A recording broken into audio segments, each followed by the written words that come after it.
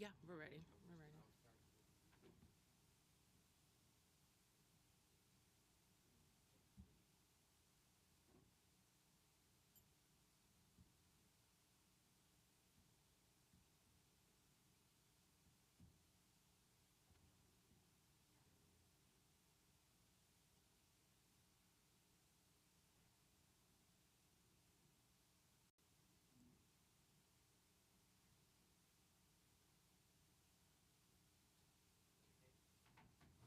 All right, ladies and gentlemen, we're getting ready to start.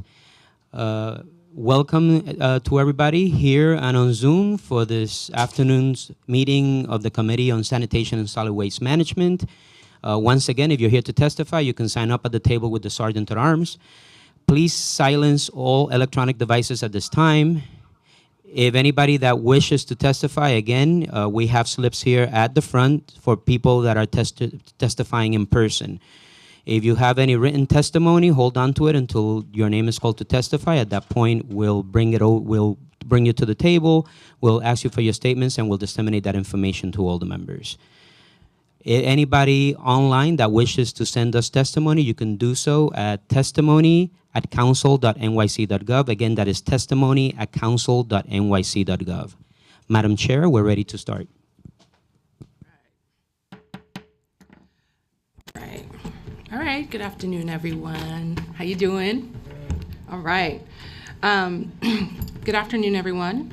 Let me just make sure. Okay. Thank you, committee members, council members, Botcher, Osei, Gennaro, Velasquez, and Farias, Menon, DSNY Commissioner Jessica Tisch, Deputy Commissioner Bridget Anderson, Deputy Commissioner Greg Anderson for joining us today, and for everyone here who's come in person. Welcome to the 5th committee this year for the Sanitation and Solid Waste Management hearing on the Zero Waste Legislative Package. I think this is the hearing we've all been waiting for. So today is about New York City recommitting to a serious and aggressive path towards zero waste to landfills and incinerators by 2030. And most exciting is the bill for universal curbside organics as the clearest way to make a dent in achieving that goal. New York City residents generate 11,802.4 tons of waste per day, and we only divert approximately 17% of that from landfills or incineration, so it's not really great, guys. From food waste to plastics, paper, metals, electronics, and more, the sheer amount of waste we export is nothing less than shocking. The thing that makes it really hard is that single-use items have proliferated, from the plastic fork that goes right into the trash, to the biodegradable coffee cup that isn't being composted, to the million reusable bags that aren't really recyclable. It is a misleading situation where we make a lot of green stuff and we're not really set up to dispose of it properly. Most New Yorkers don't have time to figure out what goes where with so many species of plastics, as our State Assemblyman Stephen Engelbright says, so it is up to us to hold manufacturers accountable. Zero waste isn't just about putting an item in the right waste basket, it's about preventing waste in the first place. And we need New York State to lead on an aggressive and just extended producers' responsibility program to really incentivize producers to stop making stuff our municipality cannot really recycle, and so our city doesn't have to pay astronomical amounts of money to deal with it. Last month, Council members Hanif Powers and I, along with many co-primes, introduced a robust slate of zero waste legislation that will mandate residential curbside organics, increase our organic composting and recycling accessibility across all communities, and require the city to meet our 2030 waste diversion goals. So let's break down the package. We have Intro 274, which establishes a mandated goal of diverting 100% of citywide generated waste by 2030 where it's feasible. Intro 275 requires annual zero waste reporting, including timelines, waste diversion targets, and specifics around certain waste streams, diversion rates by community districts, and more. Intro 244 establishes a universal curbside organics program because this is the clearest path to achieve zero waste. Intro 280 expands opportunities for recycling of items not collected curbside equitably across all community districts. Intro 281 requires that each community district has at minimum 3 organic drop-off sites, which has proven to be a successful model in so many communities. So today is the day. Let's talk about what we all need to do to make this work. I have been waiting for this day for almost 11 years. I'm really excited. I know some of you have spent decades fighting for this and waiting on this. It's exciting for all of us waste nerds, it's exciting for us to be here, and it's also wild because we're facing mass extinctions, historic droughts, and food shortages, and we still have to kind of come to work and act normal. And we are just at this very critical point of no return, and organic waste recycling is the clearest and cleanest way for New York City to make instrumental strides in achieving zero waste. So whatever ideas you have, whatever you all think needs to be added to make these bills stronger, however this council and this admin can work together to make it work well, let's hear it. Let's hear it out. Given that we need to implement a very large, a very expensive operation very urgently, I do feel some relief that that Commissioner Tisch and Deputy Commissioners Anderson and Anderson, along with the Mayor Adams' new Office of Climate and Environmental Justice, I feel some relief that you're going to get us over the finish line somehow, some way. And these bills are a call to action for our city to commit to being a city that the teenagers that are here in this room can actually live in at our age. And I'm proud to stand with the majority of my council colleagues as we set New York City on the path to being a national and global leader in addressing climate change, environmental justice, and waste equity. So I'll stop there. As usual, I just want to thank my team, the lovely Anel Hernandez, who is our Director of Climate and Environmental Policy, my Chief Muhammad Khan, who told me he wanted to dress up as a rat at our first sanitation rally. Can't get better than that. And I also want to thank the Sanitation Committee Task Force, and as I learned last week, not all committees are called a task force. So I think it's pretty awesome. Jessica Albin, who sadly is not feeling well, please send her some well wishes. John Seltzer, who I met for the first time last week and realized is significantly taller than me, and the fantastic Ricky Chawla. Thank you, Task Force. And now I will hand it over to Councilmember Keith Powers to make some remarks on his bills. Thank you, Chair, and good morning, everyone. It's nice to be back in this room. It's been a very long time, and it's been a busy week for all of us, but I'm glad that we're all here today to discuss some very, very important legislation. And I want to thank Chair Nurse and all the members of the committee for taking time today to hear our zero waste package of legislation, including 2 of my bills, Intro 280 and 281, which we've called the CORE Act, Community Organics and Recycling Empowerment Act, to be specific. This package includes, the Zero Waste package includes the CORE Act, of course, Councilmember Hanif's universal curbside composting bill, and the Chair Nurse's bills that I'm sure she spoke about as well. Our legislation will require 3 drop-off composting sites in each community district across the city, which must be easily accessible for all residents and open at least 20 hours every week. Many community districts, including funding that's in the budget for them, already have drop-off composting sites, but not all of them have enough, and some are open only sporadically. The second bill allows for collection of recyclable materials like electronics, which would divert significantly more waste away from our landfills. The CORE Act, alongside the other bills, will make it much easier for New Yorkers to incorporate composting and recycling into their daily routines by making them easy and accessible, and that is something that I think we all have seen is really critical for participation. I was really proud to introduce the CORE Act last session at the height of the pandemic alongside our now Borough President, Antonio Reynoso, when he was the chair of this committee.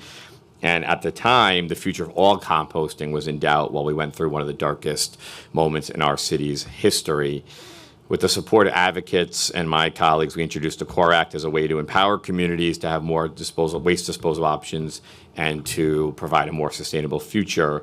And we all know that many of these goals feel to many people in the distance, but they are here, and we need to confront them immediately. It becomes apparent every single day, and it can be sometimes even daunting to consider how our individual actions can add up to the fight against things like climate change. but the decisions we make in our local communities in this city can play a tremendous role in the future of our city and our planet, and enabling these everyday steps will make New Yorkers even more able to, in their daily lives, keep up our ongoing fight. I really look forward to hearing testimony and discussing these bills further. I want to really sincerely thank the chair, Sandy Nurse, and our colleague, Shahana Hanif, for taking this up as soon as it got into the city council, and actually even before. I think the chair called me right after her election and said, can we get to work on this? So I really appreciate her enthusiasm, energy around it. And of course, I want to thank the commissioner and everyone who in my few months of being here have been really great partners, not on just composting issues, but on larger sanitation issues in my district, and has been willing to take my annoying texts and phone calls all the time about things that are happening in my district. So with that being said, I hope we'll get to a place of being able to pass these bills, and of course look forward to everyone's input and testimony today. Thank you. Councilmember Hanif is not here yet, and when she comes, we'll let her speak. So the only other thing I just wanted to mention is just how much support in the council these bills have. I think we are over 37 co-sponsors on each, which is a huge testament to all of the three co-primes here, our staff working so hard and talking to as many people in the council. And so there's really wide support. And so I hope this is really about the logistics of how we're going to get this done, how much it's going to cost, like what do we need to do? Because we're all ready to support this department in making it happen. So hopefully Councilmember Hanifa comes, but I'm going to turn it over to our committee council. Thank you, Chair. I'm Irene Byhovsky, and I will be moderating this hybrid hearing today. I want to remind members of the public who are testifying remotely that you will be on mute until you're called on to testify. When you will be unmuted by the host, please listen for your name to be called. The first panelist to give testimony will be from the administration, Commissioner Jessica Tisch, Deputy Commissioner Bridget Anderson, and Deputy Commissioner Gregory Anderson of the Department of Sanitation. I will now administer the oath, so please raise your right hands. Thank you. Do you affirm to tell truth, the whole truth, and nothing but the truth before this committee and answer honestly to council member questions? Thank you. You may begin your testimony. Good morning, Chair Nurse and members of the City Council Committee on Sanitation and Solid Waste Management, and a special good morning to all the advocates, some of whom I know, some of whom I don't know, that I see sitting here. My name is Jessica Tisch, and I am the Commissioner of the New York City Department of Sanitation. I am joined today by Gregory Anderson, Deputy Commissioner for Policy and External Affairs, and Bridget Anderson, Deputy Commissioner for Recycling and Sustainability. Together we call them the Andersons. Thank you for the opportunity to testify this afternoon on this package of important legislation related to the department's zero waste efforts. I would like to begin the hearing by first thanking Speaker Adams, Chairs Nurse and Brannan, and of course, Mayor Eric Adams, for prioritizing sanitation services in the FY23 adopted budget. The budget agreement announced last Friday commits $40.6 million in new funding for the sanitation services in FY 2023, including $22 million for supplemental litter basket collection, bringing us to our highest levels of service in history, $7.5 million for precision cleaning to deploy targeted cleaning resources to clean litter and debris in the most challenging places, $4.9 million for additional lot cleaning resources for vacant lots and city properties, and $4.8 million for containerization and rodent-resistant litter baskets. This is an unprecedented investment in cleaning up our city. I commit that I will maximize the value of this investment in every neighborhood in all 5 boroughs, and you will see and smell the impact of these investments in your districts almost instantly next month. We can look forward to that. And now on to the hearing topic today. In my 2 months as commissioner, I have had the pleasure of learning about all aspects of the agency, including, of course, all of our sustainability and zero waste programs.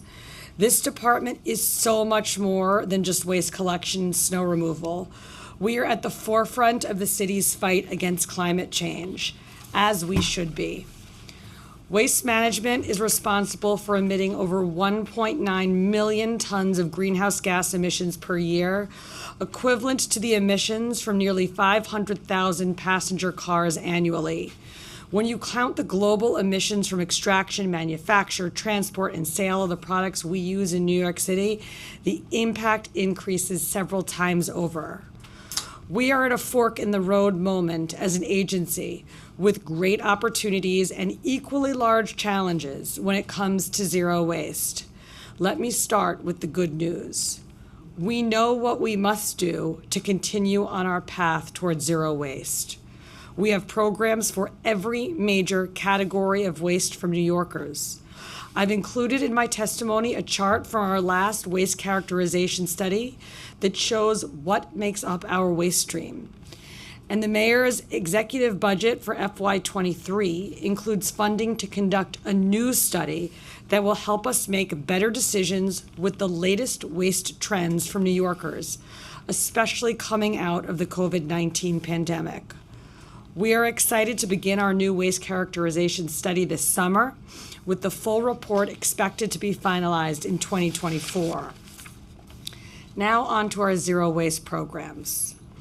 First, let me talk about our longstanding residential program for curbside recyclables that include metal, glass, plastics, paper, and cardboard. These materials represent about a third of the waste stream. This is our most successful diverting initiative. We recycle about 690,000 tons every year with a capture rate of about 51% for paper and cardboard and 50% for metal, glass, plastic, and cartons. Our curbside recycling program has been around for more than 30 years, and over time it has adapted to the changing nature of the waste stream. As a result of investments in local processing infrastructure and facilities, we have weathered the past few turbulent years in recycling markets, as other cities and towns, unfortunately across the country, suspended or cut back on curbside recycling. It is amazing to me that a newspaper that you throw in your green bin in Manhattan today will be barged to Staten Island to become a pizza box sold in Brooklyn next week. This is the beauty of recycling. Products can live a new life, time after time. We are working to create a more self-sustaining city, and the underpinning of a successful program is that it is full circle. But a 50% capture rate is simply not good enough. Next are the many programs we run to capture organic waste, which is the most significant contributor of waste-related greenhouse gas emissions. This material also makes up 34% of the current waste stream, 46 million pounds a week. It represents a significant opportunity to reduce emissions from landfill waste by diverting this material for composting and anaerobic digestion, and in the case specifically of food waste, by minimizing it at the source. We currently have a multi-pronged approach to divert this waste from landfill, including smart bins. Last fall, DSNY rolled out a pilot of 20 smart bins, unstaffed, controlled access food scrap drop-off sites in Astoria. That pilot has been fabulous, with bins filling up daily. We are excited to expand this program with more than 100 bins at school locations this fall, allowing students, their families, and members of the community to drop off their food scraps and take advantage of existing school organics service. We also plan to add more bins to build out the Astoria network this fall. Second is food scrap drop-off sites. This year, the department doubled funding to support community compost partners and community-hosted food scrap drop-off sites from $3.5 million to $7 million annually. That's the most ever invested in those partners and those programs. Today, our partners operate 223 food scrap drop-off sites citywide, also the largest number ever, including at least one in each community district. In April, the Adams administration baselined this additional funding, ensuring these sites will continue to serve as valuable educational tools and diversion points for food waste. Third is school organics. Our young New Yorkers are our future, and it's important that we encourage them to learn good habits and principles from the start. That's why we are working with the Department of Education to expand organics collection to every New York City public school over the next 2 years. It is important that we get this right, and we are investing in intensive outreach and education as we roll out the program to the remaining schools. We are not reinventing the wheel. More than 600 schools already participate, some for nearly a decade. We will work with principals, custodians, food service workers, teachers, classroom aides, and students to ensure the right systems are in place and that they work. Fourth is Curbside Organics Program. This administration took the wise step of pausing the ineffective, inequitable, and overcomplicated opt-in Curbside Organics Program at the beginning of the year. As I mentioned last month, this administration is committed to making strides on organics, but we cannot throw good money after bad. I am in just my second month at the helm of this agency, and I am taking a deep dive into our past programs, what has worked and what hasn't. With this foundation, I am working with OMB, with City Hall and the City Council, and our dedicated community partners to develop a curbside organics program that people actually use and that is both effective and cost-effective. The last category of zero waste programs we run target the 9% of materials in our waste stream that are suited for reuse or require some form of specialized disposal or care. These materials include harmful household waste such as paint and other chemicals, as well as electronics. The department has several programs to help New Yorkers safely and sustainably divert these products, including drop-off sites, events, and curbside and apartment building collection. But these programs are hard to understand and often inconvenient to access. I am committed to streamlining these services so they are as easy to use as curbside trash and recycling collection. Those are the programs that we have to divert waste. But DSNY's approach to sending less waste to landfill is not just about diversion. We also facilitate donations and events for New Yorkers to swap unwanted clothing, furniture, and other products. Our Donate NYC portal helps individuals and organizations give goods and find goods. By donating and reusing goods instead of discarding them, New Yorkers can greatly reduce waste, conserve energy and resources, save money, and help provide jobs and human services for New Yorkers in need. Donate NYC also provides vital support for New York City's reuse community, helping nonprofit organizations and local reuse businesses increase and promote their reuse efforts. Now, I did mention some challenges that come with our zero waste programs. The first issue can be seen in the pie chart I mentioned earlier, notably the 23% of items that are not recyclable in any way. What that means is even if we captured every single item that could be diverted from landfill from the categories of our waste profile, we'd still only reach a diversion rate of 77%. Addressing this 23% will take much more than just the Department of Sanitation.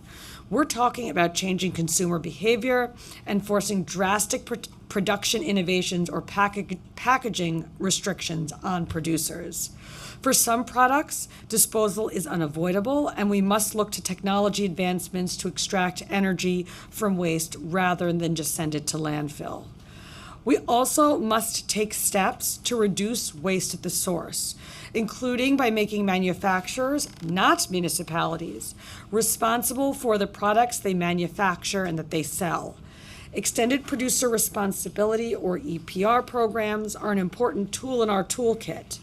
So far, the state EPR program for electronic waste has funded electronics collection programs across the state and diverted millions of pounds of valuable and hazardous materials.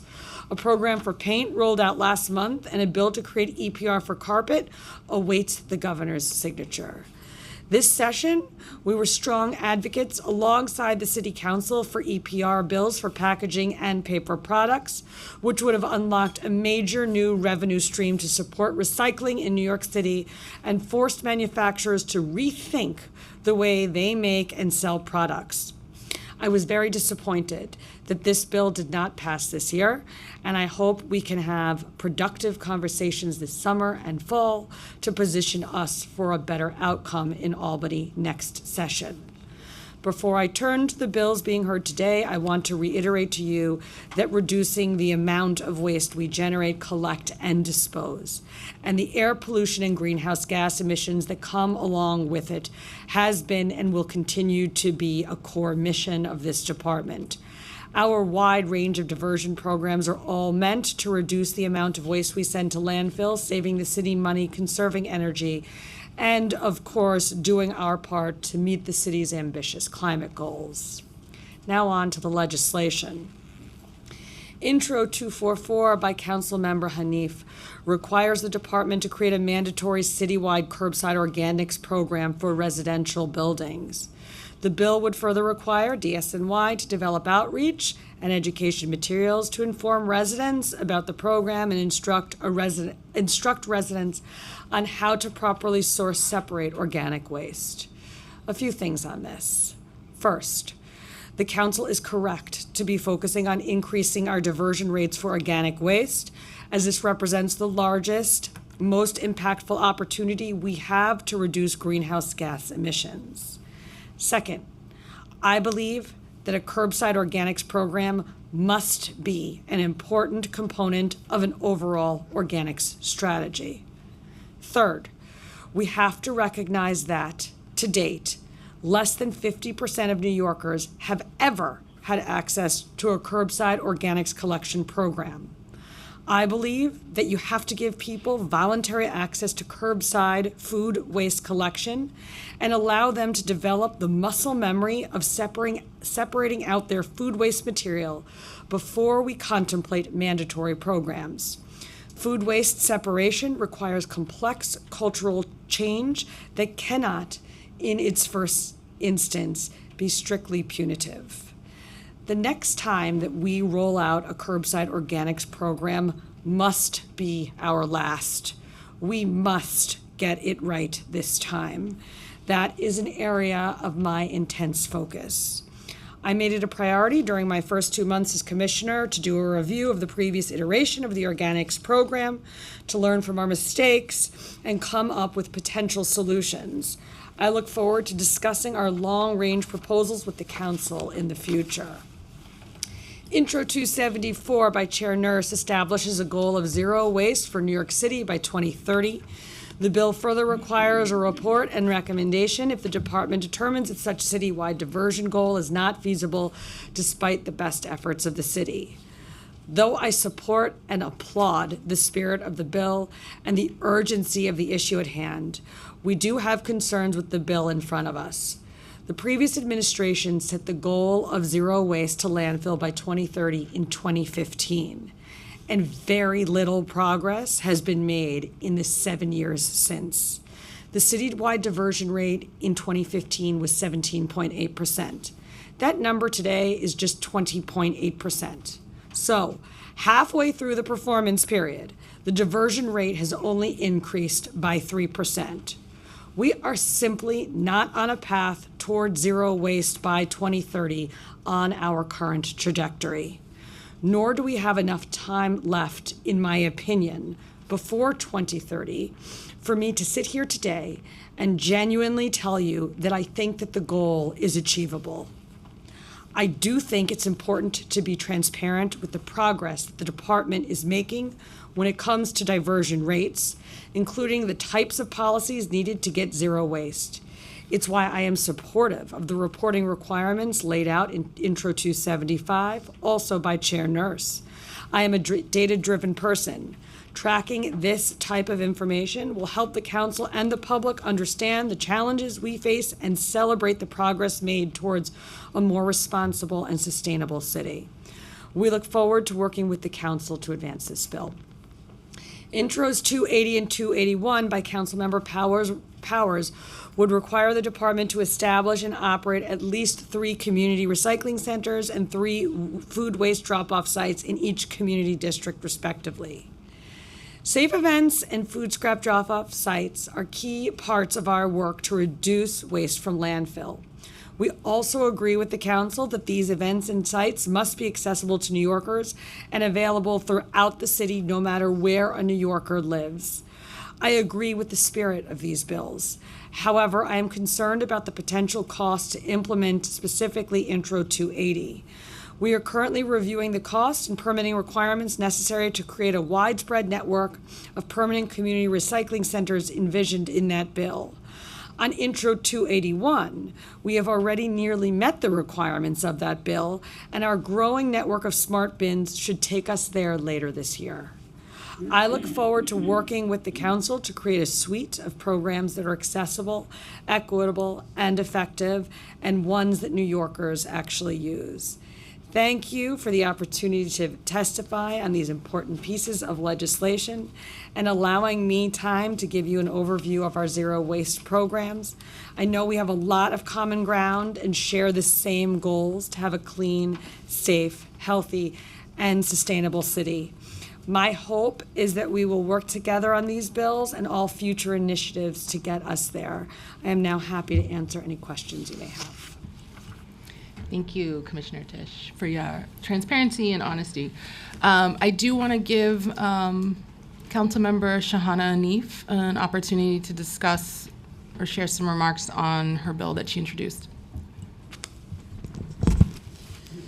Thank you so much. Good afternoon. Apologies for my lateness. I'm Councilmember Shahana Hanif, and I represent the 39th District in Brooklyn. Thank you to the Committee on Sanitation and Solid Waste Management and to my sister, Chair Sandy Nurse, for holding this critical hearing.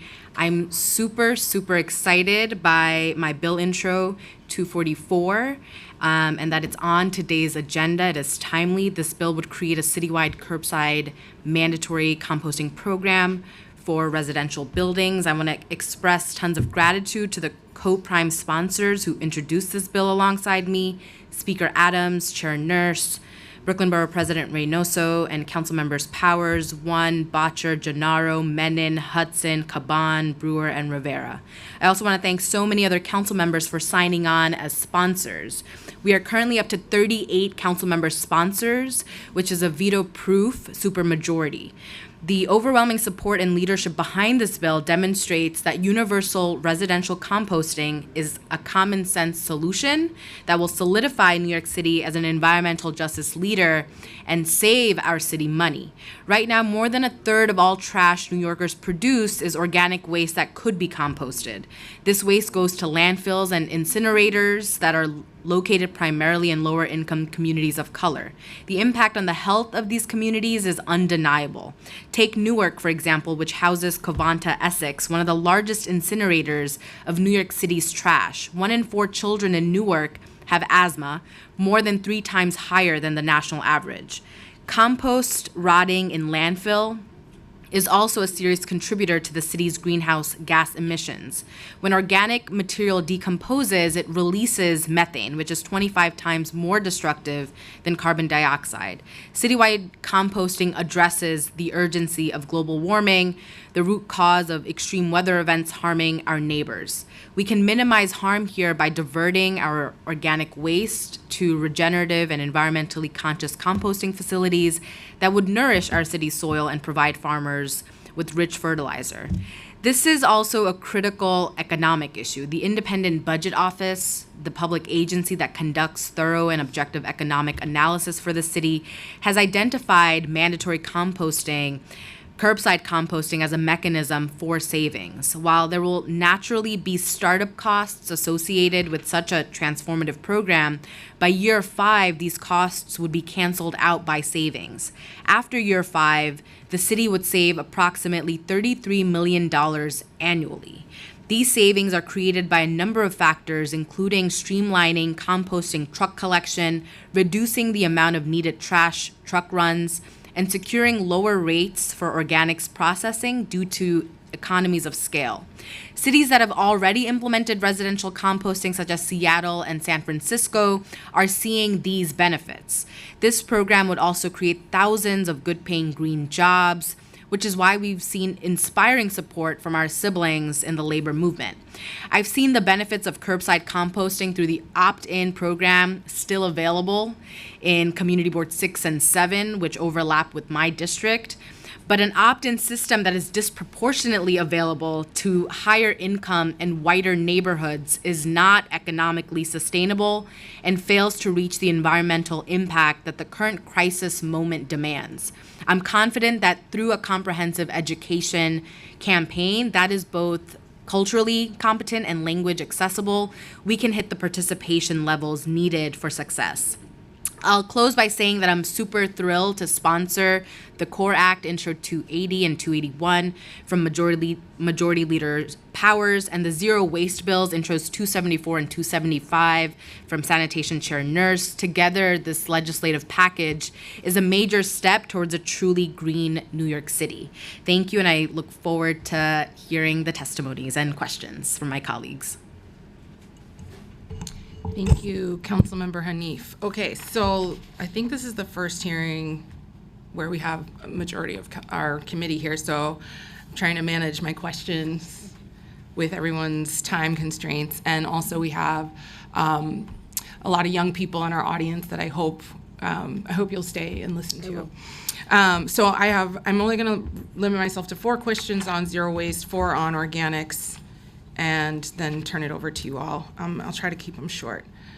Okay, so on the topic of zero waste, can you discuss which parts of the city stream specifically are the hardest to divert? I know you mentioned you've been rolling out chemical and paints and electronics, but some of the other things that we just aren't able to deal with? I would say that the hardest is the 23% of the waste stream, the other category.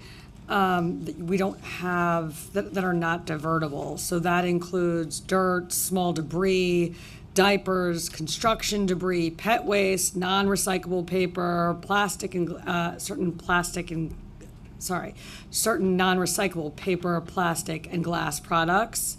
With these items, diversion is incredibly challenging. I think the best tool to deal with some of them is bans, not for all of them, obviously. And for others, the best option that we have is waste to energy. Right. Thank you. So what types of waste and how many tons of it are sent to incinerator facilities on a monthly average? We'll start with that. Okay, so about 33% of our waste is sent to waste to energy facilities for disposal. These facilities are located in Newark, New Jersey, in Chester, Pennsylvania, and in Niagara Falls. They convert the waste to energy by burning it. The energy is then sold on the electric grid. Did you have another question about that? I did, but I feel like you answered a lot of it. Okay. So I'm trying to be respectful of time. What sites, systems, equipment, infrastructure, what are some of the things that this city needs to invest in to really tackle zero waste to landfill and incinerator? I heard you clearly that 2030 feels unrealistic to you. I think that when we put our money and resources and priorities on it, we can do a lot. So I take issue with that. But if we didn't have constraints, what would be some of the stuff we could invest in now? What would be some of the obstacles that we could get in place now so we could try to achieve so this? I think there's 2 main categories of systems, equipment, infrastructure that we should be and are investing in now to plan for the future. First category is processing facilities that will expand our, for example, compost tonnage. The second category is we are working with the Department of Environmental Protection to build out their anaerobic digestion facilities, which are co-located at their wastewater treatment plants. So I think those are the two main areas that we should be and we are focused on. Okay.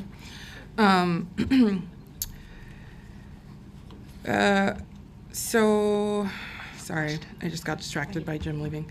I'm going to move to organics. I think because, in your testimony, when we talked about Councilmember Hanif's bill, Intro 244, you mentioned voluntary. And I think the administration has raised the issue of limited participation in the current program. It's the reason he gave for not expanding the program. It's the trucks aren't full. We're spending a lot of money on it. We got people on overtime. The OMB specifically pointed out that a voluntary opt-in program is not effective and is costly. So if it's not a required program, that if we pass this bill and it's not a required program, or your vision of it is not a required program, I guess I'm not clear how it would be different from the phased up expansion that we already failed to deliver fully to New York City and we just cut. And to kind of, I would just love to hear more about what an approach would be, a little more in detail. Sure. So I would say that there are two levers that you have to think about and look at when you're looking at these curbside organics program. First is cost. The old program was done so inefficiently that it cost over $1 million per district to run. That's like bread and butter stuff, right? Like, is it done on straight time versus overtime? Are we routing the trucks appropriately? Are we using dual bins or rear loaders? Like, are we, those are the types of things where you can like squeeze out a whole lot of efficiencies and make drastic improvements over the old program to substantially bring down the cost. So I think a key driver of, the reason why we wanted to pause the expansion of the old program was because the program just wasn't designed well on a cost basis. And I do have a lot of confidence after looking at this for 2 months that a program can be designed at half the cost you'd hope and expect. Second lever, as you mentioned, is participation. I saw a poll last week that said that over 65% of New Yorkers were interested in participating in an organics program, and that poll broke it out also by borough, and I think in every borough it was over 50% of interest. That tells me that there is real interest in participating in curbside in an organics program if that program is made easy to use. And therein lies the other big flaw that I saw with the existing / old program, which is you had to opt into it not once, but twice. First, you had to what I call like vote to like get your district a high enough interest rate to participate. And then you had to tell the Department of Sanitation, again, like once your district was selected, also, by the way, I would like a brown bin and I want service. Just too many hurdles to clear. We need to make this uncomplicated. We need to make this straightforward for New Yorkers because we could spend as much money as, 10 times the amount of money that we spend on messaging, but when the message is so convoluted, no one's gonna get it, or not enough people are gonna get it. And what I'm talking about doing is doing something that is like, eventually, like universal and easy to use. So would that have a phase-out program, or would that, would it be the same as adding more districts, or it'd be like, all right, we're giving everyone a bin, No, and you can use it or not? I believe that you have to walk before you can run. Okay. And to date, as of today, June 2022, less than half of New Yorkers have ever had an opportunity to participate in a curbside organics program. And I think you need to give people a voluntary opportunity to participate, my opinion, before you go straight to mandatory. So I also think that investments that we have made, for example, in the schools, in teaching our kids, like our next generation of New Yorkers, that is going to like culturally change the way this city and people in this city think about organics collections. I think the first thing we have to do is invest in our kids. Second thing we have to do is roll out a voluntary program, and then we start thinking about mandatory, in my opinion. And I think you can do Yeah. it much more cost effectively than was previously done. I guess it's just hard for me to imagine what you mean about everyone's participating, but it's not mandatory. So are we just, how does that happen? If we're saying, let's have a curbside program for everybody. I've never got to use it, by the way, so. Me neither. I'm in that choir. But if we pass this bill and we say, and it's veto proof, and we say, hey, we're gonna do this program, how are we going to allow every New Yorker who wants to do it? And I just don't understand how it would be different from putting the recycling bin in front of your apartment building or having Well, that. today, 50% of our recyclables are collected, right? So we're much farther along with recycling than with organics. My thought and my sense is give people an opportunity to participate and then make the decision on whether you want and or need to go to mandatory. It may very well be that you look at the data after after people have had an opportunity to use the program for a while and say, we need mandatory. That could be, but like I would like to see that data before that decision is made. Okay, so what do you think a program like this is gonna cost New York City to really make it work and achieve the way you're envisioning it? So as I said, the last program was nearly $1 million per district. That's without the OTPS costs, so really well over $1 million per district. I think that cost, as I mentioned before, is way too high, not sustainable for the city. I think the cost can be significantly brought down, as I discussed before, with routing, clearer messaging, better routing, clearer messaging, more optimal selection of rear loaders versus dual bins. There's just a lot of low-hanging fruit to improve upon the old program to make it significantly less than $1 million per district per year. Okay. Last question, and no, two more questions. They're pretty quick. You've mentioned some of the existing facilities we sent to, and that there's plans for the kind of dual wastewater recovery plus the anaerobic digestion. Do you know if there are plans to site some of that in New York City? Or how many? Well, as I mentioned, we are working with the Department of Environmental Protection to on their anaerobic digesters to build out that capacity to be able to process significantly more organic waste than is processed there today. And I think that infrastructure, which is co-located at our wastewater treatment plants, is the infrastructure that is among the infrastructure that we should be very focused on building out. I think it's an incredibly exciting opportunity, and it's something that I look forward to delving deeper into as we develop certain plans, including the solid waste management plan, the sustainability plan of 2024. I think we should devote energy and effort there. And also in New York City, this fall, we are building out, we're adding significantly more capacity to our composting facility in Staten Island up in Fresh Kills. So I think those are the two main areas of focus. Okay. Do you know by chance how many you think of those anaerobic digester co-located facilities New York City would need to really absorb a lot of this material? So today they're processing, it was 250 tons a day? Today their capacity is 250 tons a day.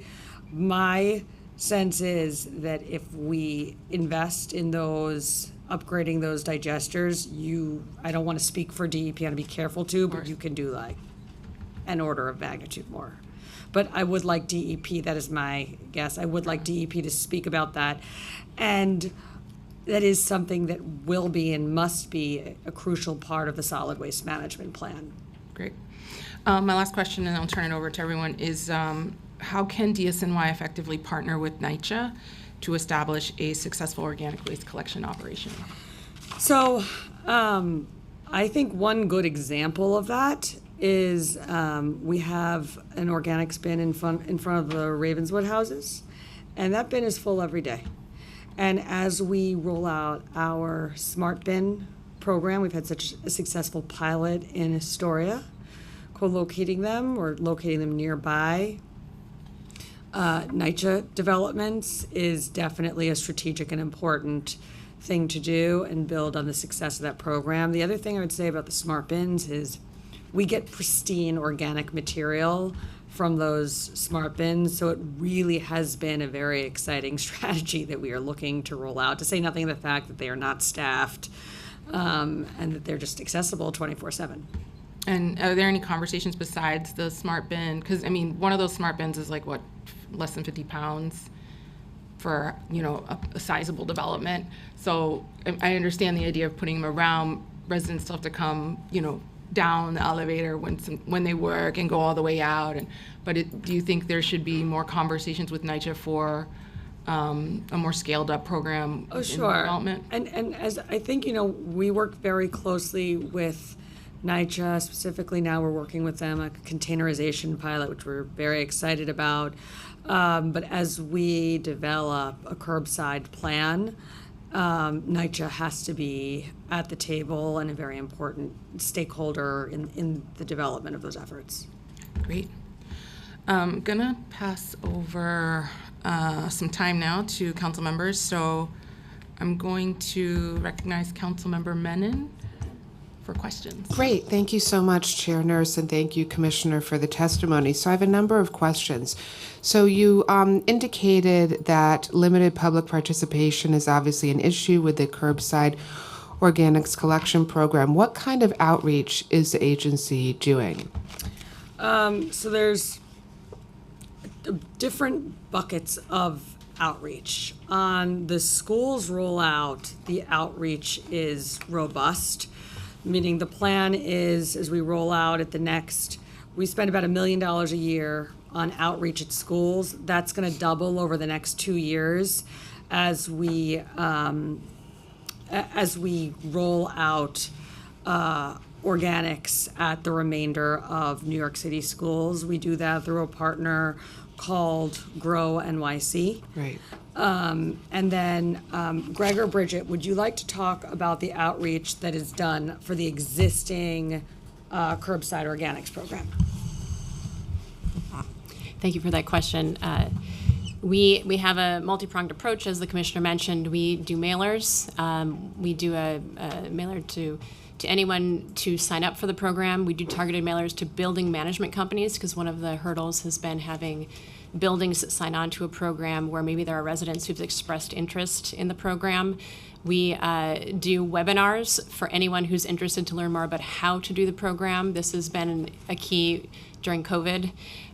We also do in-person outreach, so we do canvassing door to door in neighborhoods. We have a multilingual staff to manage that program. All of our mailers and flyers and things are in multiple languages. So we have a multi-pronged approach. We also go to city community board meetings. Anyone who wants to host us at community groups, we go and we speak to them. We have giveaways for kitchen containers for people who are interested in participating in the program. So we have a number of different incentives, in-person, remote tools to educate. Okay, what about NYCHA and civic organizations, CBOs? What is the outreach there? Yep. So we request to get onto the agenda to any community board that is interested in having us speak about the program. We have a working group with NYCHA Sustainability and their operations staff where we work out how to leverage existing green groups within NYCHA to advance composting programs. basically any community group that invites us to a meeting, we are there. So we have a robust staff, both sanitation and a nonprofit called Big Reuse, who does outreach on our behalf. And I know that other cities like Minneapolis have a very high uptake rate. Are you looking at other cities, both domestically and internationally, and what are you using in terms of lessons learned from those cities? Absolutely. We have very strong relationships with Minneapolis, with Seattle, with Toronto, with San Francisco. When we look at their programs, figure out how their programs relate to New York City and our condition, and what best practices we can take and use. Absolutely. Okay, moving on. For the Clean Curbs pilot program for bids and commercial property owners, one request that I've heard now repeatedly from participants is for a uniform city standard design for the containers. Could you give an update on that? Yeah, I can. And thank you for that question. We need a uniform city design. And in the adopted budget, we had $4.8 million to develop that design and for rat-proof litter baskets. And so the work to develop the general parameters of that design begin now. Begin with that funding that was allocated for that purpose. I think on the clean curbs and containerization, remember, it's not a one-size-fits-all, varies bid, commercial, residential, and even like neighborhood to neighborhood. But I feel strongly that there needs to be a common design or common elements of the design for New York City to create as much standardization as you can create, and we don't have that now with the Clean Curbs program. So with the Clean Curbs program, there are like very few local vendors who make these containers. So we're buying the container from the local vendor who does it, but that can't be the container that is rolled out more broadly. Okay, great. Thank you. Thank you, Councilmember Menon.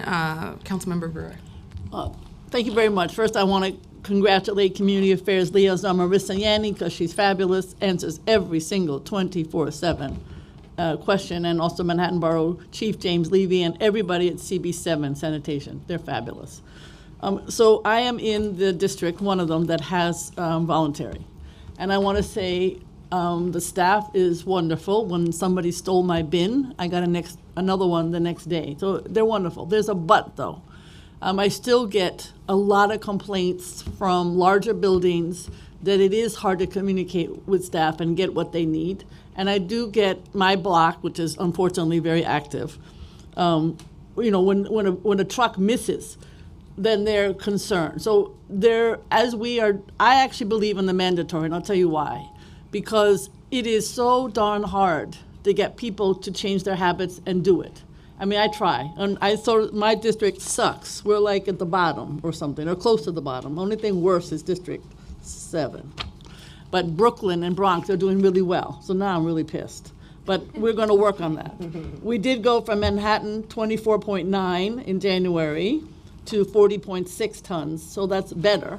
But it's really a challenge, and you do have to make it easy. So my question is, what incentives, even in the current voluntaries? In other words, I have a bin. I won't tell you who, but somebody from the sanitation gave it to me years ago. I've been holding on to it for 10 years. Now I can use it for my kitchen. But you have to have the hardware stores advertising them. You have to have an online. I don't use online, but whoever wants to use online. There's no sort of, like you said, comprehensive way. So what would you do differently, staffing and bin-wise and communication? I know you mentioned a little bit, but it has to be so robust to get up to the 50% or whatever the point is when it's not expensive compared to what we're dealing with now. Actually, I think it has to be, the two big things that we can do is make it simple and easy to use. I think only the most motivated New Yorkers are going to use the program as it's designed now, because there is so much extra action that is required from them. If we could just tell them, hey, you're going to have service, it's going to be on this day, start leaving your organic material. Like, really believe that more New Yorkers will use it if we just make it more simple. All right, I mean, I agree with you. I just want to say that you have to get the bin, you have to have the simple, and you have to have the staff that's responsive, and when somebody calls, it has to be answered. Even in my district now, as good experience of I've had, and I just go as Gail Brewer, not council member, I would assume I'm not getting that response from others. So even in the voluntary, it's got to be made easier right now, just as a suggestion. The second thing is, with the schools, how are we going to do outreach? I heard that you're going to do the $1 million and then $2 million for people who want to bring their organics, composting to the school. Is that part of the, because I don't think they think the school staff is going to do the outreach and do the work. Okay, so I've been, 1.0, 2.0, old, new. I've been through all the scenarios personally. So with the schools, there's two different pieces of outreach. The first is the outreach to get the school up and running with their organics collection. That's like in the school. For that, we have Grow NYC, $2 million a year for the next 2 years. That's what they are going to be doing to work on the 500 or 600 schools that still don't have organics collection, bringing them online. And I think there is a robust a robust communication plan and outreach plan around that. The second piece with the school related is the smart bins. Right. And for that, I would like Bridget to talk about how the communication is going to work. You have 2 Andersons, we have 2 Adamses. Just so you know. That's right. So the smart bins are co-located with schools to leverage efficiencies of service, right? So, but they're not a school program.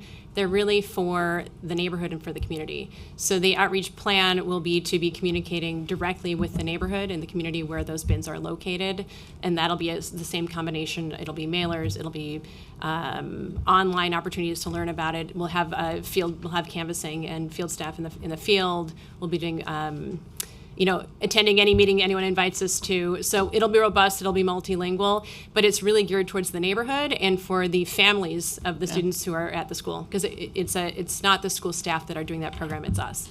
Okay. I would also add, I believe that the outreach is important. The bin itself, located right in front of the school where parents or family members, adults drop their kid off, it's a bright orange bin that says compost on it. It's hard to miss.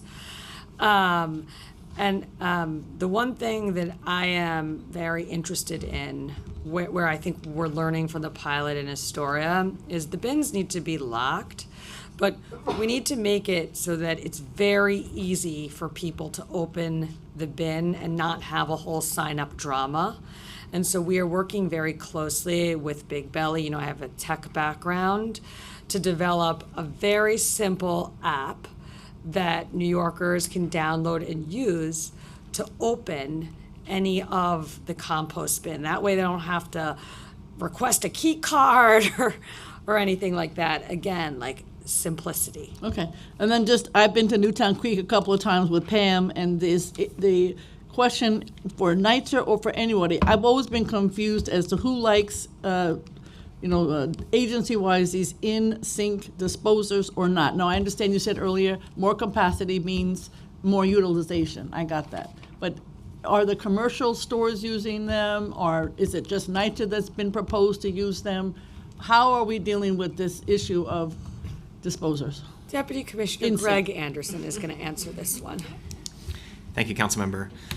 So for the in-sink disposers, currently they're not allowed for commercial establishments. That's what I thought. Under DEP regulations. DEP does have some concerns, which they could speak to in greater detail about the impact on the sewer system and Correct. and the runoff into the harbor. Correct. But as far as residential properties, those are totally legal, and there have been some pilots, particularly with NYCHA. I think Baruch houses when you were borough president, Councilmember. So Baruch, sorry. I'm not a Manhattan resident, so I don't practice that. So I think that's somewhere that there's opportunity to grow. Obviously, we also are looking at curbside options, as the commissioners mentioned, and that's where we're really focused. Okay, it's a little confusing to see that this in sync would work for people, would be easier, but there may be concerns on the waste management side, I understand. The final question, how many people are on the staff now for the composting program for the 7 districts? So there's 2 types of staff. There's collections, Right. those are trucks. Yep. And then there's Bridget's staff that does the programmatic and outreach stuff. Bridget, would you like to speak about your staff? And can you also, we're hearing from online, people can't hear, so just make sure to lean into the mic or speak loudly. Thank you. For the outreach staff, we have 4 full-time dedicated staff, and that's for everything, logistics, outreach, planning, et cetera. We also have 10 full-time nonprofit staff who are out in the field every day. And that's coupled with a lot of support from our communications team, from our community affairs team. So there's a lot of people working on this, but in terms of full-time dedicated staff, it's 4 from sanitation and 10 from the nonprofit group. Okay, thank you. Thank you, Councilmember Brewer, for all the knowledge you're bringing of the versions. And I'm going to recognize Councilmember Powers. Thank you. Thanks for your answer so far and your testimony. I want to dig in a little more into the drop-off sites and a little bit about residential composting. So right now there are 208 composting drop-off sites, 61 in Brooklyn, 55 in Manhattan, 42 in Queens, 35 in the Bronx, and 15 in Staten Island. And there's always been concerns around equity, around what neighborhoods have access to those sites, around concerns around staffing, signage, accessibility, hours of operation, so forth. And a map of the sites demonstrates that the greatest access to these facilities are currently found in some of the highest income neighborhoods. And I would imagine that the pickup also is happening. I know some of the higher areas of utilization are in higher income neighborhoods, with a need to kind of expand, obviously, the residential over time and hopefully we get there. But on the drop-off, so you're adding 100 in smart bins, I think. Is that correct? Yes, that's what's budgeted for. Okay, at school sites. And do we have the map yet of where those are going? No, we are developing that map and we plan to do it in coordination with the council. The bins don't start coming in until October, because we can't place the order until July 1st. But we plan for the bins to come in October. They have to get their app straightened out. This Big Belly company has to get their app straightened out, so it's very easy for any New Yorker to use.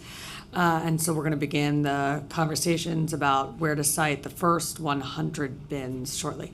And there's 20 in Astoria, so it'll be 120 total then? Is that fair to say? No, so right now, between our, local partners who run their compost sites and collection sites and the bins, we have 223 places citywide where New Yorkers can drop off their organic material. I will say that some of the inequity you see, part of it is just based on where green markets are, where our partners, decide to do their work. I think we can compensate a lot for that, and we should compensate a lot for that with our siting of the smart bins. As I said, I think that that's a strategy we really need to double down on. The pilot in Astoria has been fabulous. So I think if we have a hearing like this a year from now, I think that the distribution of where these drop-off sites are is going to change meaningfully because we have so much more flexibility with the smart bins, and because that's going to be an important part of our go-forward strategy. So in residential pickup right now is very limited. I know it's Community Board 6 in my area has it. I know that Councilmember Hanif has it in her district. What, it's 7? Is it 7 community districts that have it right now? It is 7 community districts. I can tell you what they are. It's Brooklyn 1, 2, 6, and 7, Manhattan 6 and 7, and Bronx 8. Okay, so limited, of course, plus the 223. I had 208, but 223, I think, number, or maybe 223, you said stops. And then you're going to add in the 100 new smart bins. Correct. So how are you going to determine where those 100, what is going to be the criteria by which way those 100 So smart I'm a bins data-driven person. We're going to look on a map, dots on a map, of where the existing opportunities are and make sure that we cite them in districts or by schools where there aren't opportunities to do organics collection. There's a small amount of this, but it's important for me to point out of the citing that has to be done like based on efficiency, meaning we want to, if we're putting a bin at a school, in front of a school, we want it to be a school that is already turned on for organics collection. Because then the truck that picks up the organics material at the school also gets the bin, and it's like super easy and not expensive. You mean like schools that are already participating in a program That have around? organic separation in their school, like Got it. we But would collect the organic. I don't know this, but my recollection that some boroughs don't have that entire, but it's like Manhattan, the Bronx. No, in Manhattan, I have the numbers here, but Manhattan is about, hold on. I think most schools in Manhattan have organics collection and separation, and the only schools in Manhattan that don't have it today are the schools that that containerize their waste. So they'll be included over the next 2 years. But I'm saying once we move it, so let's take Manhattan. I know Manhattan has it, but does the Bronx, Brooklyn, Queens? Oh yeah, have it? there are schools in every borough today that have organics separation that are very good candidates today for bins. Okay, so when you put that whole big picture together, you have the 230, whatever it is, drop-off sites, you have 100 new smart bins, you have the resident composting. It still strikes me that there are going to be some gaps in the ability to serve people when you do the criteria of sites that don't have, schools that don't have, that have an existing program. When you do all those layers, because 100 bins is 100 schools, but there's 100 is insufficient to meet, if you're getting at this, 100 is insufficient to meet the size and scale of the program that ultimately should be rolled out. But if you think about this, our pilot started like a few months ago. Yeah, our pilot started 9 months ago, and that was 20 bins. We are rapidly exiting pilot phase and going to full rollout phase. So I would think of the 100 as a start, which like hopefully 2 years from now we'll look back and say, hey, remember when it was only 100? Okay, so when we in the testimony say there's going to be meet the requirements of Intro 281, my legislation about requiring 3 drop-off sites.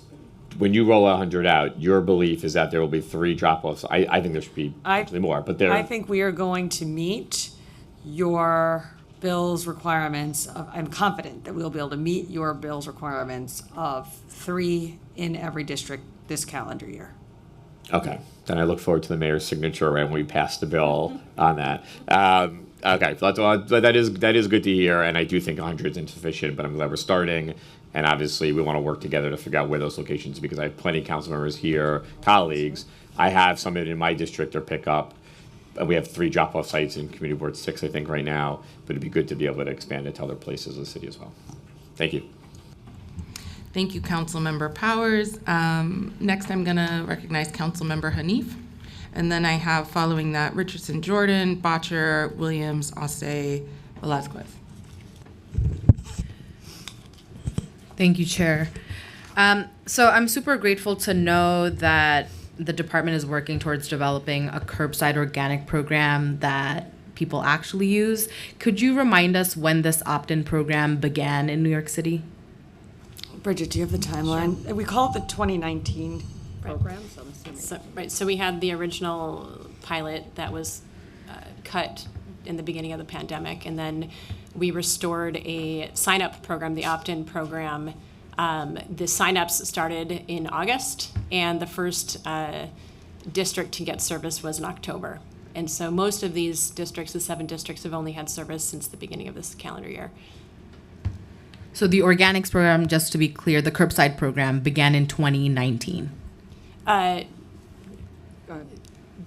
current program began last fall. The current program that has 7 districts. I think I can help clarify. Okay. There have been multiple programs. There was a 2019 program, which was 24 districts. That program was ended at the beginning of the pandemic. It was fully cut. And then it was brought back with 7 districts, which is where it is right now, not growing or expanding, but it was brought back. And those districts started to get service in, you said December? Yeah, late fall and winter this year. Okay. That's helpful to know because that means we don't have a lot of critical data Right. on the program. We also know that many New Yorkers across the iterations of this program have been turned away from by managers or landlords, their buildings. What role does sanitation play here? Deputy Commissioner Greg Anderson is going to take this one. Sure. Thank you, Councilman, for the question. So in previous programs and in the current opt-in program, we work with building management to get them to actually participate. It doesn't help if a resident wants to participate, but the porter or the super in the building won't set out the bin or won't use the bin in any way. So our staff under Commissioner Bridget Anderson and our contracted outreach staff, they'll work with, sorry, there's a tremendous amount of feedback. They'll work with the building management companies, everything from large building management companies all the way down to small owners, and they will work with the porters. They work a lot with 32BJ as well to educate them on how to participate in the program and get them to actually use the bins. And who's they? Are you describing the very low number of staffers who are? Yeah, it's our staff, both in the department as well as our contracted outreach staff with Big Reuse. Understood. Yeah, and we then, also, sorry yeah, to go interrupt, but we also have our field supervisors will go out to buildings and speak to the building representative, whether it's the super or the staff on site, and try to get them to participate as well. And then is there an evaluation currently set in place that assesses the number of people participating to help the department think through opportunities to expand and ask for meaningful funding? Yeah, we have a lot of data. Much of it is posted online, but a lot of data on participation in the 7 districts. So, for example, is there a specific district you're interested in, or do you want me to just give you like an example? I would love to get just an overview. Okay, so so for actual service, the households that actually like have the brown bins and are getting service among the 7 districts ranges from 4.4% of the district to 32% of the district. 4.4, which is far and away the lowest, is Manhattan 6. And 32%. That's Keith. 32% of the district is Brooklyn 6. So that's the range. I have numbers for every district, percentages, addresses with number of addresses with actual service, whatever data you want to see. So then knowing these numbers for the 7, what's the education component around the opt-in program? How many, I'd love to know just some more clarity around sanitation workers, the nonprofit partners. How are we viewing these numbers as a way to grow the program? One of the ways, so we did several mailers to recruit people to sign up. We've been doing in-person canvassing. We've been doing going to community groups, to civics. We've been doing volunteer coordination days so people who know their neighbors can speak to their neighbors about the program. Once we get signups to try to get a critical mass, we then canvass the blocks where somebody has signed up to say, hey, your neighbor's doing this. Why don't you join in? So that truck, it's already going down the road, could pick up from more locations. We have also had occasionally a free rider opportunity where people will set out a bin that they had, but they hadn't signed up. So then we go back, we make sure that they know that we get them signed in, so we know that they're participating and that the truck will pick them up.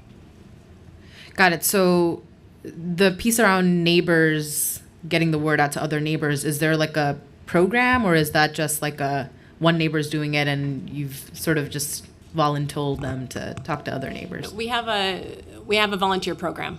So we recruit volunteers, we train volunteers. We have regularly scheduled times where the volunteers meet up, discuss strategy.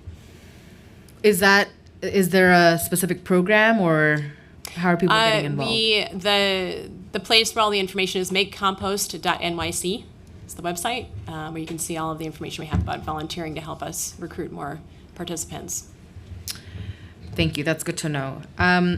So currently, recycling is a mandatory program. How many residents are fined for residential recycling violations every year?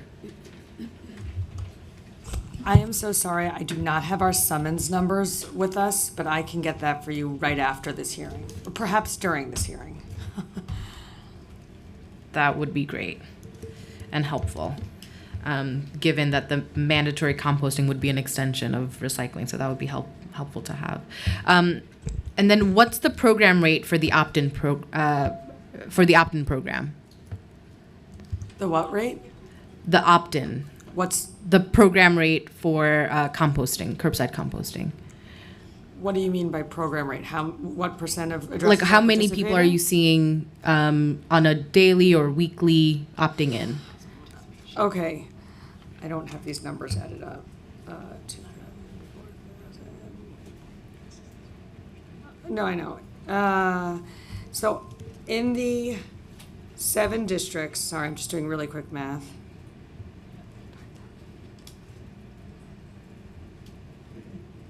It's like 12,000 addresses with service. So at any one address, you can and I just did that very quick math, giving you a rough. You're right.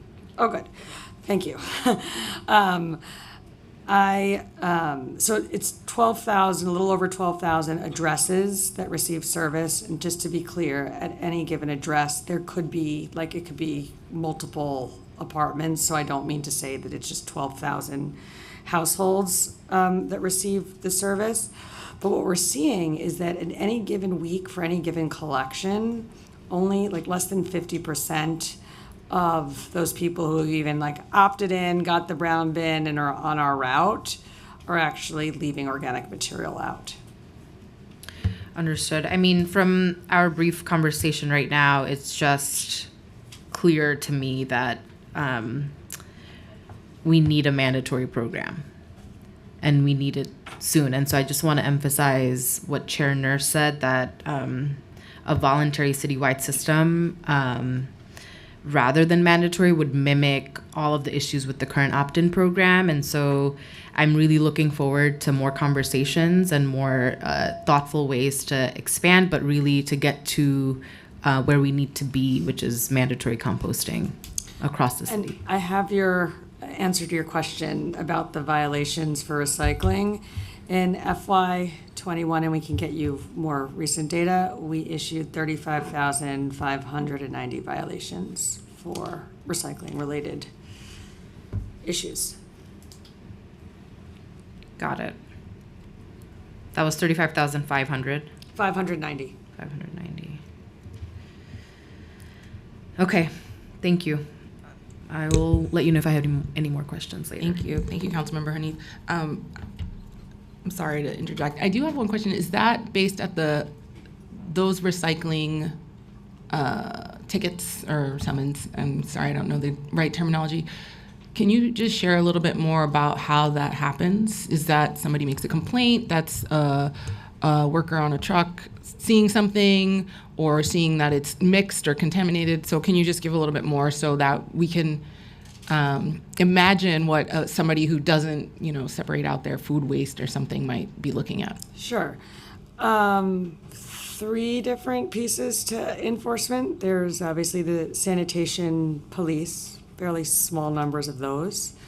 We have civilian enforcement agents assigned to the sanitation department. And then, in each district, we have supervisors. And so the enforcement is done by those 3 general categories or groups of people.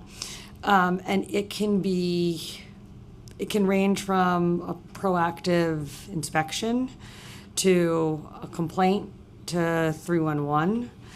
So it does run the full gamut. Okay, thank you. I'm going to recognize Councilmember Richardson Jordan. Hi, thank you. Thank you for the testimony as well. I have a couple specific questions, and if you don't have the response, then maybe there could be follow-up. Absolutely. I wanted to ask, of the 55 composting sites in Manhattan, how many were in Central Harlem area? We can get back to you on that You could very get- specifically. Okay, and then for the door-to-door canvassing, who are the community partners for that effort? For the door-to-door canvassing, it really runs the gamut. So we have a nonprofit, Big Reuse, who is the primary field outreach staff. They then work with local community groups. They've developed relationships with local community partners, civic associations to help recruit volunteers. It often happens in a very grassroots manner. People hear about it, they sign up. Okay, and then I wanted to ask if there's any specific effort around culturally relevant outreach and education.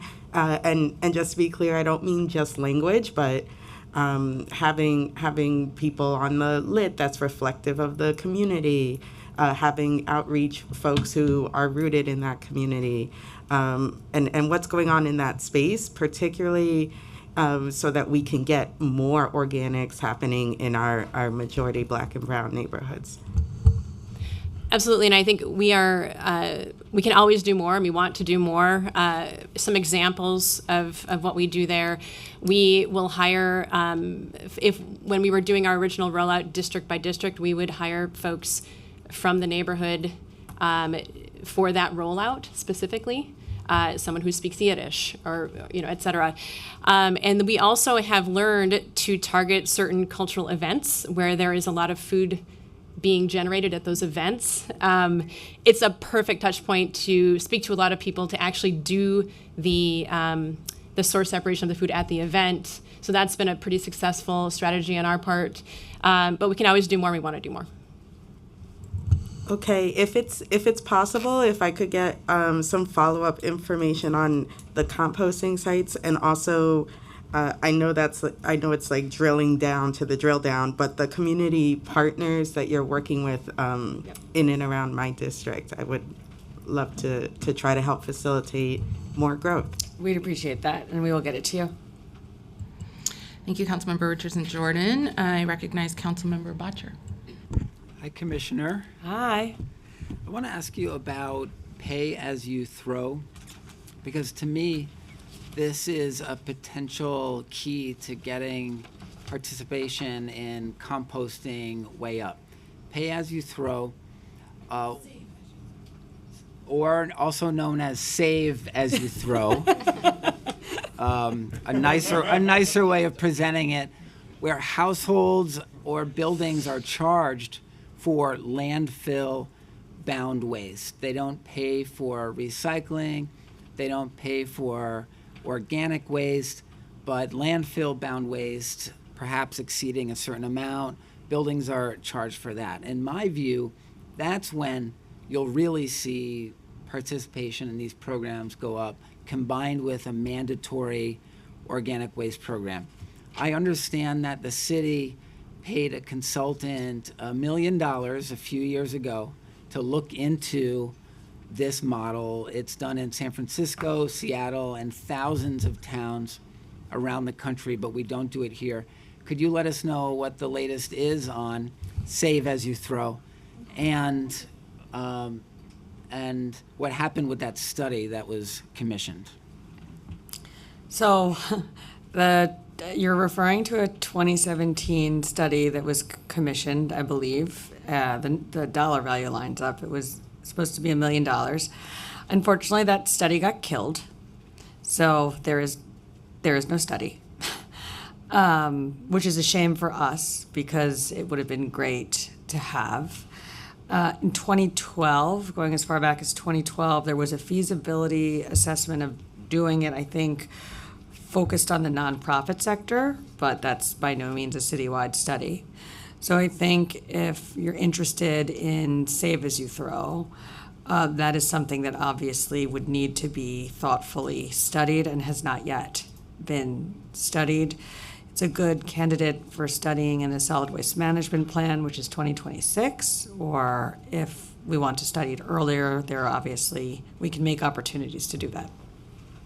That's a shame that the study was killed. Does it really require a $1 million study? Can we study it now? Do we have to wait for that kind of? My recommendation is that before we think about rolling something like this out, that it be studied. Like, if you just think about illegal dumping now, and what I've spent so much time going to so many different districts that really suffer from the blight of illegal dumping, will that increase or impact illegal dumping in the city? I think yes. Like, what do we do with bags that, aren't in the special orange bag? Like, how does that work? What does that mean for the city and how it looks and feels? So I think it's definitely something to study before you roll out.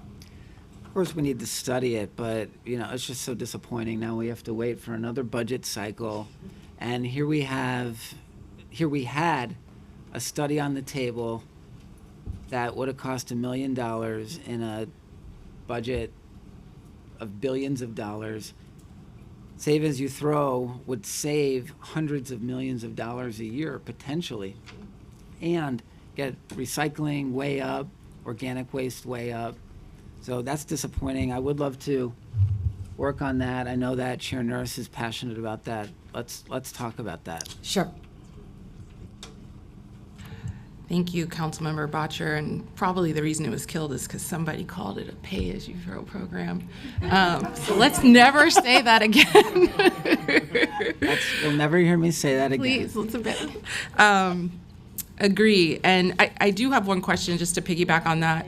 If it were to be a part of a solid waste, the swamp visioning, I know that there's going to be, I believe, hearings on what needs to be in that before it happens. And I know that folks had been, if I'm remembering correctly, a firm has been hired to kind of design the process.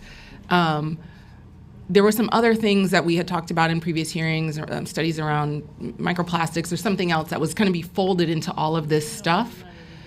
So I'm just curious, genuinely, is this something that genuinely can be folded into the swamp in a real substantial way? Or does it really need to be a breakout study? Oh, no, the swamp is definitely the right place for it, without a doubt. Fantastic. Okay, so I'm next going to recognize Councilmember Williams. Thank you. Hi, Commissioner.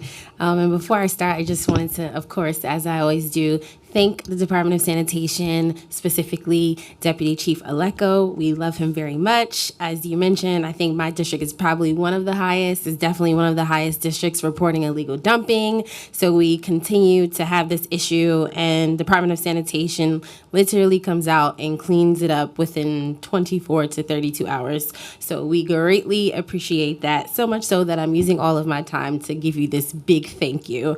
That said, we also have waste transfer stations in my district, and we know they use tractor trailers to export and dispose of New York City's waste.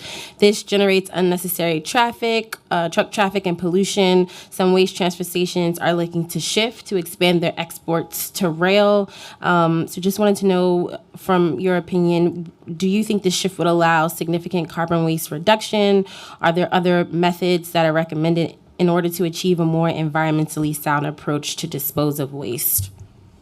I think commercial waste zones is going to be huge in that area, and I specifically think it's going to be biggest for districts that have the transfer stations, and then we're talking about having the amount of truck traffic through those districts. So I think that is the single biggest thing going on in that area, and not just the single biggest thing. I think it's massive and it's coming. Okay, and to that note, Councilmember Menon had to leave, but she had a question around any updates for the RFP for the commercial waste zones. Yeah, the proposals are due on July 15th. They are still due on July 15th. Nothing has changed. Okay.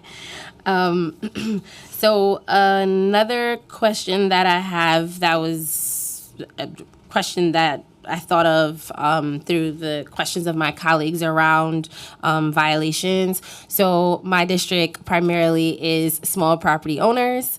And so a lot of times they have to bear the brunt of lots of sanitation violations, tickets, and et cetera. And so as we look to create a mandatory composting program, I just want to understand how the department plans, and I know we've been talking a lot about outreach and education, and maybe this question is like for my colleagues, but I'm just trying to understand how we ensure that folks who, quite frankly, are going to bear the brunt of certain enforcements are actually aware. And so to your point about only less than 50% of New Yorkers actually use the program, one of the things that I used to say all the time is when they actually make this mandatory, people in my district won't even know what to do, and then again would be subject to fines. So I just want to understand, as we look to make it mandatory, how are we ensuring that people can actually comply and they're not further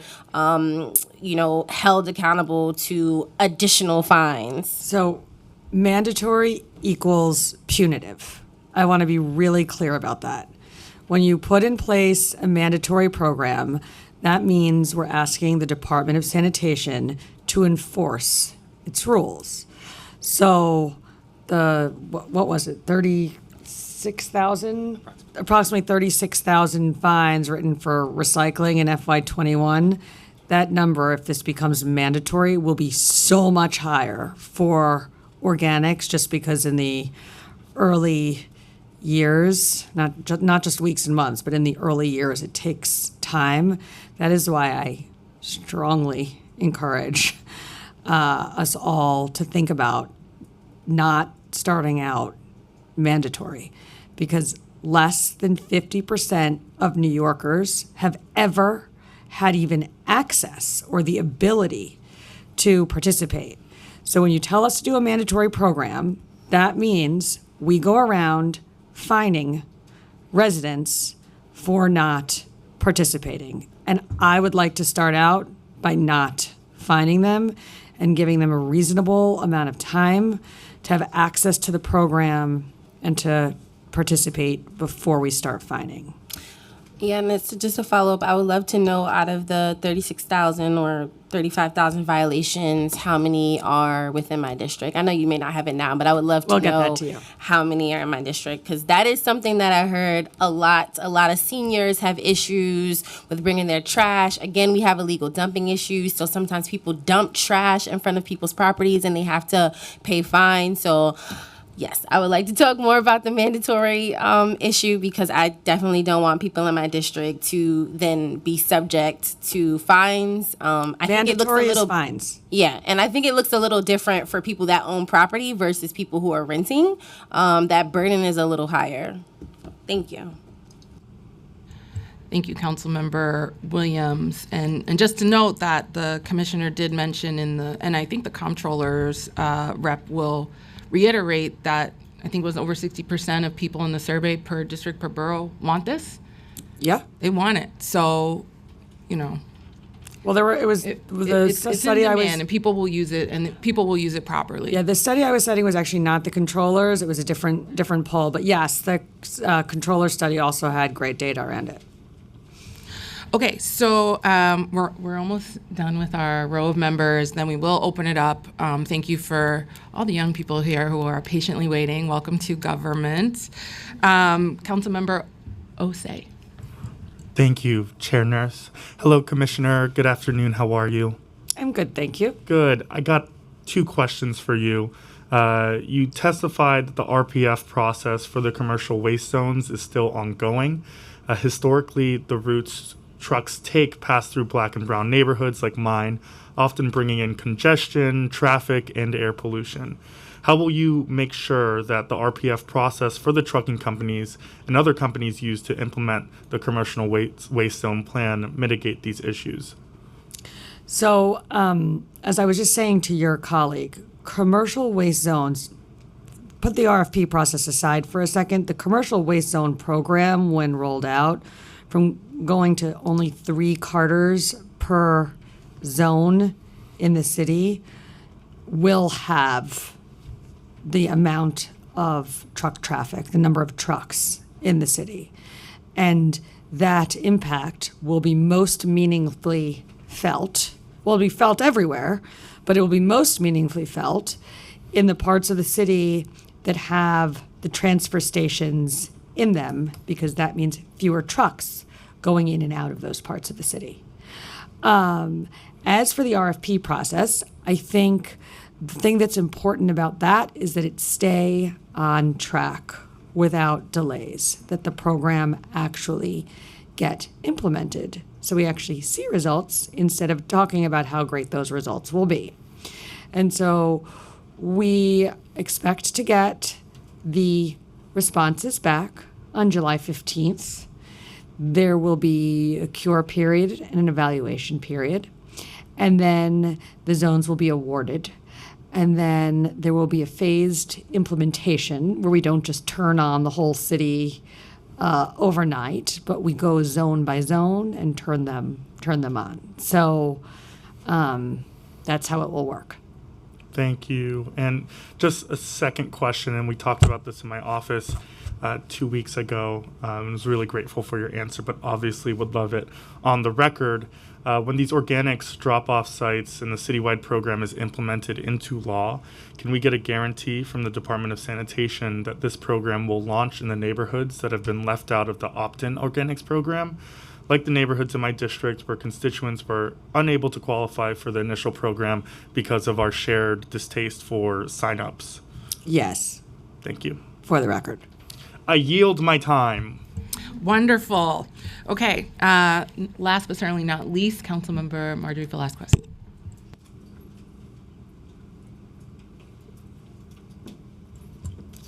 Good afternoon, and thank you so much, Commissioner. As you well know, I deeply appreciate you and the whole agency as a whole.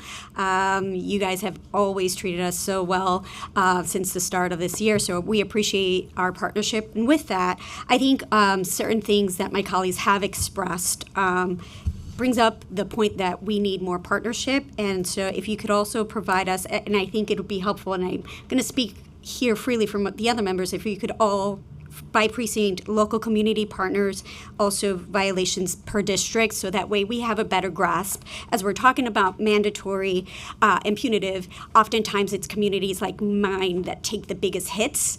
We already are dealing with massive amounts of dumping. Now to add on to that, fines for small homeowners, it's just too much for us. So that'd be super helpful. We can get that citywide by district.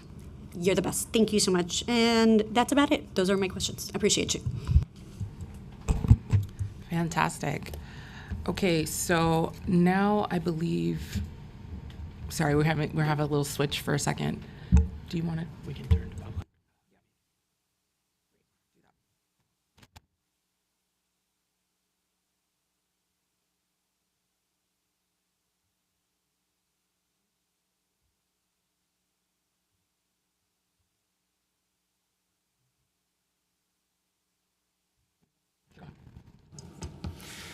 Thank you. My name is Elliot Lynn, and I will be moderating this portion of the hearing. We will now turn to public testimony. Each panelist will be given 3 minutes to speak. Please begin once the sergeant has started the timer. For panelists testifying in person, please come to the dais as your name is called and wait for your turn to speak. For panelists who are testifying remotely, once your name is called, a member of our staff will unmute you, and the sergeant at arms will give you the go-ahead to begin on setting the timer. Please wait for the sergeant to announce that you may begin before delivering your testimony. Chair? Are you ready? He's up. If Brooklyn Borough President Antonio Reynoso is on the line, we can give him the floor.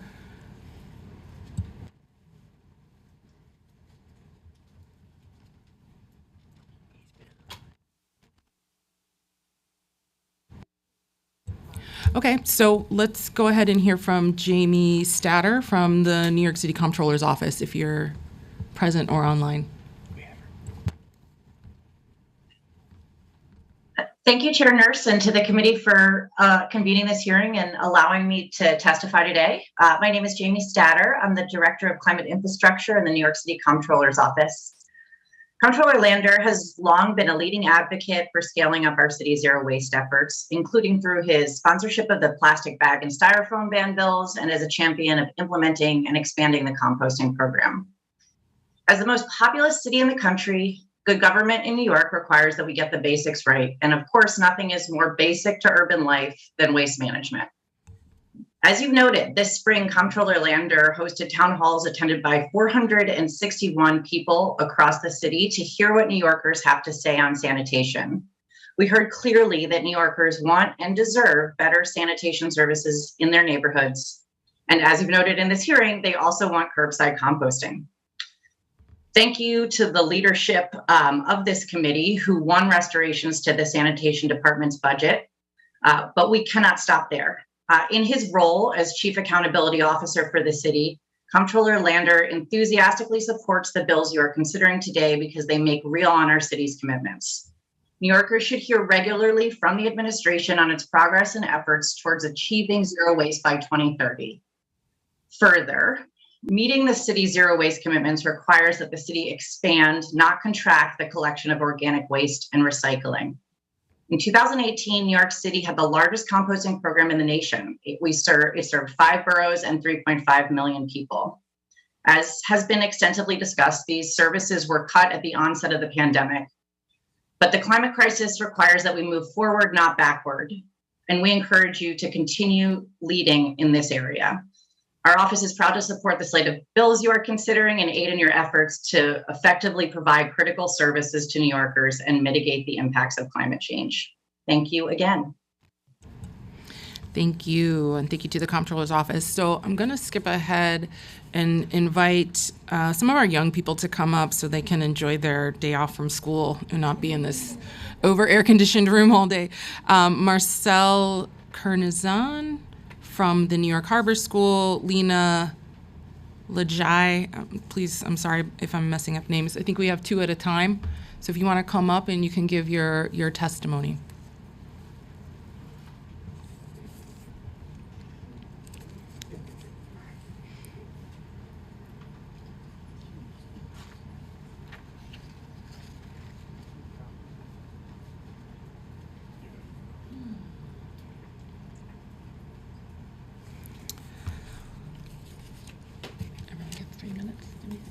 Okay, so Marcel, you can go first. You get 3 minutes, and the clock's there if you want to have a reference.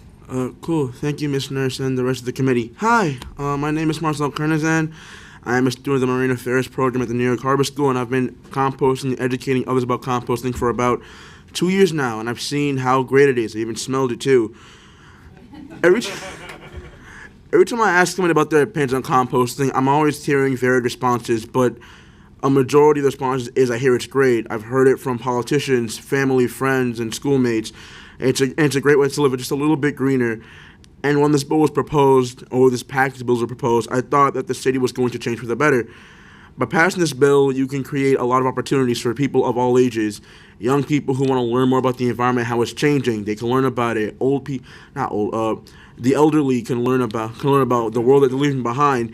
It's just a lot of people can be helped with this bill. They can not leave something behind.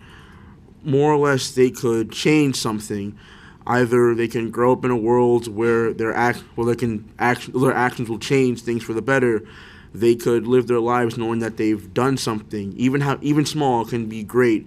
And this is New York City. I've seen people just move on the subway with seeing some of the weirdest stuff ever.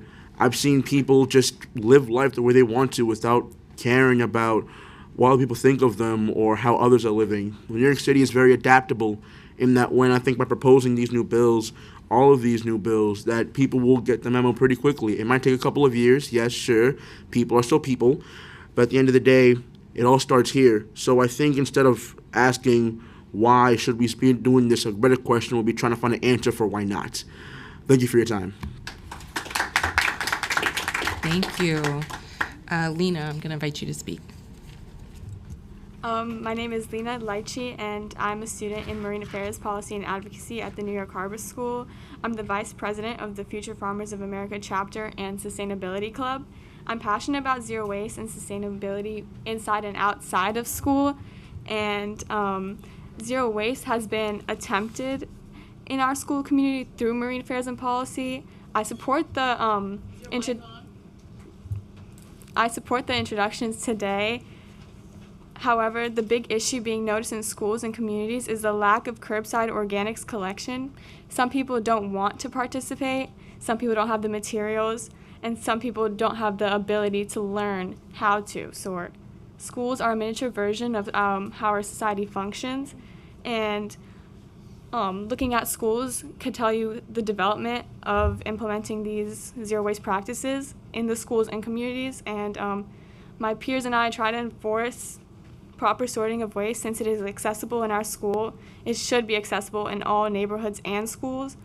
If you can't sort in schools around New York City, how could this happen outside of schools and neighborhoods? The answer is most students aren't able to because the communities don't have compost buckets or pickup drop-off sites.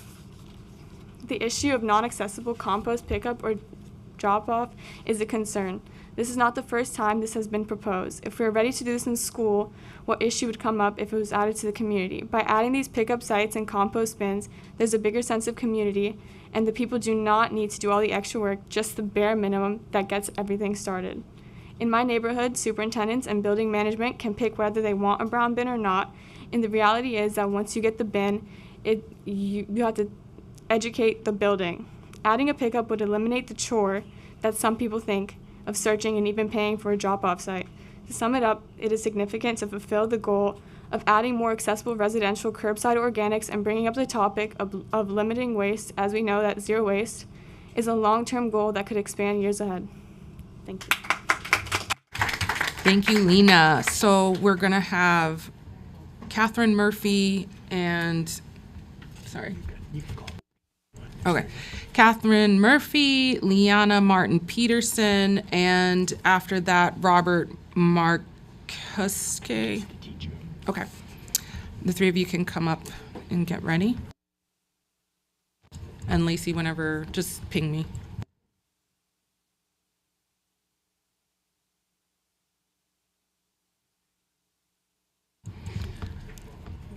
And just remember to lean into your mic so folks online can hear you, okay?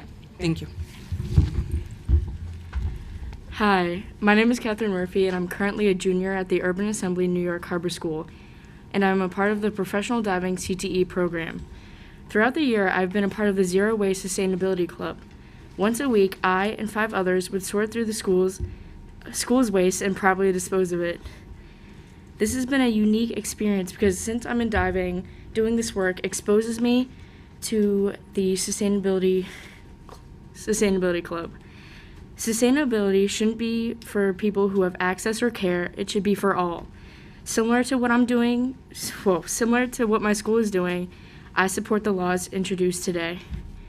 The problem is how difficult it is to sort out the contaminants in the compost. As properly sorting the school's waste takes a decent amount of time, one could wonder what would happen if we implemented this into our city. People need to have easy access to drop-off sites. If our school is able to have proper access to a system that sorts out compost, then anyone should have the same opportunities. Whew. Yeah. With the creation of new local compost sites, will open more job opportunities, and there needs to be a push for sorting waste properly. The closest organic waste drop-off site near me is not within walking distance at all. People do have busy lives and aren't able to go out of their way to drop off their organic waste. There needs to be curbside pickup available. There's no direct access to this organic waste drop-off sites. This has led to people around me self-composting, and since we don't have the proper space for a compost system, this has led to the smell and rot of organic waste traveling through the area. With access to curbside pickup, there would be a larger group of people who participate in the proper sorting of their waste. In school, since we run run the sustainability group through marine affairs and policy, we face the challenge of sorting. If our school is able to do the minimum for the improvement of our environment, shouldn't the city be doing this as well? It's not going to be an easy start, but shouldn't the city have already taken the first step in this process? The goal for zero waste will always stand in the future. With residential curbside pickup and organic waste drop-off sites, we as a city take a step closer to this final product. Thank you for your time. Thank you. Next up is Liana. Thank you. My name is Liana Martin Peterson, and I'm in the Marine Affairs Policy and Advocacy Program at the New York Harbor School. I am president of my school sustainability club and Future Farmers of America chapter. Implementing zero waste regulations is something that I advocate for, specifically the laws introduced today. My family and I try our best to be zero waste at home. However, we have to go out of our way to achieve this goal. This happens to limited accessibility and resources to do so. Last summer, my family and I had a lot of electrical waste. The nearest drop-off site was an hour away by car. Since there aren't many local ones, we just had to throw away all of this stuff improperly. If we were able to have more recycling centers around, we would be able to properly dispose of our waste, and the same thing goes for things like compost and other recycling. During the school year of 2020 to 2021, my school conducted a compost at home experiment. We would have the students in my class collect organics at home, and they would get picked up by an intern from the school. Because of this, 90% of students in my CTE participated in this compost collection. If we didn't have somebody picking up the compost, then less students would participate. We were all able to sort and did fairly well with few contaminants in our compost. It's just the dropping off isn't what I want to do because of the additional step. If we were able to have people pick up our waste, it would be more efficient. The city should employ more local micro haulers to aid in facilitating the zero waste goal. As they are already do, this should be expanded, not diminished. Both drop-off sites and pickup should be available for all residents. Collecting organics isn't hard because there are simple rules to follow. At school, in the controlled environment we work in, we have a group of 5 students that sort through all the waste and sort through all the organics. This year alone, we diverted over 3,000 pounds of waste from a traditional landfill site. However, not many people are aware of this process, and it's fairly simple. If a group of 5 students can manage the waste for a school of 500, then it shouldn't be hard for a small family to do at home. But that is only with the right control. My school is on the same island as a drop-off spot, and we are able to compost only a few feet away from where the organic waste come from. If we put systems in place where people don't have to go out of their way to manage their waste, then we might have more people participating. Right now, my sustainability team at school is contemplating if we can work for 5 days a week sorting through the school's organics, but we know that we don't have the time for it. If my school can't even have all the resources we have, is the city even ready for this? That's it. Thank you. Thank you, Robert. And then after, I'm just going to, so you all can be ready, Ian McCollum and Ariana Zanos. Go ahead, Robert. Hi, everybody. My name is Robert Markuski. I'm the Sustainability Coordinator and Teacher of Marine Affairs at New York Harbor School. It's nice, actually, to see some familiar faces, and especially Chairman Nurse. We saw you on Monday with the marine debris intro. And this is all directly related, right? If we could take care of what we have on land, it probably won't end up in the water. I'm not going to sit here and go through how we need to do curbside collection and do composting. I think we all agree on those things. But what I am going to offer is I think I have a unique position being these young people's sustainability coordinator and teacher at New York Harbor School who attempts to be zero waste. There are some great insights that I think that I can just give some suggestions. And I'm kind of going off my script here, but listening to the commissioner's testimony and listening to the committee today, some things hit me. For one is, I just want to address some things that were said. We've done the Grow NYC outreach, and it's great, but it lasts 6 weeks. So after 6 weeks, the school is left to deal with that. Like Liana has mentioned, we're a school that takes care of our own waste. We're on an island. Earth Manor, the nonprofit, is also right down the road from us on that island. So it's really easy for us to do that. So I could just imagine, me, I'm a teacher of marine affairs that focuses on sustainability and a sustainability coordinator. It's a lot of work, right? And it's an unfunded mandate, as I like to say. So I don't think schools should be viewed as like the panacea. I also think that these outreach programs should last more than 6 weeks. A suggestion that I've been pushing for, and Marcel is actually back there, because he is the person that I think of. I think a graduate from a school such as ours, there should be a sustainability coordinator that hires newly people right out of high school that should be put back into the community that they just came from to manage the sustainability. So Marcel is actually working an internship over the summer for Earth Matter. I'm hoping he's in our school in the fall to manage sustainability. So I think getting kids that leave a community to come back to the community would aid in education being a panacea for sustainability. That's really all I have, but I did have a comment. I think I heard there's 4 full-time staff and 10 nonprofit partners that work with you to manage this. That's about the same as I have. And I'm a school for 500 students. You're managing a city. So I just really sort of, this is a big ask. Of course, we all support it.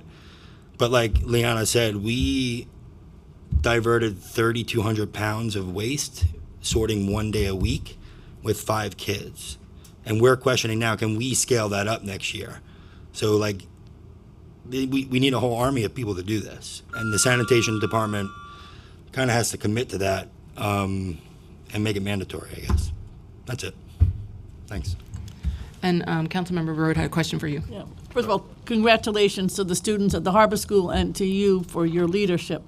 I was, part of the group of the 8 moms who did start organics in the schools on the Upper West Side. So I know, and the challenge, the problems began, and obviously we hope that Marcel and NYC Grow can stop it, was that you put the wrong things into the wrong bins, and that's when the whole program stopped in the school. So my question to you is, in addition to NYC Grow, which will be there for a period of time, what else should is it an ambassador, as you suggested? Is there anything else that you think could make the program work in the schools? Obviously, you do have right down the road, not even, you have the farm, and so that makes a big difference. We don't have farms mostly in the neighborhoods. So I'm just wanting to hear from you, because this is a big undertaking. Yeah. What else specifically? Thank you. So I'm going to answer that question, and then Liana has something to add too. Like I said, I think that, like for instance, I teach a career technical program, and to make my life easier, I have integrated sustainability into that CTE program. So I actually teach about sustainability. So my job is, as a sustainability coordinator, managing that is made easier because it's part of her curriculum, right? But most sustainability coordinators, they're math teachers, science teachers, history teachers, and then they do that in addition, and it's generally unfunded. So like a sustainability coordinator should not be a teacher. It should be a staff position in schools.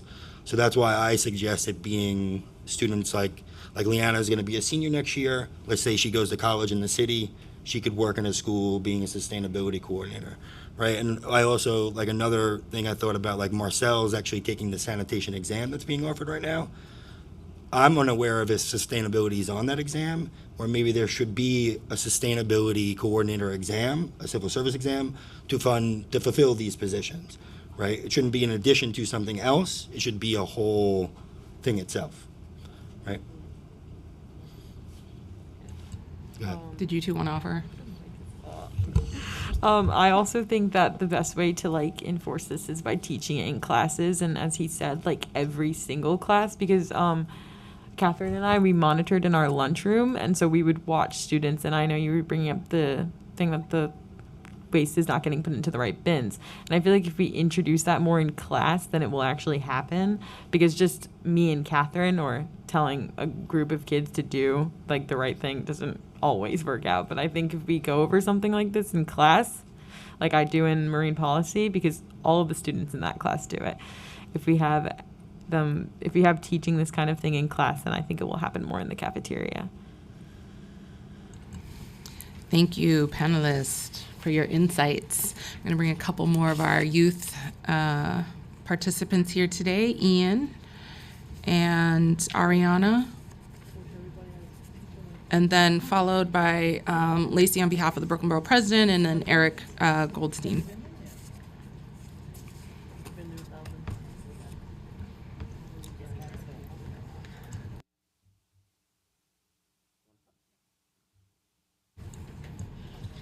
So when you're ready, just lean into the mic and press the button. Can everyone hear me okay? Yep. Okay, perfect. Good afternoon, Chairwoman Nurse and members of the Sanitation Committee. My name is Ian McCollum. I'm a member of the youth-led climate organization Triage and a 9th grade high school student in the city. So as early as elementary school, I organized on our school's garden committee and green teams to educate fellow students on how to properly sort their waste in schools. I've seen firsthand the effects that compost pickups at schools and funding those pickups has had on the reduction of waste and broader awareness about our impact that we have on increasing landfill waste. We were able to reduce our landfill waste in schools only because our city picked up the compost separately and fully funded those supplementary education material programs in our schools. We deserve these compost programs citywide at all New York City public schools. I'm calling on the members of the Sanitation Committee to fully support this legislative package, which includes funding the expansion of the citywide composting and zero waste programs. During the onset of the pandemic, the city was tasked with balancing the fiscal budget shortfall and therefore cut major funding for street trash pickups and various other DSMY composting programs, as well as education around those composting programs. With a new budget season concluding, we have a responsibility to set stringent timelines on steps to achieve sustainably responsible waste disposal citywide mandated. City Comptroller Brad Lander noted that over $100 million in taxpayer money can be saved by taking food waste out of our landfills, which could be put towards expanding composting citywide as well as supplementary educational materials. These are simply common sense bills to strengthen transparency within composting and implementation, as well as restoring those vital programs that were cut since the onset of the COVID pandemic. Therefore, I urge members of this committee to take a closer look at the impacts that cutting funding for these quality of life programs has had on their constituents, as well as communities of color in New York City, and supporting and advocating for both a fully funded sanitation budget, restored citywide composting program that is mandatory and allows us to meet our zero waste goals in the future. Thank you. Thank you. Thank you. Ariana? Can you hear me? Yep. Okay. Good afternoon. My name is Ariana. I attend high school and live in Queens. I'm an organizer with Triage because I care about preserving the community I grew up in, one that is under attack by developers and polluters. Our city has seen the devastating impacts of the climate crisis on our frontline communities. I live in Astoria, which is part of Asma Alley, and just last summer we saw the devastating impacts of flooding during Hurricane Ida. Our city was not ready for a crisis like this, and we cannot talk about the climate crisis without understanding waste management. We must ensure that we have a plan to send zero waste to landfills by 2030 and not after that, because we can't have trash piling up on our streets as natural disasters become more prevalent. It's a public health issue that affects frontline communities the most. The magnitude and intensity of the climate crisis makes it easy for young people like me to feel powerless and nervous about what is to come. At Triage, we understand that the city government cannot afford to renege on our climate commitments. It is imperative to invest in zero waste infrastructure and stay on target and meet our 2015 goal of sending zero waste to landfills by 2030.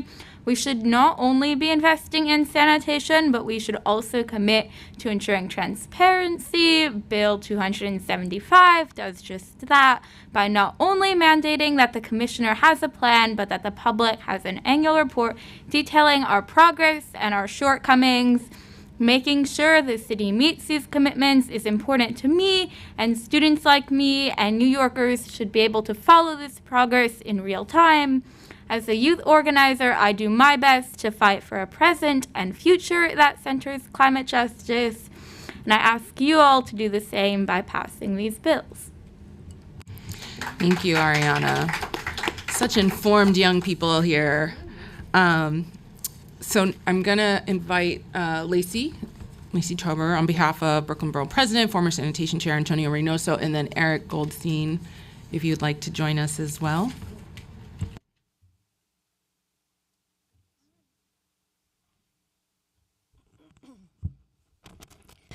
Okay, hi everyone. My name is Lacey Tauber, and I'm here to represent Brooklyn Borough President Antonio Reynoso, as the chair just said. I wanted to just shout out all the kids for testifying today, because I teach grad students how to do this, and I will say that they were all at least as good as they are, so I'm very impressed. And I want to thank the commissioner for staying and listening, and I know the borough president is really looking forward to meeting with you soon. And so I want to thank Chair Nurse and the Sanitation Committee members for the opportunity to speak today on behalf of Brooklyn Borough President Antonio Reynoso. As the former chair of this committee, he wants to thank the committee for holding this hearing today about this very important package of legislation that will help bring our city closer to its stated goal of sending zero waste to landfills by 2030. So there's a bit here about how this, we said stated goal because Mayor Adams has said on record that he wants to achieve it, but the truth is that we're not making progress toward it. I think we heard a lot about that today, and that, our citywide diversion rate has been stuck, meaning we're paying for the vast majority of the waste we generate to be trucked to out-of-state landfills, which costs money, contributes to climate change, and exacerbates health issues in environmental justice communities. So making the progress we need is going to require quick implementation of smart policies like the ones being considered today. Because approximately 30% of waste that New Yorkers send to landfill is organic waste, changing the way we handle the food we throw away will help us make the largest gains toward this goal. The new school organics program and associated smart bins will help, but the scale isn't really enough to tackle the issue. Intro 244, requiring a citywide curbside organics collection program, is the best way to get this done efficiently. In more than one previous hearing and this one today, the administration has said that expanding this program, that they were concerned that they didn't want to throw good money after bad. However, as Councilmember Hanif mentioned, last year the Independent Budget Office found that increasing participation in the curbside program would reduce per ton collection costs significantly. As they put it, the more curbside tonnage, the cheaper per ton it becomes to pick up any of the waste streams DSNY collects. So even if this required extra trucks, the study found the associated increase in emissions would be more than offset by diverting the organics from landfill. Unfortunately, we lost our opportunity to plan for this in this budget cycle, but now we have a full year to get this legislation done and plan accordingly. In the meantime, we do need to shore up our community-based drop-off sites as proposed in Intro 281, which are the only option for so many New Yorkers who don't currently have access to the curbside program. However, the borough president wants to be clear that adding more drop-off sites is not going far enough to fixing the ultimate problem, and that universal curbside collection is the true solution. In the long term, we'll not only be helping the planet, we'll save taxpayer money too. On Intro 280, which would establish community recycling centers in every community district.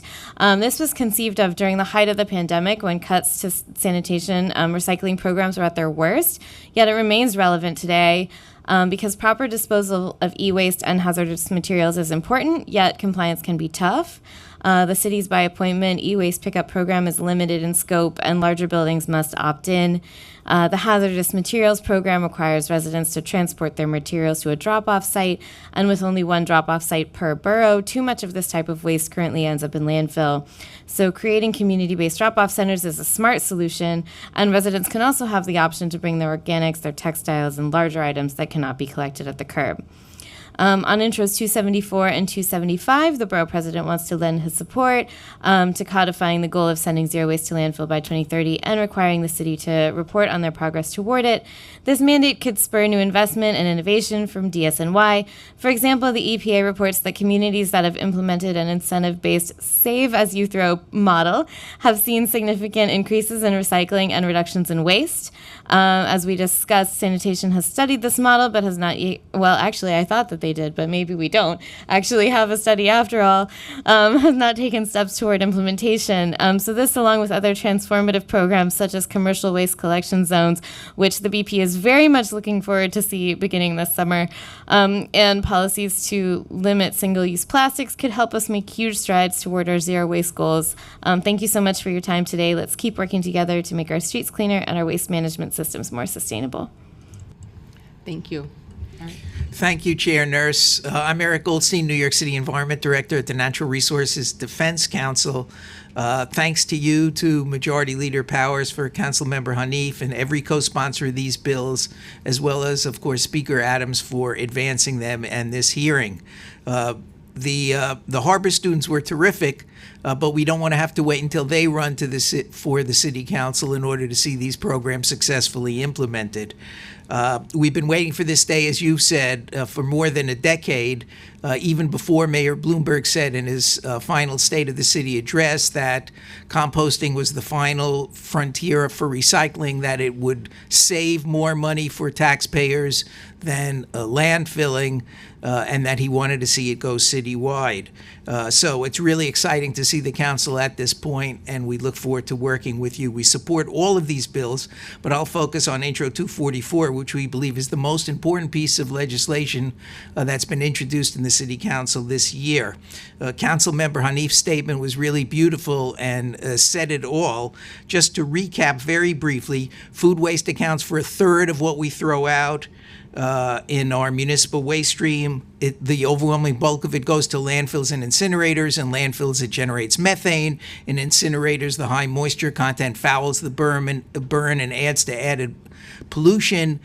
We've got one of our incinerators in Newark, New Jersey, so most of these incinerators and landfills are in Black and brown communities. It's an environmental justice issue. It's a crazy way to go.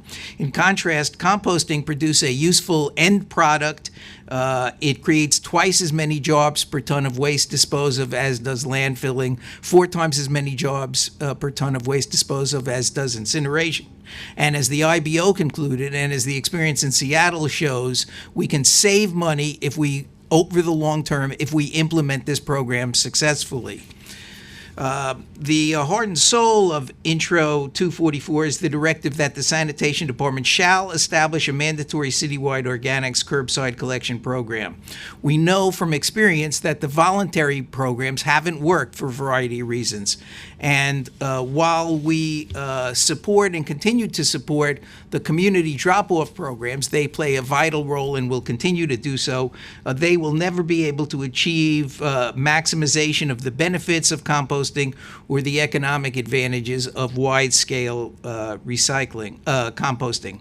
The commissioner, and we welcome her and respect her views on this, but she said that we need to go back to voluntary before we contemplate mandatory, and we respectfully disagree. The council needs to lead the city and the sanitation department. We don't want to wait another 10 years to move these programs forward. And as the council moves forward, we know for a fact that mandatory does not have to be punitive with sensible enforcement programs. We can't leave the timing of full implementation to City Hall. That didn't work for Mayor Bloomberg. It didn't work under Mayor de Blasio, and it's unlikely to work under Mayor Adams. That's why visionary legislative leaders adopt mandates. Congress didn't wait for the automobile industry to voluntarily decide to install pollution controls or to increase gas mileage. They set realistic dates and set a mandate. Nobody's looking to create unrealistic deadlines or draconian enforcement. These programs can be phased in, say 6 months of voluntary phase-in period before it becomes mandatory, and maybe even another 6 months before violations are issues. But you need mandatory collection and an element like that to ensure broad participation. With that, we have 3 friendly amendments to proposed Intro 244. First, we recommend that the final bill include a provision directing the Sanitation Department to produce a study on what went right and what went wrong in the city's previous curbside composting pilot projects. The commissioner has indicated that much of this work is already underway, and that's terrific. We need to learn the lessons from successful mandatory composting programs in other jurisdictions.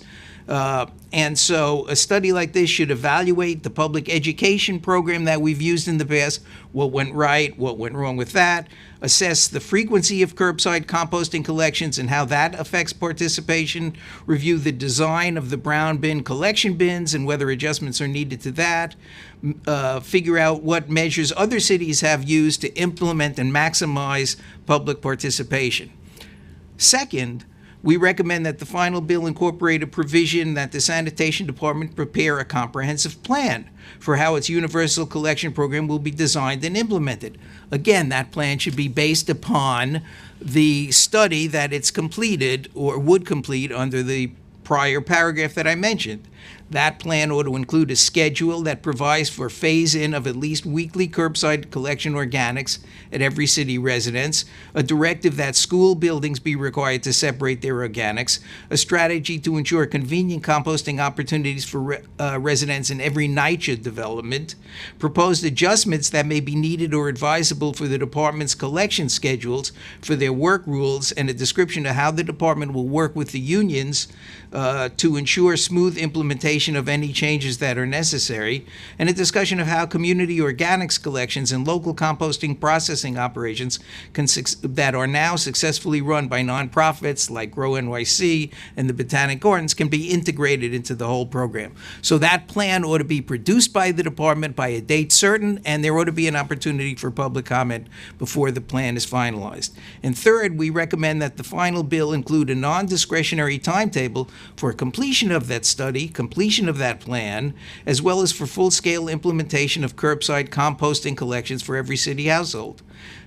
We suggest that this program include intermediate benchmarks so that there's a clear timetable for initiation of public education efforts, for a phase-in of the mandatory program so that the department can assess unanticipated startup problems. All of this can take a 3 or 4 year period of phase-in, but it's essential that the council set forth an unambiguous timetable so that the department knows what is expected of it, and so that the public then is given the 3 or 4 years to familiarize itself with the program and therefore lead to a successful implementation. So again, we support the other pieces of legislation too, and in our written testimony we set forth some of our thinking behind that. We look forward to working with you and appreciate this opportunity to testify. As I said at the outset, this set of bills is among the most exciting moments we've had on the solid waste front, with the exception of the enactment of the commercial waste zone legislation. This is the biggest news that's happened in decades on solid waste in New York, and we want to get it with you across the finish line. Thank you, as always, Eric. Thank you so much. Is Lonnie here in person? No. Okay.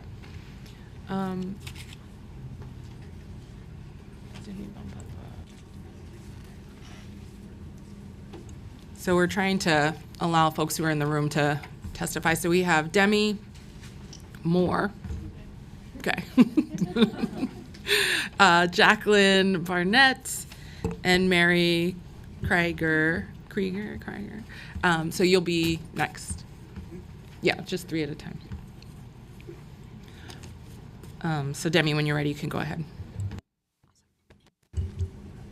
Good afternoon, Councilmember Nurse and members of the committee. My name is Demi Moore, and I'm here on behalf of the Natural Resources Defense Council, in addition to Eric, where I'm spending my summer researching different ways to combat the climate crisis through the lens of environmental law.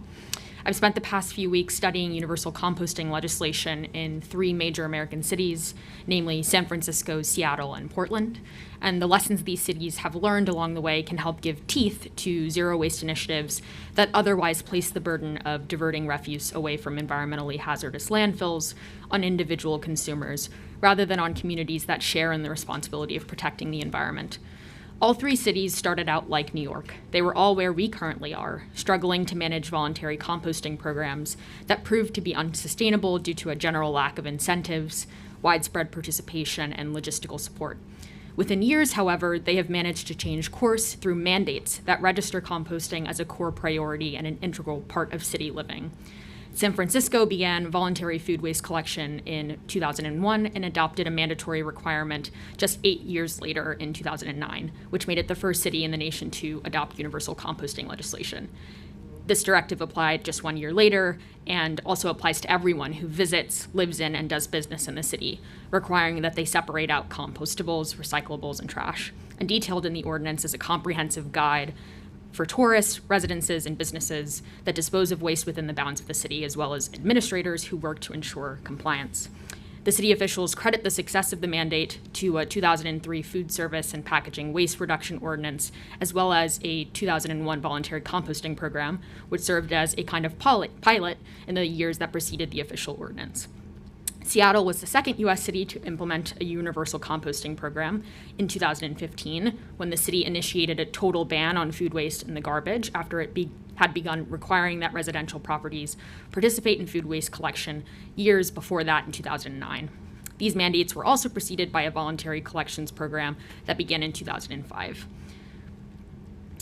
Metro, a regional government based in Portland, Oregon, adopted a 2018 ordinance that requires certain food waste generating businesses in the city to dispose of food waste in carts, dumpsters, and compactors specifically designed for compost. And the law, which came into effect just last year after a pandemic-related delay, will phase in affected businesses over the next 3 to 4 years.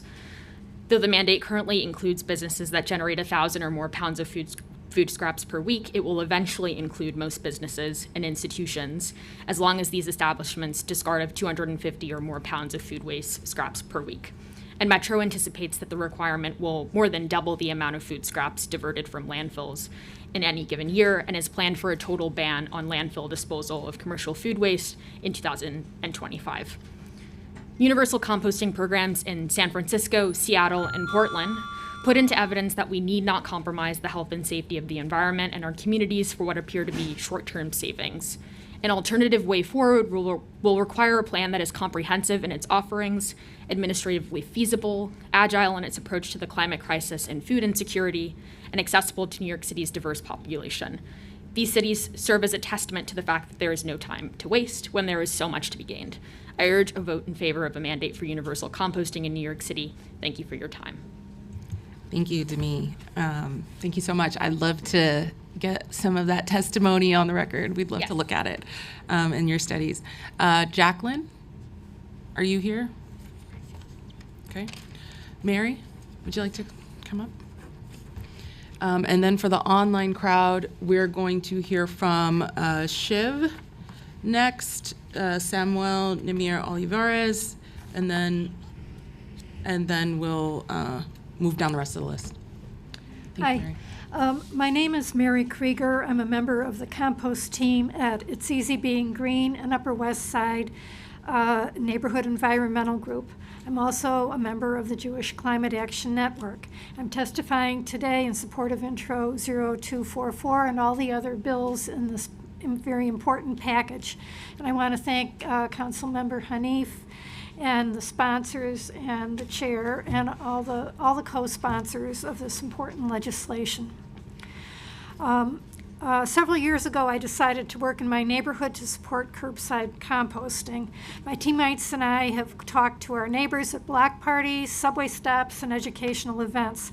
We've met with residents, board members, supers, building managers, and owners. Without exception, stakeholders in participating buildings are enthusiastic about the program. Supers like it especially because the buildings stay cleaner and the bins are rodent-proof. After a Department of Sanitation outreach worker answered questions at a kitchen container giveaway event in my building, several residents told me they were going to start to compost, and our building compost output increased accordingly. However, our efforts have reached only a fraction of the buildings in our neighborhood. There are buildings where tenants want composting, but the management or landlord does not understand the program and is not responsive. Even in my building, which had composting pre-pandemic and since December of last year, while 50% of, I would say, of the people in the building compost, The other 50% of the people in our building choose not to. It's not a matter of education, it's a matter of developing a new habit. It's simple and easy in our building, but it is not required. And as Gail Brewer said, it has to be required if we're really going to meet those 2030 goals. And there can't be a long period where it's voluntary. We'll never get to those goals. People in other cities do it. It's not rocket science. And I think that there are ways that the sanitation department can deal with educational outreach in parts of the city that have not had the advantage yet of composting. There's no reason they have to level fines right away. There can be a phase-in period with that to give people time to learn about the program so they're not unduly penalized. Recycling of non-organics is mandatory. People just do it, and I think it should be the same thing for composting.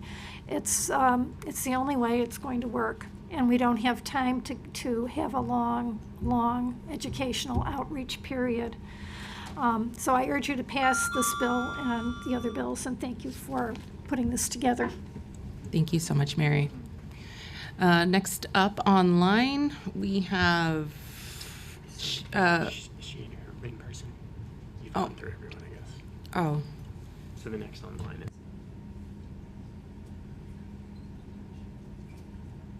is. Will be Shiv Swain, and then followed by Samuel Namir Oliveras, and then we'll resume the list. The time starts now.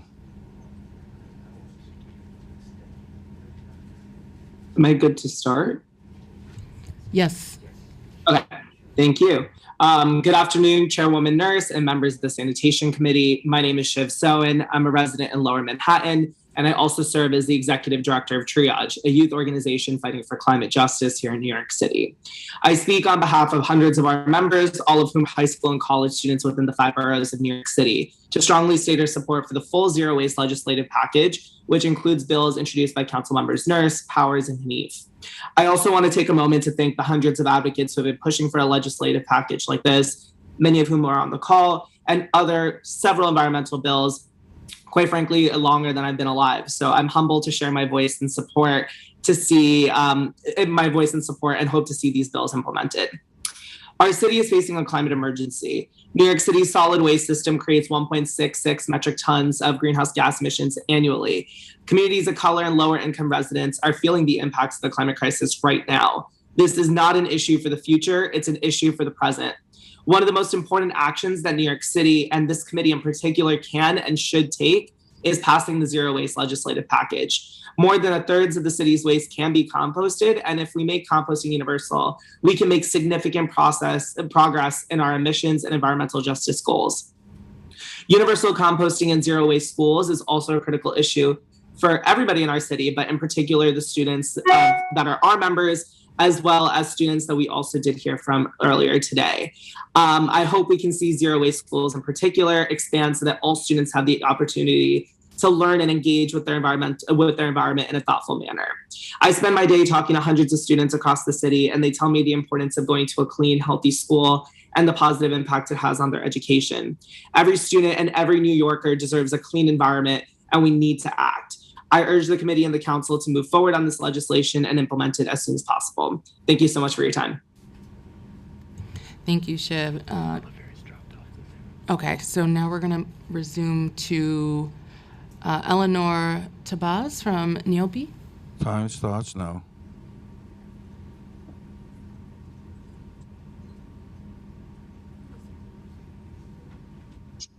Am I ready to start? Yes. Yes.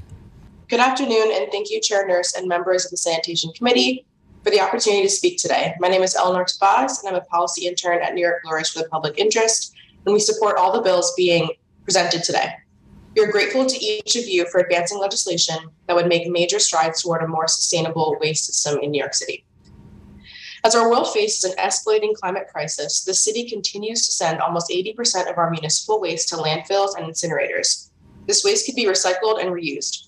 Solid waste is estimated to contribute at least 12% of this state's greenhouse gas emissions, and the harmful impacts of our inadequate waste system are felt daily throughout the city as rat populations surge, piles of garbage bags block our sidewalks and streets, and environmental justice communities continue to experience disproportionate harm.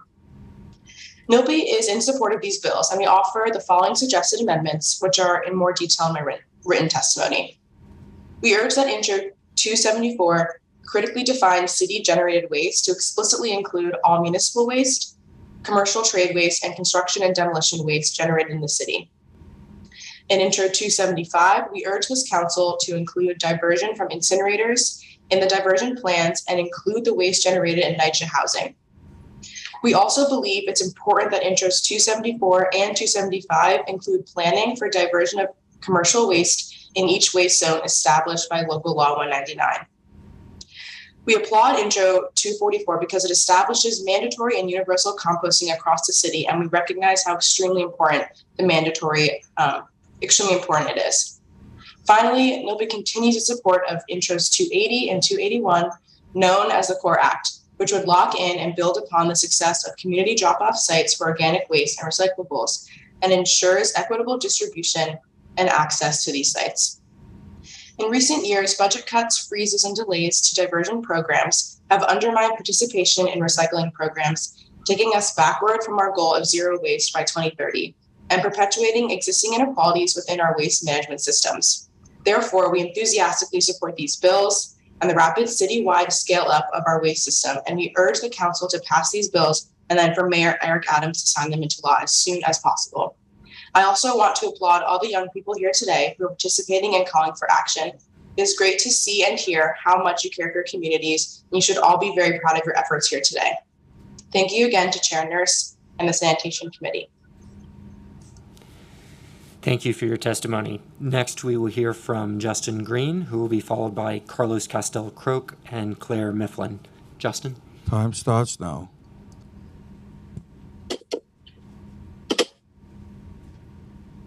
Hi, I'm Justin Green. I'm the Executive Director of Big Reuse. Big Reuse is a nonprofit the Department of Sanitation mentioned earlier. We're performing outreach for the city for the opt-in curbside program. We've also been involved in the city's composting programs for the last decade. We run community composting sites in Brooklyn and Queens that we established and then partnered with the city on to continue running. Those curbside composting sites receive food scraps from 74 food scrap drop-off sites around the city, compost the food scraps and provide them to community groups to green parks, street tree care, and other sites.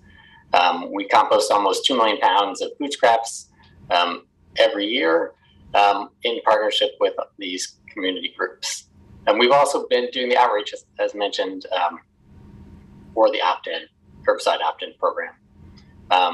We're knocking on thousands, literally thousands of doors across the city in the opt-in communities. We're running hundreds of events, training volunteers, doing street tree care, anything we can think of to engage the community in composting and participation in the curbside composting.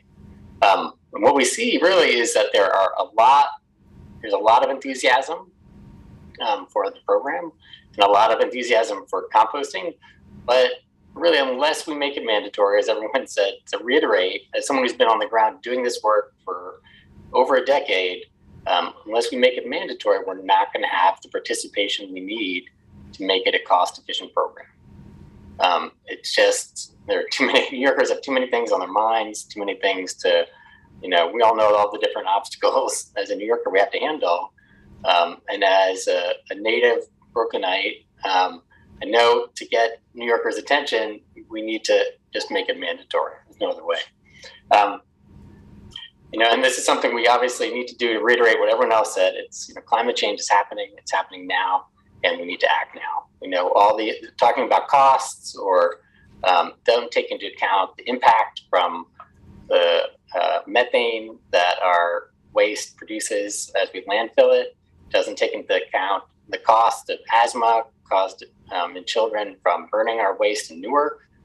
This is something we need to take care of right now and mandate right Also testifying in support of the 2 zero waste bills, 274 and 275. Zero waste is doable. You know, I've talked to over the years, like implementing a plastic bag ban seemed impossible. Some Proudlander, I think, said it was one of the hardest political battles of his life. Now we've done it, and it's a little adjusted.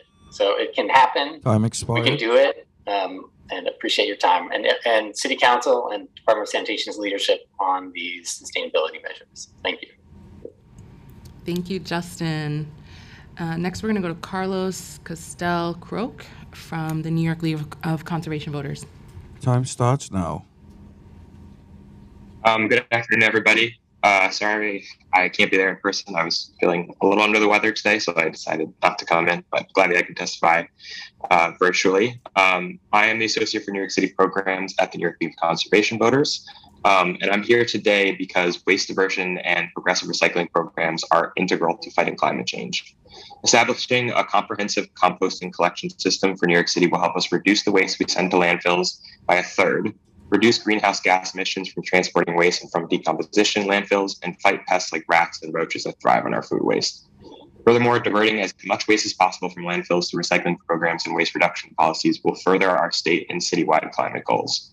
We're so excited that these bills are finally at a committee hearing. And I want to wholeheartedly thank Councilmembers Hanif and Powers for their visionary work to introduce these bills, and even more so to commend Chair Nurse for bringing these bills to a hearing and ensure that we are actually making progress on waste reduction in our current climate emergency.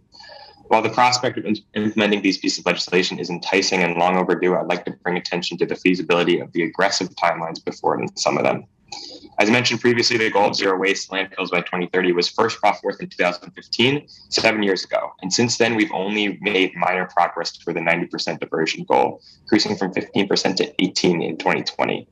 Reaching the 90% milestone is in just 8 more years would be a phenomenal feat, and successful implementation would require bans on currently allowed single-use items, extended producer responsibility programs in a number of sectors that likely require state legislation, a large increase in regional organic waste recycling capacity, much higher compliance with existing recycling programs, and newer expanded recycling programs for items like textiles. So we really need to do a lot of work outside of just setting a goal to make sure that this is actually achievable. Additionally, the curbside composting pilot, which would essentially be expanding the pilot program, which has lost funding and ground over the past years due to budget cuts. We already know that through the experience of trying to restore curbside organic waste program and the difficulty the city has in restoring metal, glass, and plastic recycling rates after the program was suspended in 2002, it's incredibly difficult to educate and re-educate residents about how to participate in these programs, and a full education campaign will take time and resources to implement. Participation is going to be key to success of a composting program, and a longer time frame may be necessary to ensure a productive program. After years of inaction, this hearing is finally moving us towards our zero waste and climate goals, so we're really excited about it.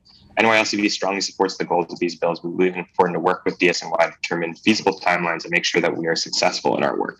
Thank you. Thank you, Carlos. Next up is Claire Mifflin from the Center for Zero Waste Design. Time starts now. Hi, I'm here online. Can you hear me? Yes. Great, thank you. I'm Claire Mifflin, Executive Director of the Center for Zero Waste Design. I fully support the Council's desire for a real zero waste plan, equitable access to drop-off organics and e-waste, and mandatory organics curbside collection as soon as possible. But I have some real concerns about passing bills which are too prescriptive about how this is achieved. Developing the city's zero waste plan should be a transparent, analytical process with an advisory committee and coordination by the Mayor's Climate and Equity team to ensure the full collaboration needed across agencies. It should be the upcoming solid waste management plan and consider the whole integrated system from disposal in buildings to set out on streets, collection, transfer, transport, and processing for reuse or disposal. Last year, we outlined the design, planning, and logistics strategies we believe are necessary in our Put Waste to Work for vibrant streetscapes, green jobs, and healthy neighborhoods vision plan. The city has put out an RFP for a study to develop a comprehensive and equitable plan for organics with an advisory committee, stakeholder workshops, and an analytical framework to review various integrated scenarios. We hope the 4 million study announced on containerizing waste leads to a similar comprehensive study that considers more than clean curbs, but solutions that will work in high-density neighborhoods, such as adding lifts to the back of DSMY trucks to pick up 2- or 4-wheeled bins, which can be brought by building staff direct to the truck and tipped into it in the existing trucks with no impact to streetscapes. This would make implementation of Save As You Throw easier, make labor better and safer for DSMY workers, and allow larger organics bins to be used, reducing building labor, which is really especially important in under-resourced building. All these studies should be coordinated into the swamp, and there should be a publicly visible quantitative model which evaluates a full range of feasible components integrated into the full range of potential solutions. In the meantime, the city can support and expand current successful food scrap drop-off and composting programs, secure their leases on parks lands, and start innovative pilots to support the studies. So in closing, we support the goals of the bills, we understand the urgency, and know it's hard to wait for studies which should have been done years ago to be done now. But we understand just how complex the management of waste is in our incredibly diverse and dense city, and know that the only way to make sure organics collection curbside is successful and that the city reaches zero waste as soon as possible is to develop an integrated, equitable plan. The Zero Waste Bill can ensure that this happens, and we're happy to support in any way we can. Thank you so much. Thank you, Claire. Next up is Debbie Lee Cohen from Cafeteria Culture. Time starts now.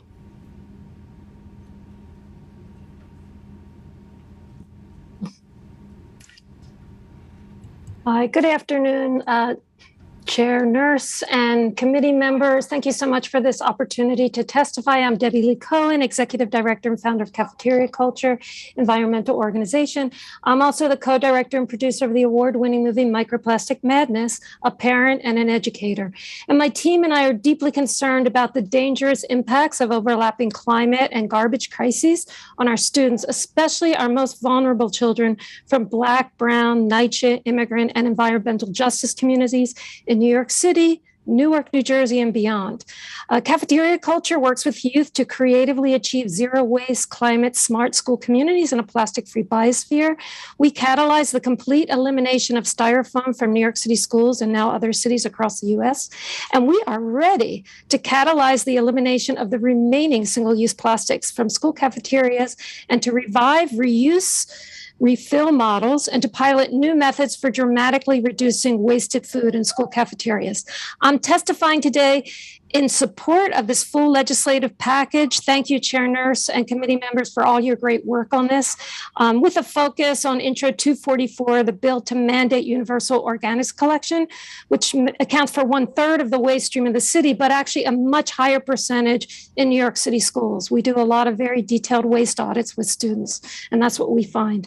To ensure the success of the rollout of universal composting and other waste reduction policies in schools, I urge the council to increase funding to small nonprofit education organizations like Cafeteria Culture that are working in the cafeteria and the classrooms, and to support the innovation of timely, interdisciplinary pre-K through 12 zero waste climate education, low-cost, scalable pilot programs.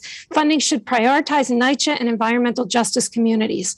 Reducing single-use plastics from the school food service is an excellent strategy for reducing the decontamination or reducing the contamination of school organics bins and potentially reducing costs, a connection that is not always widely understood.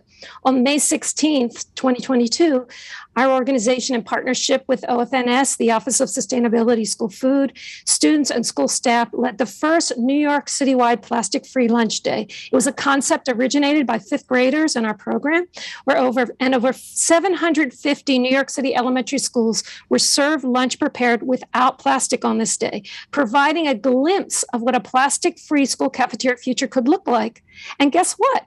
The brown bins actually looked beautiful. There was only wasted food inside, no plastic. You can watch our video about this at plasticfreelunch.org. At PS15 on that day, school lunch plastic was reduced by 72%, or more than 2 pieces of plastic per meal. So imagine that reduction multiplied across the city for the whole school year. The negative environmental and health consequences of our city's plastic procurement cannot be understated. We need to reduce the production, use, and disposal of plastic to advance our climate goals. And it will also reduce the toxins that migrate from plastic foodware and packaging into food and beverages, which is something very commonplace and also not widely understood.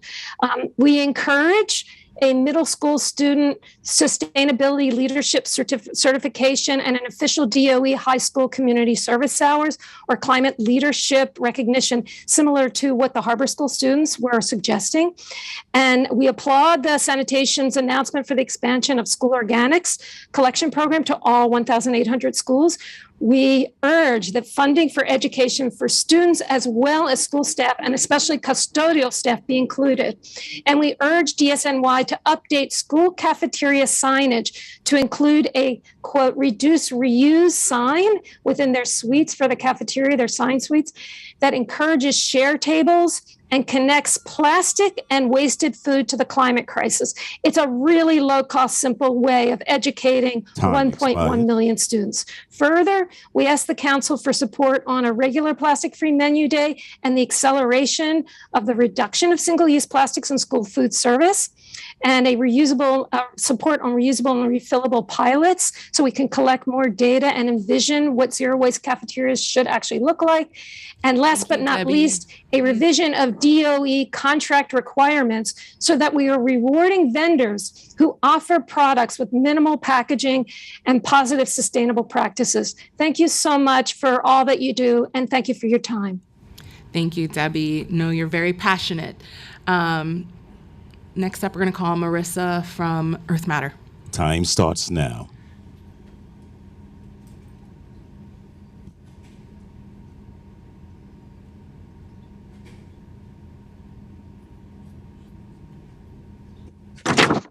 Well, good afternoon. Dear Chair Sandy Nurse, Speaker Adrian Adams, co-sponsors and City Council member supporters for your work on promoting residential compost legislation. My name is Marissa D. Dominicus, and I'm co-founder in the ED of Earth Matter New York, a nonprofit dedicated to reducing the organic waste misdirected into garbage and incinerator streams by encouraging neighbor participation and leadership in composting.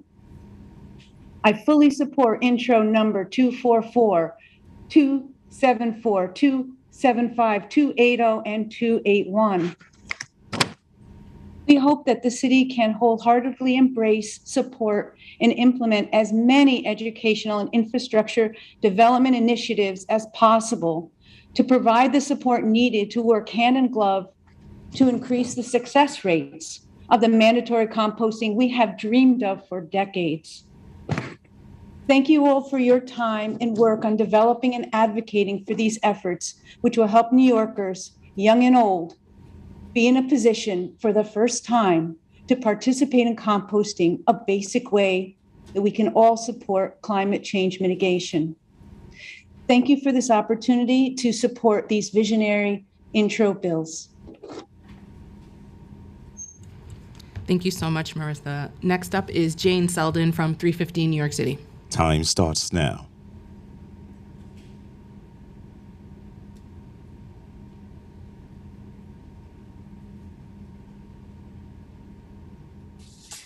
I'd like to thank Chairperson Nurse and the committee members for giving me the opportunity to speak today.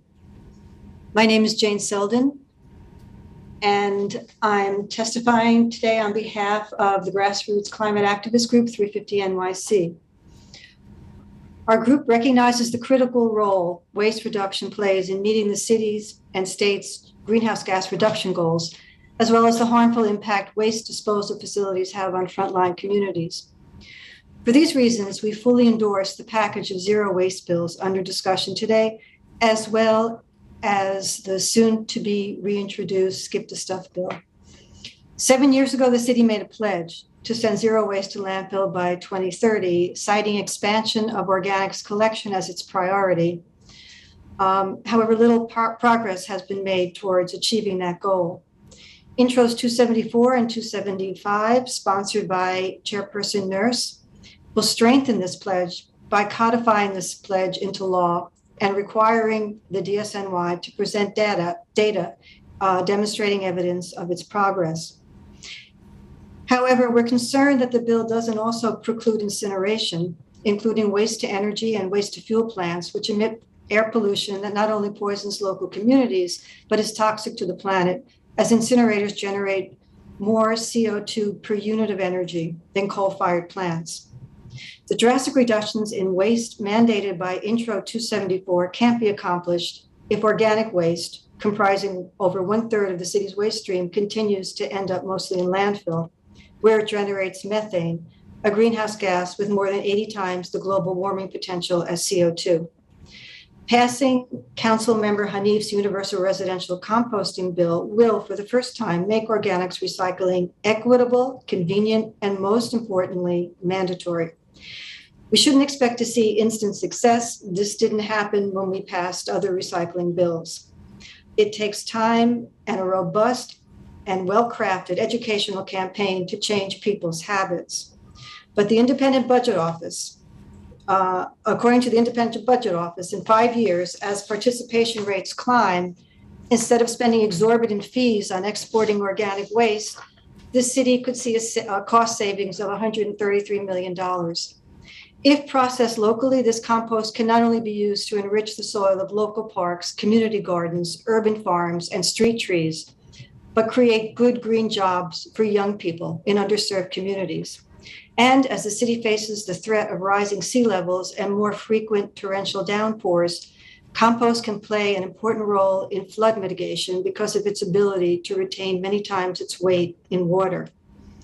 Listening to the testimony of young people today, I'm reminded again of the urgency of taking strong action to mitigate the most destructive effects of the climate crisis in order to ensure that the next generation and future generations have a livable planet.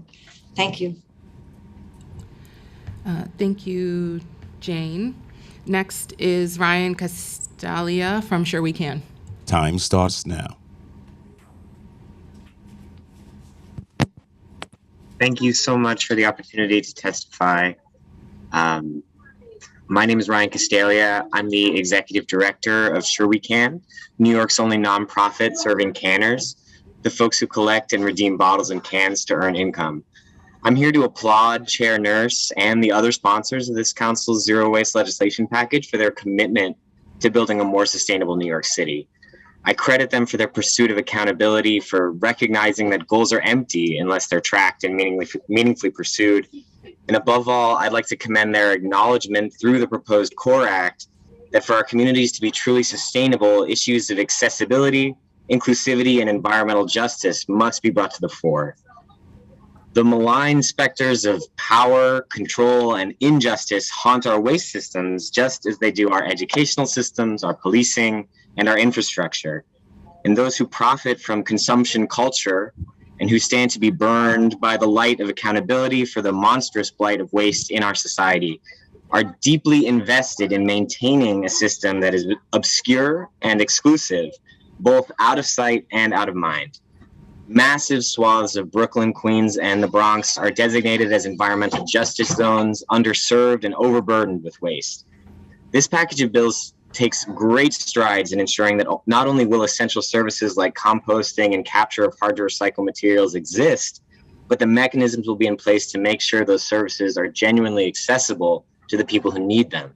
In order for us to achieve real sustainability as a society, it's critical that the culture of sustainable practice actually reaches people, especially those who have been historically excluded. And hopefully these initiatives are just the beginning. The waste crisis is huge and an unavoidable issue. It's an all hands on deck situation. And every solution needs to be considered, and every person or group that wants to contribute should have a pathway to do so. Container deposit redemption, the work that our canners do, has tremendous benefits in terms of recycling outcomes and economic empowerment. Each year, our Redemption Center diverts around 500 tons of waste and distributes around $700,000 into our community of around 1,000 canners. And that's the result of the work of just a fraction of the estimated 10,000 canners working and living in New York City. That community is overwhelmingly made up of severely underserved demographics, including new immigrants, non-English speakers, undocumented folks, people experiencing disabilities, and the elderly. And they're all working to make our communities better. Canning is environmental justice in action, and this work costs the city nothing. Yet we still struggle for recognition and support, as redemption centers are priced out of neighborhood after neighborhood, even entire boroughs. We may see changes soon at the state level, including the raising of the bottle deposit, and that'll be amazing. But it won't bring the holistic change that we need to combat these crises unless it's backed up with infrastructure, accessibility, education, and critically for any system like this, community input and empowerment of community organizations. Whether it's bottles and cans or organics, the city should be placing trust in communities and the groups that live and work with them to guide the way forward. I'm so grateful to the council for recognizing these issues and for stepping up to tackle them. To those elected leaders swimming upstream against the forces of the status quo, again, thank you for your courage. And I hope we're just getting started. Thanks. Thank you, Ryan. Next up is Oliver Wright from Brooklyn Swab. Time starts now. Hi there. Can you all see and hear me? Yes. Great, thank you. Good afternoon, Chair Nurse and members of the committee. The Brooklyn Swab, the Solid Waste Advisory Board, is pleased to present testimony relating to the package of recently introduced zero waste bills. We thank the New York City Council's Committee on Sanitation and Solid Waste Management for holding this hearing and the relevant council members for their leadership in introducing and reintroducing these important pieces of legislation. As a reminder, the swabs exist to advise city agencies and elected officials on matters related to effective management of solid waste. With regards to Intro 244, mandating citywide curbside organics collections, we're cautiously welcoming of a very long-awaited piece of legislation that would add an important and equitable approach to tackling the organic component of the city's residential waste. The council has already established a similar commitment with respect to organics generated by the commercial sector. A comprehensive organics program should include a curbside collection component. While committing to this is an important step, we offer a number of concerns for your consideration. Firstly, the proposed implementation timeline is very tight, occurring within the coming fiscal year.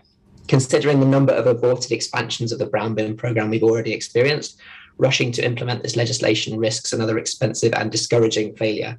We therefore urge the DSNY to allow time and multiple approaches to increase participation while this vast behaviour change takes hold in this diverse city. Second, the legislation does not consider the interaction with or impact on other methods of organic waste management, including food waste prevention and reduction, which sits at the very top of the food waste hierarchy yet receives very little attention, redistribution programs, and community composting initiatives. The rollout of the curbside collections should come as an addition to other initiatives and not at their expense. And finally, the budgetary requirement for implementation would be huge. Given the recent struggles to adequately finance the food scrap drop-offs and community composting, it's essential that a multi-year commitment to this investment accompany any mandate. It's also vital that expansion of the curbside collection does not come at the expense of other zero waste initiatives or other essential services such as street cleaning. In the longer term, we hope that a reduction in organic waste to landfill should result in a commensurate reduction in the city's waste export budget. A robust planning process that makes a long-term business case for diverting organics will therefore be crucial to securing and retaining sufficient funding. Just briefly on the other bills, Intros 275 and 274 would establish a target of diverting 100% of citywide generated waste from landfill by 2030, create plans for achieving this and reporting on progress annually. As they're largely unchanged from Intro 2250 of 2021, our prior comments on this stand. We support a planning process towards zero waste that is properly resourced, leverages cross-departmental cooperation and ties in with existing work such as the new waste characterization study, the state's climate action plan, and the solid waste management plan.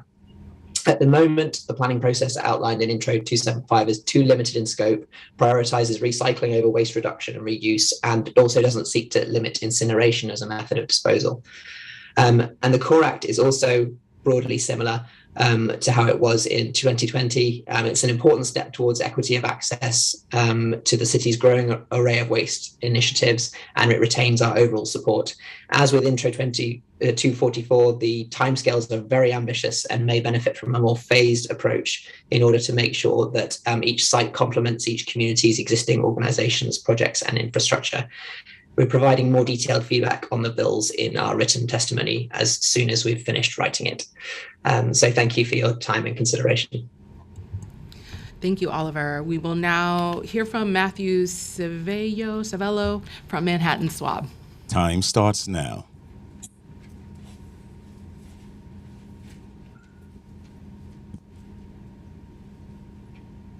Hi, can you all hear me? Yes. Okay, thank you. Good morning, good afternoon, Chair Nurse and members of the Committee on Sanitation and Solid Waste Management. I am Matthew Savello, Chair of the Manhattan Solid Waste Advisory Board, and on behalf of our members, I thank you for holding today's hearing and for the opportunity to provide testimony before this committee today. The Manhattan Solid Waste Advisory Board fully supports the bills under discussion today. They are collectively an important step in New York City's goal to zero waste by 2030. And we believe that that goal is still possible to achieve zero waste by 2030. I have just a few comments regarding intros 244 and 275. And starting with 244, mandatory. That bill must include mandatory. We recommend making organics collection in the 7 community boards that currently have voluntary curbside collection mandatory as soon as possible. It is a fundamental requirement to achieve participation and materials recovery to make the program sufficiently efficient to justify its continued and expanded existence in the city. Intro 244 needs to be equitable and relevant as a solution citywide by including NYCHA campuses in the 7 districts where curbside organics is currently available. Turning our attention to Intro 275, we would request that we include the word incineration, making the goal of zero waste to landfill and incineration, and include a section requiring the implementation of the zero waste plan under consideration. Just to be brief, throughout today's hearing, you will hear testimony from chairs of our board's organics, textiles, NYCHA, and long-range planning committees, who will provide more specific detail on these bills. Once again, I really do appreciate the opportunity to provide testimony today, and thank you to you and all your committee members for all the great work you do. And again, thank you very much. Thank you, Matthew. We'll now hear from Allison, also from Manhattan Swab. Allison Allen. Time starts now.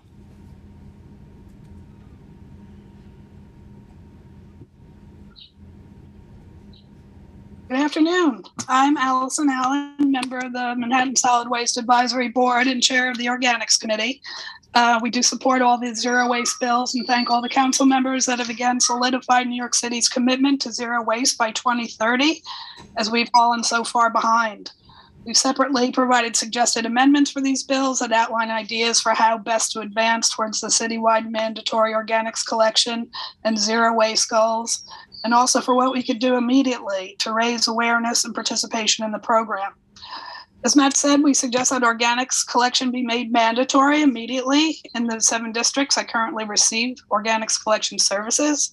These districts could be redefined as pilots to test and tweak a variety of marketing, messages, and outreach tactics to determine what works best to maximize resident participation before a citywide rollout. Districts should also be reconfigured to make them more representative of the overall city population, as the current 7 districts are 22% more white than the population. Anyone who is concerned about how New York taxpayers, taxpayer dollars are spent should be made aware that the cost of not having a mandatory organics program is actually greater than the cost of having it. The city is spending approximately $193 million this year paying waste haulers to transport just the organic portion of waste to bury in landfills and burn in incinerators that pollute their local communities.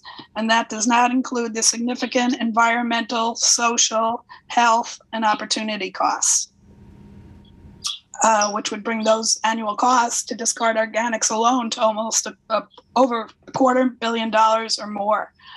Over the last 10 years, New York City has spent approximately $4 billion on waste export costs after the close of the Fresh Kills landfill. It's clear that waste export is not a sustainable long-term waste management policy, so we want to pivot away from that. Because if we start diverting more organic material immediately, we can gradually bring these export costs down going forward, earmarking those savings for investment in the infrastructure required to build and market a robust organics program locally. And with all the recent interest and focus on containerized waste pilots, I urge all council members to include and amplify the message that we really already have a free waste containerization program available to residents who use DSNY's rat-proof brown bin containers. I'm hoping that any talk about litter, rats, and containerizing waste can also include mention that the existing brown bin program, it exists and it's all interrelated. And we need the brown bin program to get the same amount of coverage as the rats. I have much more. There's also some missed opportunities with Department of Health's rat portal and related programs, and we need to push the Department of Health also to do much more to promote the brown bin program in conjunction with 311 complaints and on the rat portal. I will include more of that in my written testimony, but thank you for the opportunity to testify today. Thank you, Allison. And just to note, there are some great rat bills that were introduced recently, so hopefully we can bring those forward as well. In fact, actually on the 21st, 2 will be heard at the joint sanitation and public housing hearing. I think one is on formally establishing rat mitigation zones. The other one's on reporting on it, and there's a couple other ones around construction mitigation plan, pre-construction mitigation plan on rat. So just plugging that some rat action is in the works. So next up, we will have Joyce Bailik from Manhattan Swab. And again, I'm sorry if I'm butchering anyone's names. Time starts now.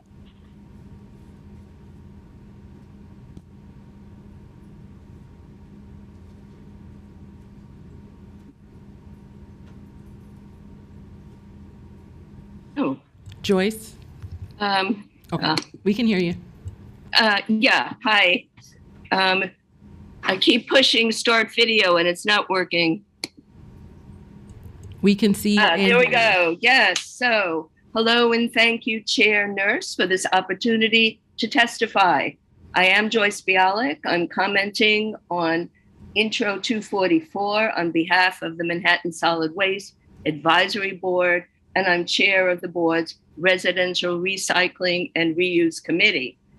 Now, we wholeheartedly support a program of mandatory curbside composting for all residential buildings and including public housing under NYCHA. Voluntary opt-in programs exclude residential buildings whose management has declined participation, even if their residents want it. As an example, District 7 in Manhattan recorded this February a total of 129,000 households interested in the program, but 49% of their building managers either did not successfully complete the application or declined participation. In a mandatory program where all buildings in a district use brown bins instead of trash bags for their food scraps, we'll see an increase in food scrap diversion rates and an end to DSNY organic trucks returning empty. As we divert more food waste from trash and come closer to the goal of zero waste, we'll see a significant drop of trash going to polluting incinerators and landfills. We also will see a reduction in rats from a building using trash bags for food scraps invading the grounds of buildings that are using brown bins. As we know, black plastic garbage bags with food attract rats as opposed to the hard plastic brown bins. But currently, even buildings in the curbside composting program can be on the Department of Health's rat activity list, as in the case of my building, whose neighboring buildings are not in the program. And that includes the NYCHA campus Douglas houses.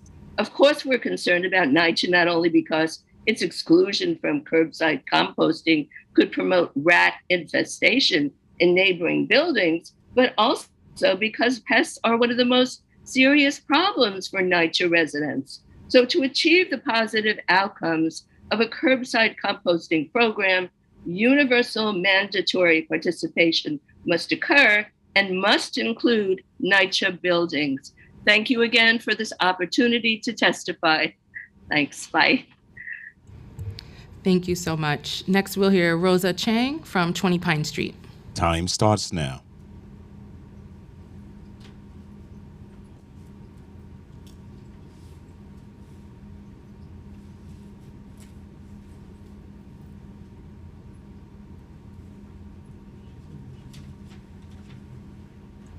Rosa?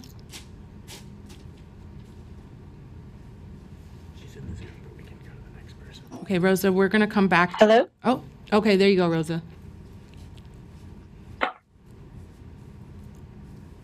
Hello, can you hear me? We can.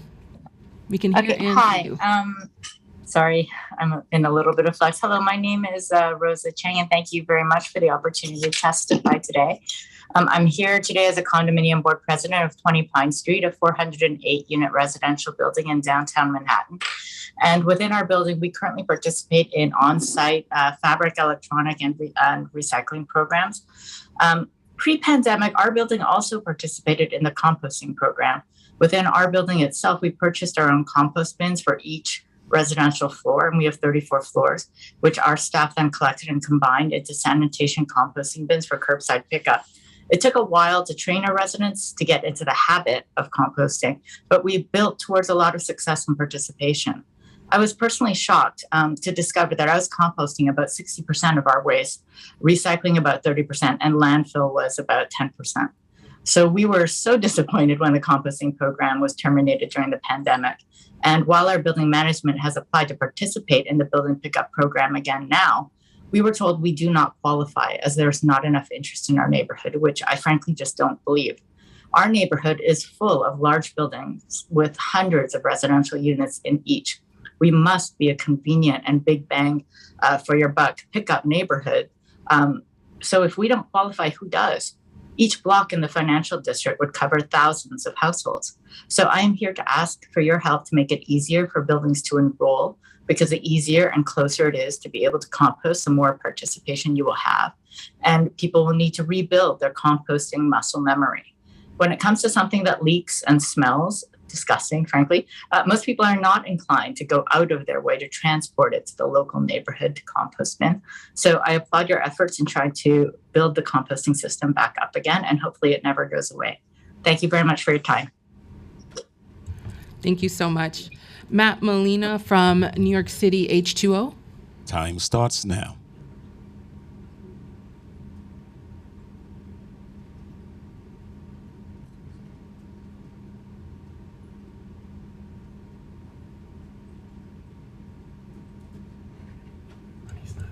Okay, we're going to move on to Adadi Varshnenya. I'm so sorry. Time starts now.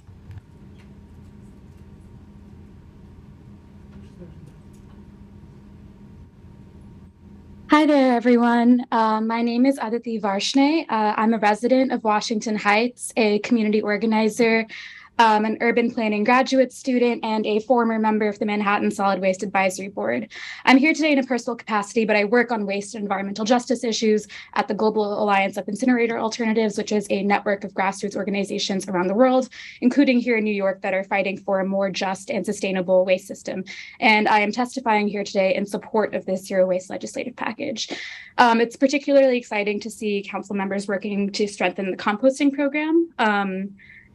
40% of the US food supply is thrown out every year. That's about $165 billion of food getting wasted, which is insane when you consider the fact that a third of households here in Washington Heights are eligible for food stamps. Decomposing organic waste in landfills produces methane, a greenhouse gas that is 84 times more potent than CO2. And so implementing a mandatory citywide composting program with clear timelines, public education, and consequences for landlord non-compliance is necessary to meeting our city's climate goals. And as discussed before, voluntary programs just don't cut it. In my building, as in much of the city, tenants struggle to get our landlord to make basic repairs, let alone implement a whole organics collection program. And I've talked to several people in compost eligible zip codes whose requests for brown bins have been denied or outright ignored, which is more common by their landlords. While scaling up from detached and semi-detached units to multifamily apartment buildings can be an implementation challenge, this has been successfully implemented in high-density cities around the world like Seoul, Korea, Ljubljana, Slovenia, in addition to other U.S. cities like San Francisco. There, extensive outreach, financial penalties for non-compliance, building waste audits, and technical assistance programs for large generators helped the success of organics collection in large multifamily buildings. So it can be done.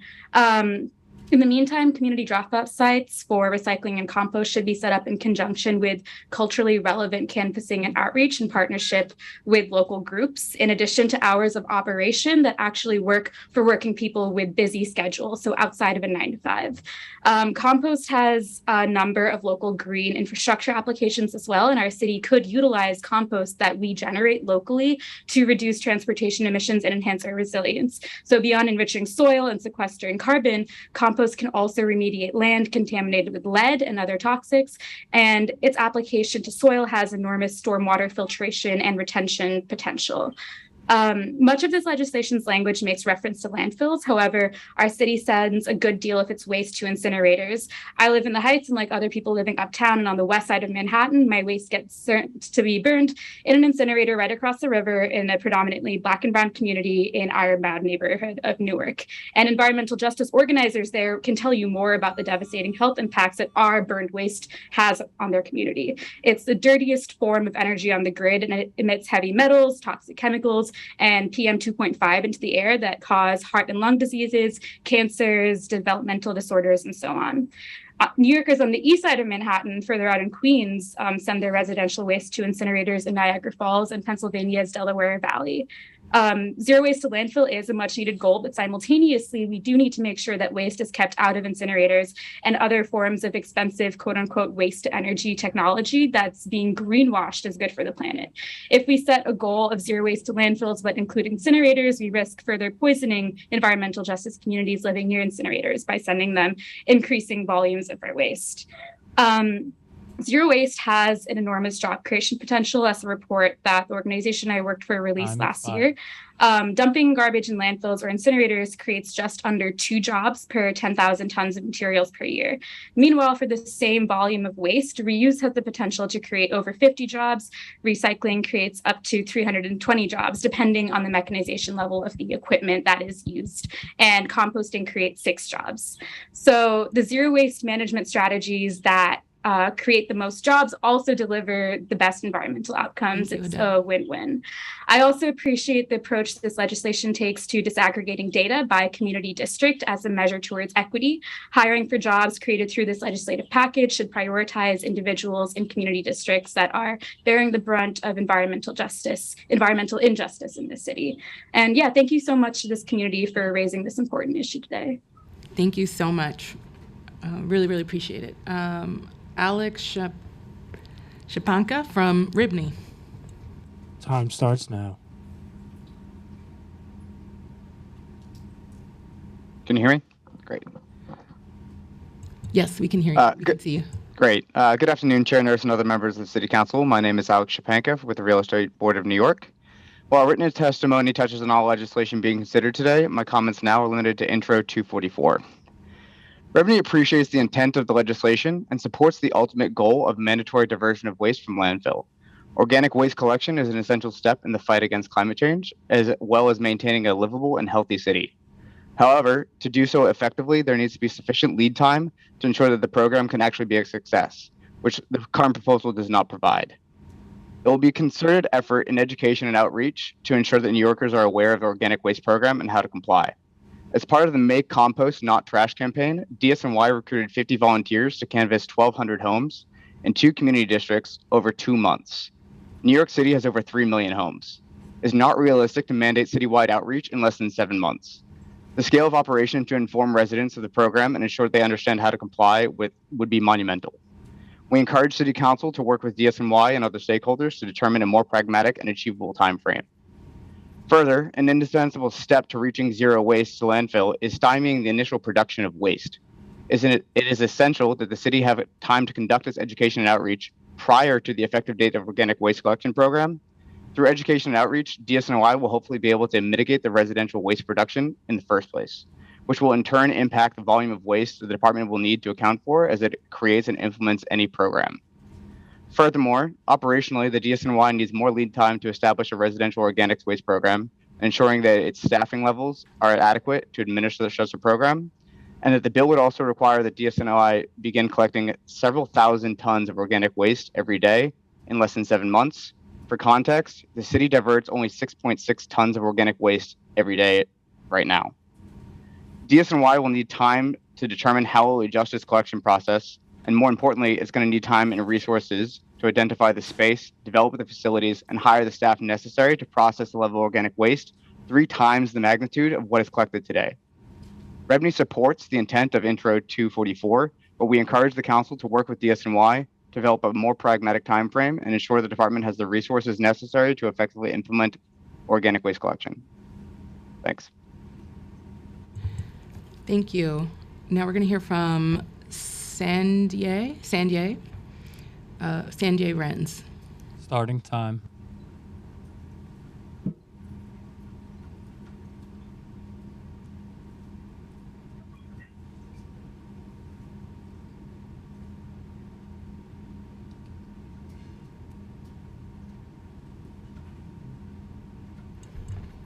Sanjay, are you there? You might be muted.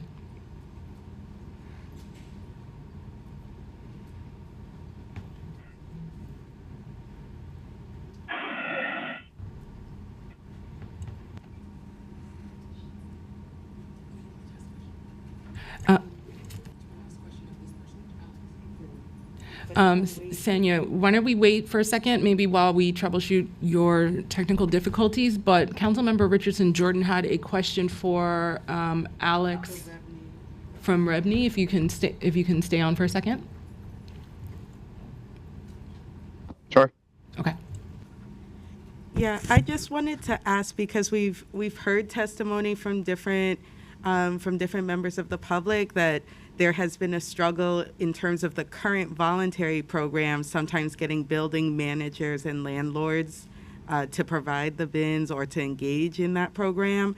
What can be done? What would you suggest, and what could be done from that standpoint to get current landlords and current building members to participate?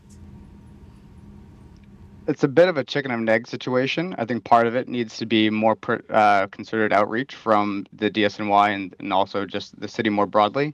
We're happy to share the information around with our membership. We've met with our residential managers and owners, I think, several times, and I think during the initial shutdown of organic waste collection during the pandemic, we received a lot of agita from some of the board members.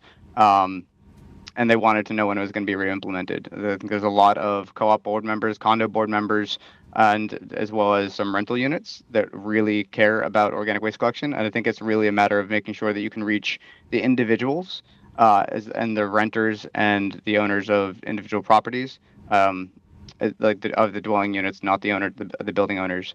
Because I think there's a difference and a disconnect between what a building manager and an owner, what you would think of as real estate, can do to educate their tenants, but it's really a matter of making sure that there's concerted effort to educate the public more broadly.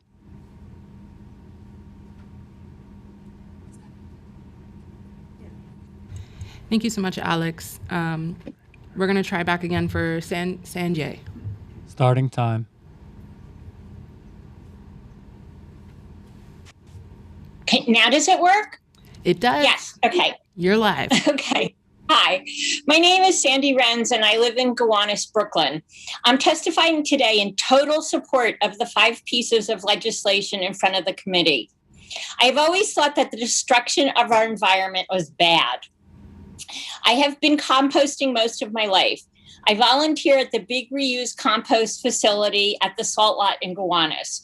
Despite my composting credentials, it was an eye-opener when I learned that putting organic waste in landfills is not in any way related to composting. Putting organic waste in landfills creates super destructive methane gas, one of the biggest causes of our climate disaster. Composting stops this from happening completely. It's shocking how many people don't know this. This fact alone should be enough to ensure the implementation of these 5 bills. I have convinced many friends and neighbors to compost just by mentioning this fact. I started volunteering at the Salt Lot when the city stopped brown bin collection because of COVID. This facility is off the beaten path. It's on a street that dead ends at the toxic Gowanus Canal, and it doesn't have mass transit very close. And I was continually surprised and delighted by the support this drop-off spot got, and in all kinds of weather. I truly believe that there will be enthusiastic support for composting and all zero waste initiative once there is good education, accessibility, and ease to participate. It's not that hard to do, and I'm happy to help. Thank you so much for proposing these bills and for letting me speak. Thank you so much. Next, we're going to hear Georgie Page. Starting time.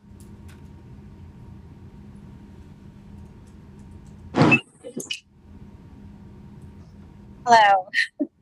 Sorry, technical difficulties here. We can hear you. All right, I think I'm ready. Thank you, Chair Nurse and members of the Committee on Sanitation and Solid Waste Management for holding this hearing. And thank you, Council Members Hanif and Powers, for fighting for the bold green vision for our city. My name is G. Page, and I'm a senior organizer with 350 Brooklyn City Action Committee. I was introduced to composting some 30 years ago as a student in Seattle, but stopped when I moved to New York. When I started again, it was due less to muscle memory than a stark reminder of my responsibility to our planet. And while I am somewhat late to the public conversation around compost and zero waste, I do know that the broader 350 Brooklyn community wholeheartedly supports all 5 of these bills because they will ultimately reduce greenhouse gas emissions, and that is our core focus. Yes, zero waste is a bold goal, but we must begin to work towards it now. If South Korea, a country of 52 million people, can recycle 95% of their food waste, up from 2% in 1995, we know that it is possible to evolve New Yorkers' attitudes towards waste. Our job becomes doing everything we can to help make the case. According to 2019's Composting in America report, ensuring the success of a composting program comes down to 4 principles: affordability, education, convenience, and frequency. Requiring residential composting will force New York City to address these challenges. And it should be easy, because one interesting thing about New Yorkers' reported hesitancy and resistance to universal composting, for example, is that we are not asking people to sacrifice anything. We're just asking them to do things differently, better. In my little corner of Crown Heights, a local citizen revived a community garden that was established by previous residents many decades before. This garden has become a hub for educating and engaging local residents about compost and its connection to more bountiful harvests, which are then given away to the community for free. The ability to see the results of composting made all of the difference until the private citizen managing the garden and paying for it out of his own pocket grew exhausted and depleted and ended the composting program. In the meantime, though, this group of 20 to 30 citizens learned that food scrap separation makes garbage less smelly and helps transform trash back into treasure, a revolutionary concept that has actually been around for about 12,000 years. But most citizens have no idea that these changes will make their lives better. So again, it is up to us to explain. It's our jobs. We can't just say folks don't get it or they're not ready. We must do what's needed to make it so. It's up to us to explain as many times as it takes, in as many ways as it takes, that food scrap collection is not an attempt to provide an open-air buffet for the city's rodent population. We must not just tell, but show how a zero-waste culture works. At the same time, finding ways to empower our fellow citizens, explaining not just what they must do and but sharing exactly why, so that they can feel proud to be a part of the solution. We should also draw a clear line between the mandates of the CLCPA, our Climate Mobilization Act, and our city's declaration of a climate emergency. We must be clear that these bold plans are necessary as a means to reduce greenhouse gas emissions and prevent more tragedy and loss of life. And we should explain how these systems will over time save our taxpayer money, with costs leveling out in the 5th year and saving our city an estimated $33 million thereafter.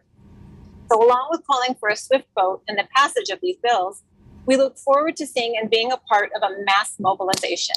We need determined outreach, education, and collaboration, maybe even financial incentives or fines, to create the commitment that will create the change. Thank you for believing in New Yorkers, and I look forward to continuing the fight for a better future and a greener planet with you. Thank you so much. Next, we'll hear from Eva Dean Welchman. Starting time. Hi, everyone. I am also from 350 Brooklyn, and Georgie Page, who just went ahead of me, said it quite well. I live in District 39, and I want to thank Shahana Hanif for introducing Intro 244, and I wholeheartedly support all of the zero waste intros that are before the committee today. I'm going to talk more. I'm not going to be able to be as eloquent as Georgie Page, but I'm going to talk more about being a neighbor, a person who's lived on my same street since 1988. I've been in this neighborhood a long time. I've seen some beautiful things happen. My block is one of the most diverse blocks in Park Slope. And years ago, a woman named Annie took the initiative to plant trees on our block. And now, because of Annie, we have a green street. And composting, all the points that people have been saying, that it will help decrease methane, it will help when we use the compost to nourish our trees, to nourish our community gardens. It will help what green we have in New York City to thrive, which will help our air literally the air that we breathe. The trees will be healthier, and it also is a climate justice issue in terms of, there's been talk about it not being financially feasible, and in terms of climate justice, that the trucking would increase the methane. Yes, so let's get electric trucks, but that's not what this is about today. Somebody mentioned it, that the offset from the composting well outweighs the sanitation trucks. And another thing I really want to address, that I believe it was Power said, this does not need to be punitive. There is no need for the sanitation department to be punitive. Mandatory, yes. Let's focus on education. Let's focus on community groups. I, for one, would welcome being able, I've just started to go out and talk with my neighbors about composting. Let's empower the people, we the people who live on the streets. And I want to say another thing. I'm kind of all over the place, but I'm talking about quality of life. I was so happy when I saw those brown bins, and that I could be rest assured that when I started composting, when it first went into place, that the rats on my street, I'm a street that has rats, could not get into my composting. And so I no longer had to have my bags ripped open by rats and it spilling out on the ground. So I thank Speaker Sandy Nurse for bringing this to the table. I'm in full support of all three intros. And let me make sure I said, yeah, oh, and also what our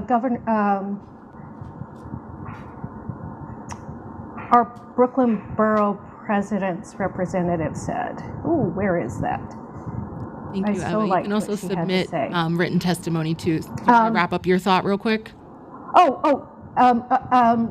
From our Brooklyn Borough Reynos, that a decrease in methane from organics program will more than offset the truck fuel. That's where I heard it today. I just want that to be heard loudly and clearly. And lastly, I spoke with Ceci Pineda from Brooklyn Rots, and she said, my community didn't have the privilege of composting. And making it mandatory, giving everyone the chance to have a bin is, in my mind, giving everybody equal access. And I think it's so important. Thank you, Eva. Thank you for your time. Thank you so much. Next, we're going to hear from Nicholas Shearman, followed by Anita Chan, followed by Michelle Greenberg. Starting time. Yes, thank you. Thank you, Speaker Adams, Chair Nurse, committee members, and staff. I'm walking to a bench, so sorry for this moving video. My name is Nicholas Shearman. I'm a resident of Astoria at 20th Avenue. I'm proud to live in Queens for 4 years now, and I'm a lifelong member of New York State from Long Island and the Hudson Valley. Today, I testify in support of all 5 intros on the committee's agenda and thank the committee for the opportunity to testify. I applaud the council for embracing universal composting, zero waste by 2030, a goal of zero waste to landfill, community recycling centers, and organic waste drop-off sites. I think you can see the park leaf behind me. I do undisclosed. I am a parks employee, but today I'm testifying as a resident of New York City, and I'm taking a break for this call. I urge the council to swiftly pass these bills into law to help clean our city and recover from the pandemic.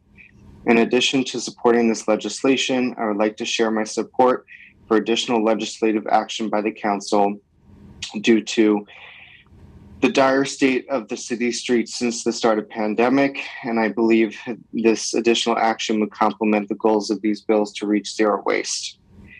When I moved to Astoria in 2019, I was impressed by how clean the streets were.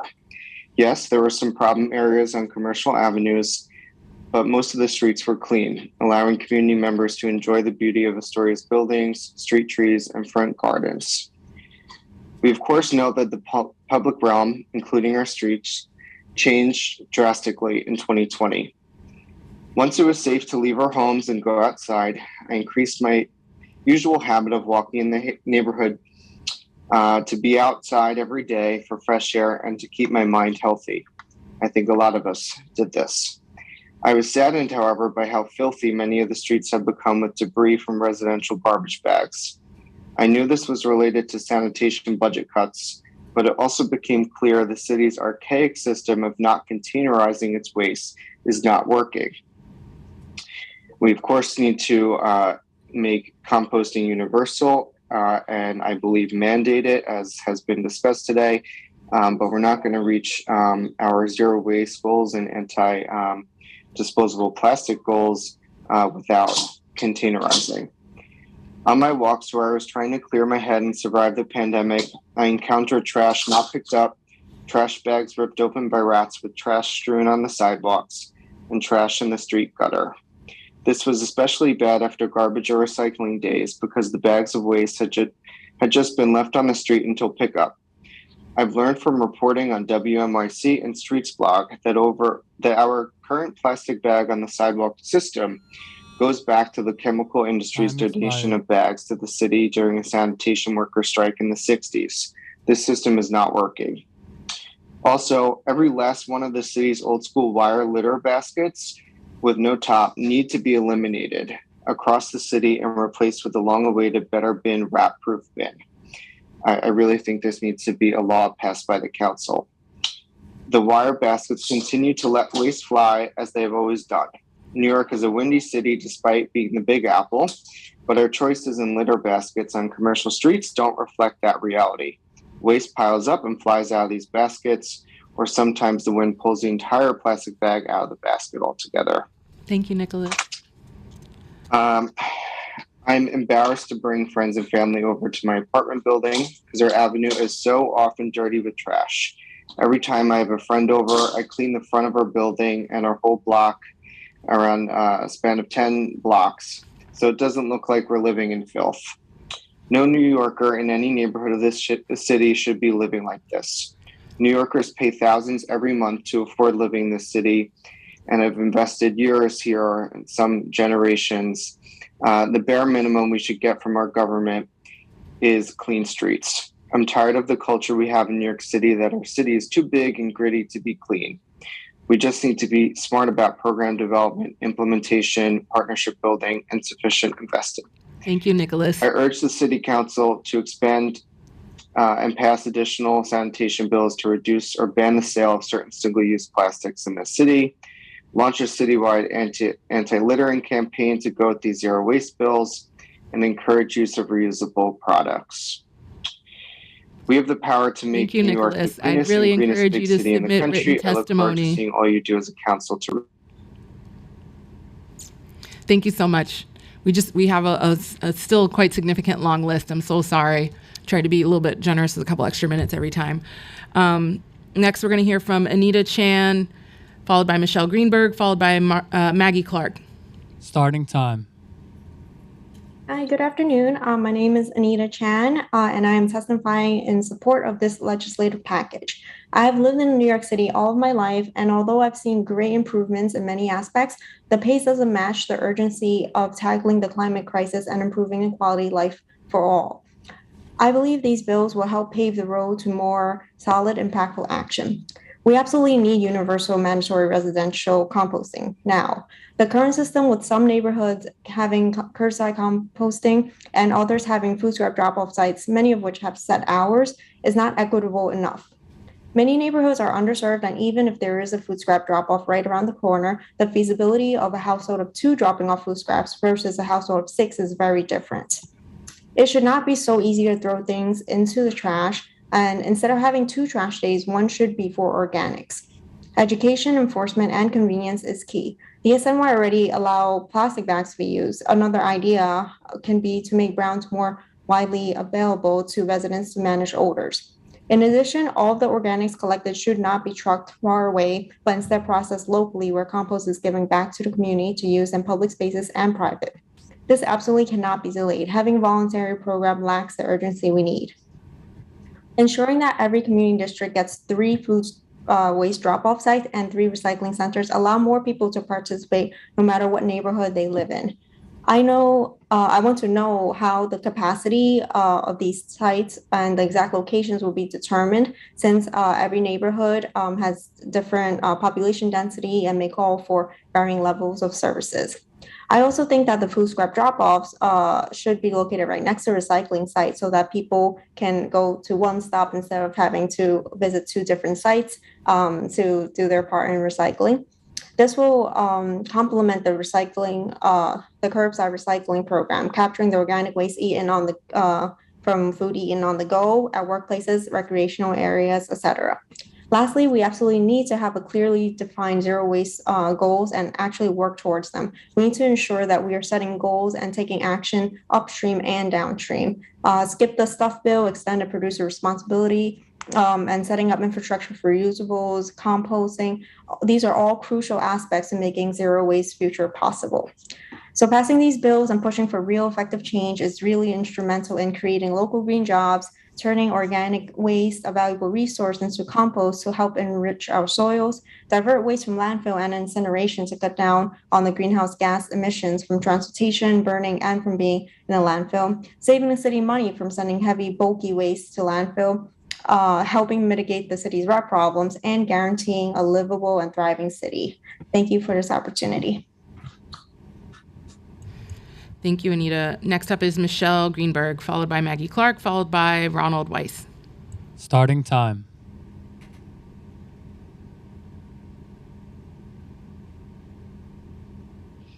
Hi, my name is Michelle Greenberg, and I'm testifying from Windsor Terrace in Brooklyn. I'm here today to testify in support of the 5 pieces of legislation being heard at today's committee hearing. The Zero Waste Package, led by Councilmember Hanif, Powers, and Nurse, are essential to meeting our city's goal of zero waste by 2030. Every year, our city generates 3.2 million tons of trash, the most of any city in the United States. The vast majority of this waste is sent to landfills up and down the East Coast where it sits and rots. Many of these landfills are located near communities of color and have for decades caused chronic health problems in those communities. Furthermore, a third of that waste is organic material that when it decomposes releases methane, a greenhouse gas that's more than 25 times more destructive than carbon dioxide. By passing the Zero Waste Package in front of the committee today, our city can take real and meaningful steps to reduce our carbon footprint and get our city on track to send zero waste to landfills by 2030. We're a family. I'm in a family who've participated in composting for many years in a local community garden, put out our organic waste in brown bins when the selective curbside composting program began because our community was included, and then brought our waste to a local drop-off site when the program was put on pause. We went from having stinky bags of garbage that filled up and needed to be put out twice a week to putting out our trash once every 2 weeks, sometimes even less. But most of all, I'm motivated to compost by the desire to do my part to help turn around the climate crisis we're currently experiencing here and throughout the world. I'm very excited by these bills becoming law because New York City, which I hadn't known, but it is the biggest city in the country by twice. Los Angeles is number 2, and New York City is twice as big as LA.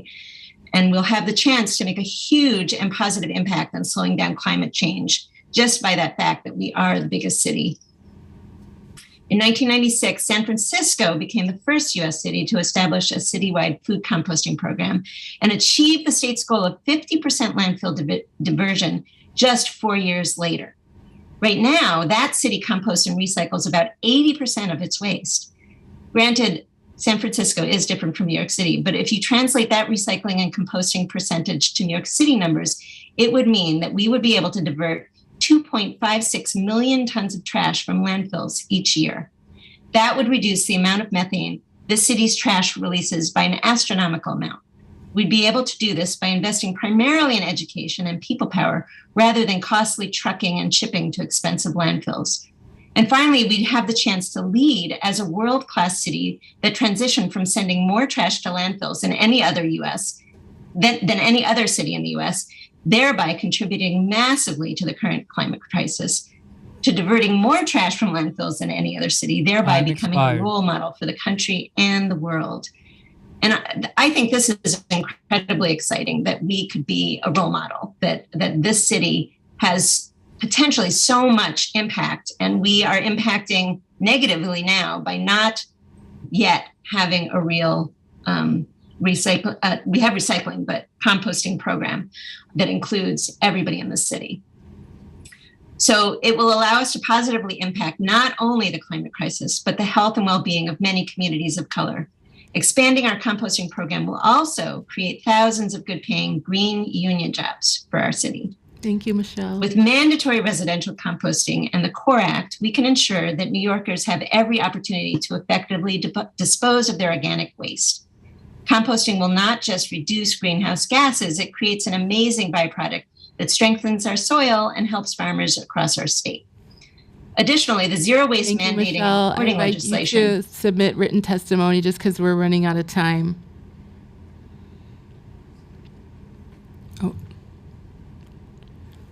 Was that us? Oh, okay. Michelle, if you can hear us, you were muted, but just to say, if you could submit the rest of your testimony in written, we still have quite a substantive list to go through. Thank you. Just for the rest of folks, I am going to try to be stricter on time. We've got a couple, like, some pages here. Yeah. So I know you all are very passionate. I'm very passionate too. I'm listening to you all intently. I'm going to invite Maggie Clark, followed by Ronald Weiss, followed by Ben Emoff. Please try to keep your remarks to time. Thank you. Time starts now. Hi, thank you. I'm Maggie Clark, PhD, and Chair of the Manhattan Solid Waste Advisory Board's Long Range Planning and its Waste Prevention and Reuse Committees. The SWAB was established as an advisory board to the city by Local Law 19 of 1989, mandatory recycling law. We've been urging the city to implement a zero waste plan since we wrote a 200-page plan for the city in 2004. And we're delighted that the New York City Council has proposed zero waste legislation early in its first year. But we have some suggestions on how to make these initiatives even better.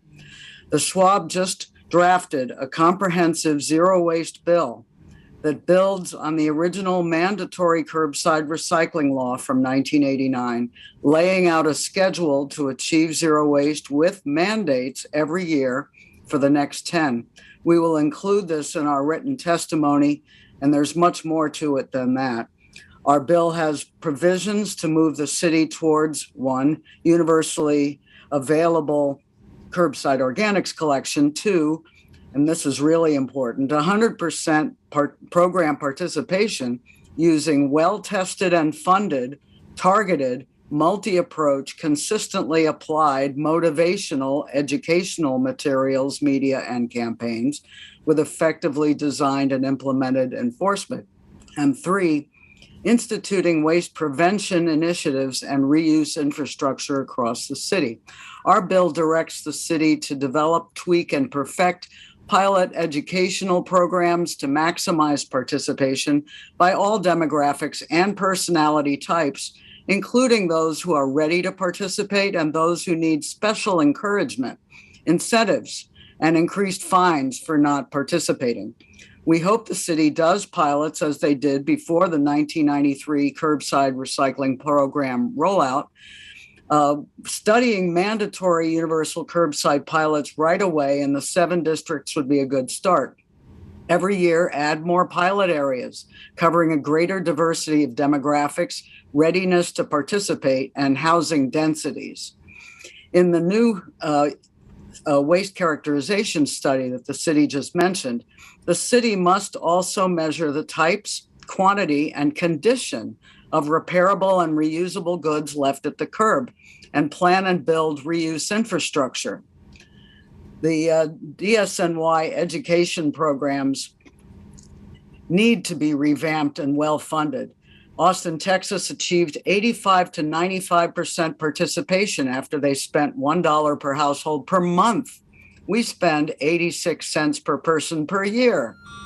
Behavior science tells us the universe of people is divided into 5 types based on readiness to participate in recycling programs. A simple brochure will convince an eager beaver.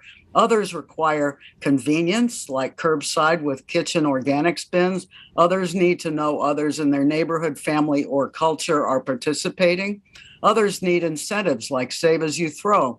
And still others require heavier disincentives for not participating, like bigger fines. Thank you, Pay Maggie. as you throw has been used in many thousands of. Thank you, Maggie. I invite you to submit written testimony. Thank you so much, and very excited to know that you did write a plan for the city. Very, very great to know. Next up, we have Ronald Weiss, followed by Ben Emoff, and followed by Sharon Silberman. Time starts now. Hello, Madam Chairman, members of the committee. My name is Ronald Weiss. I am a longtime resident of Park Slope, Brooklyn. While I'm here today in my individual capacity, I am also the secretary and a member of the Board of Trustees of the Park Slope Civic Council.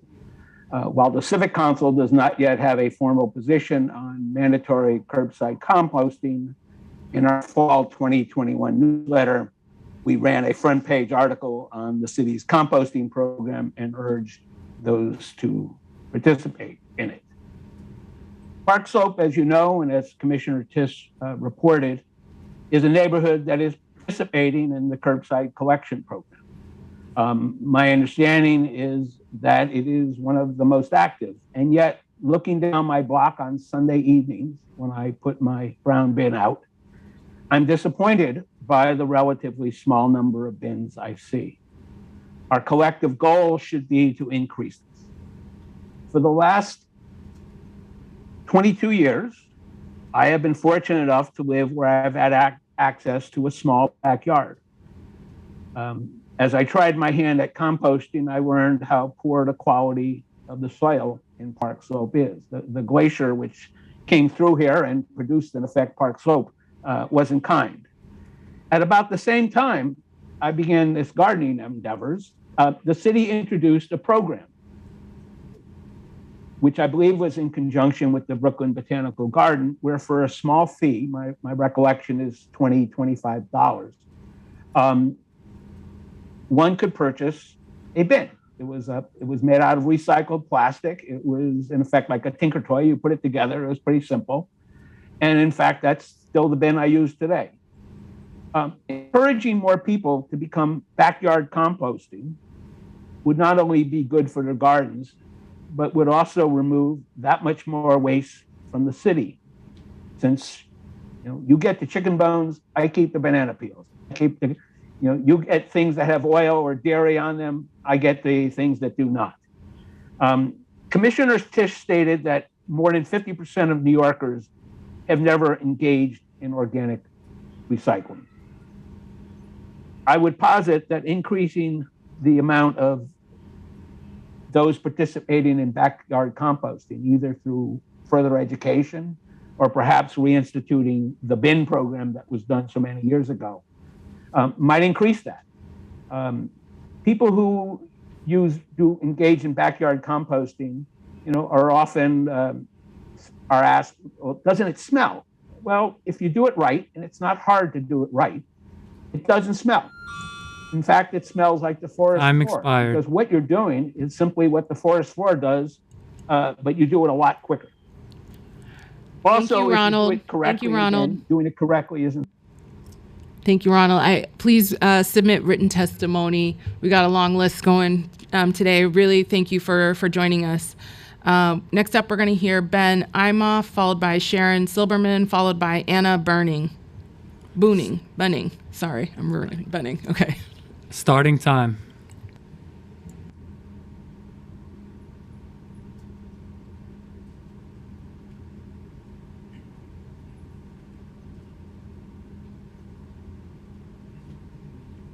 Well, good afternoon. Hello. Thank you, Chairman Nurse and members of the City Council. My name is a little changed up there. That's part of my last name. My name is Alan, A-L-A-N. Last name is Benimoff, B-E-N-I-M-O-F-F. I don't know how that happened. But anyway, I support this mandatory curbside organic program. This makes a lot of sense to reduce the amount of organic waste into the landfills. Composting makes sense, and we heard all about it. Now, I was participating in this program, filling up my brown bin every Tuesday until it was discontinued in 2020. So we need to reinstate this as soon as possible. And this curbside organic program. So I thoroughly support Intro Bill 244. And as we all know, it makes fiscal sense for the city of New York. I thank you for your time.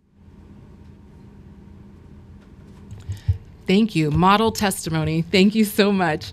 Next up is Sharon Silberman, followed by Anna Bunning, followed by Diana Blackwell. Starting time. Thank you all. I'm Sharon Silverman, Textile Committee Chair for the Manhattan Solid Waste Advisory Board. I'm speaking in support of the entire package, concentrating here on textiles in the Intro 274 and 275 zero waste plans. We'll likely change outfits 2 to 3 times today, but do you know where your clothes came from? The thousands of hands that had a part in making them, their impact and complex supply chain? With 30 years as a fashion designer, I speak for the 1 in 8 people globally whose jobs connect to making your clothes, that apparel and textiles are never trash. We're shockingly overconsumptive. It's embarrassing that New Yorkers in our global fashion capital throw 400 million pounds of apparel and textiles into our garbage annually. Our overrun charities resell all they can, and still huge amounts are leftovers and get shipped back overseas to foreign markets too small to absorb this excess. In turn, it's dumped on their beaches and in their oceans and deserts. Our brands source virgin materials because they're deceptively cheap, and there's insufficient recycled fiber at scale to satisfy the demand to create new apparel. Production of virgin fiber into textiles accounts for the majority of greenhouse gases produced, along with the huge quantity of water and energy used in agricultural and manufacturing. Recycled fibers cut that by eliminating virtually all virgin fiber processing. Today's technology is capable of circular textile recycling. So why aren't we investing in and legislating for building a circular textile recycling and innovation industry infrastructure right here in the city? Apparel and textiles are responsible for 8% of global GHG emissions, equal to that of all maritime and commercial flights combined. Per Sanitation's 2017 waste characterization, textiles are 6% of our waste stream. Their collection, transportation, and disposal costs $93 million. The fashion industry is forecasted to grow 63% by 2030, our deadline for lowering GHG emissions by 50%. Notably, textiles is the fastest growing of all waste streams. If unaddressed, this will increase textile waste cost to $152 million in just 8 years. This money should be spent on curbside collection and drop-off, education, sorting, and building circular recycling infrastructure. So we are telling you that you must take bold legislative and infrastructure building actions now. At scale, recycled content should cost no more than virgin, whose real cost is never realized in the environmental and health harms it causes. This is the basis for the need for effective textile EPR legislation. If you don't act, don't complain when cancer is caused by microplastics that make it into our waterways and food supply, end up in your liver or kidneys or chest, or disrupt your childbearing ability. Don't complain when irreversible climate change causes global food scarcity, unbridled inflation, and shortens your children's lives, all for the love of overpacked closets and an industry whose history lacks any environmental and labor limitations. You possess the facts and political power to change the scenario now. Use them to make the only choice that makes sense, and please let us help you create legislation and implement measures to achieve zero waste for apparel and textiles. Thank you all very Sharon. much. Much appreciated. Next up, we have Anna Bunning, followed by Diana Blackwell, followed by Laura Sewell. Starting time. Hi, everyone. My name is Anna Bunning, and I'm joining from Manhattan today. And I'm here to support the whole package of bills that's being heard, but I'm going to focus my testimony on the universal composting bill. I am a German immigrant, a wife, and a mother of two small children, Oliver, who's 3, and Noella, who's 1. And even before they entered my life, my kids, I enjoyed cooking at home. But now with the little ones, it seems like I'm serving up meals all day long. If you've ever been a parent to young children, you know what that your food waste explodes once you're feeding picky eaters. I often make a very healthy dinner and then a toddler dinner that was, accepted after the healthy one was refused. And then 2 hours later, I make a dinner that's more appropriate for adult palates. Now, our dog gets lucky sometimes, but overall, we still generate an incredible amount of food waste and food scraps. Currently, we keep about a third of our freezer space reserved for compost. And once a week, I try to find time in my hectic schedule. And I forgot to mention that I also work full-time as a CFO at a startup. And I bring our, 30 to 40 pounds of compost to our local bin. That's part of the Downtown Public Compost Pilot Program in FIDI. You can imagine the logistics of all of this certainly takes away time that I don't really have. But composting and climate change in general is an issue that our family cares a lot about. It's an issue that we all should care a lot about. Humans have been composting since the beginning of time. I mean, just Google it. It's something like 5,000 or 2350 BC, depending on what source you want to trust. We don't have to create or wait for some new technology to help us combat climate change. Other cities like Seoul and San Francisco, Munich, my hometown, and Minneapolis are already doing this successfully. We know composting reduces greenhouse gases and creates amazing byproducts. By passing the zero waste package in front of the committee today, our city can take real and meaningful steps to reduce our carbon footprint and get our city on track to send zero waste to landfills by 2030. Oliver will be in 5th grade then, and Noe will be 10. It's hard to imagine that, but we only have 8 short years left to zero waste. Thank you for letting me testify today. Climate change is very real and demands immediate action. And I urge you to pass the zero waste package. Thank you. Thank you so much, Anna. Very much appreciate your testimony here today. Next up, we'll have Diana Blackwell, followed by Laura Sewell, followed by Ella Ryan. Starting time. Good afternoon, Chair Nurse and committee members. Thank you for holding this hearing. My name is Diana Blackwell, and I'm not only the co-chair of the Manhattan Swab's NYCHA Recycling Committee, but a 20-plus year NYCHA resident. Today, I would like to remind City Council the importance of including NYCHA buildings in the city's plan for a residential curbside organics collection program. Waste equity in New York City means not only removing the unequal burden of pollution caused by waste removal, but providing equal access to waste collections for all communities.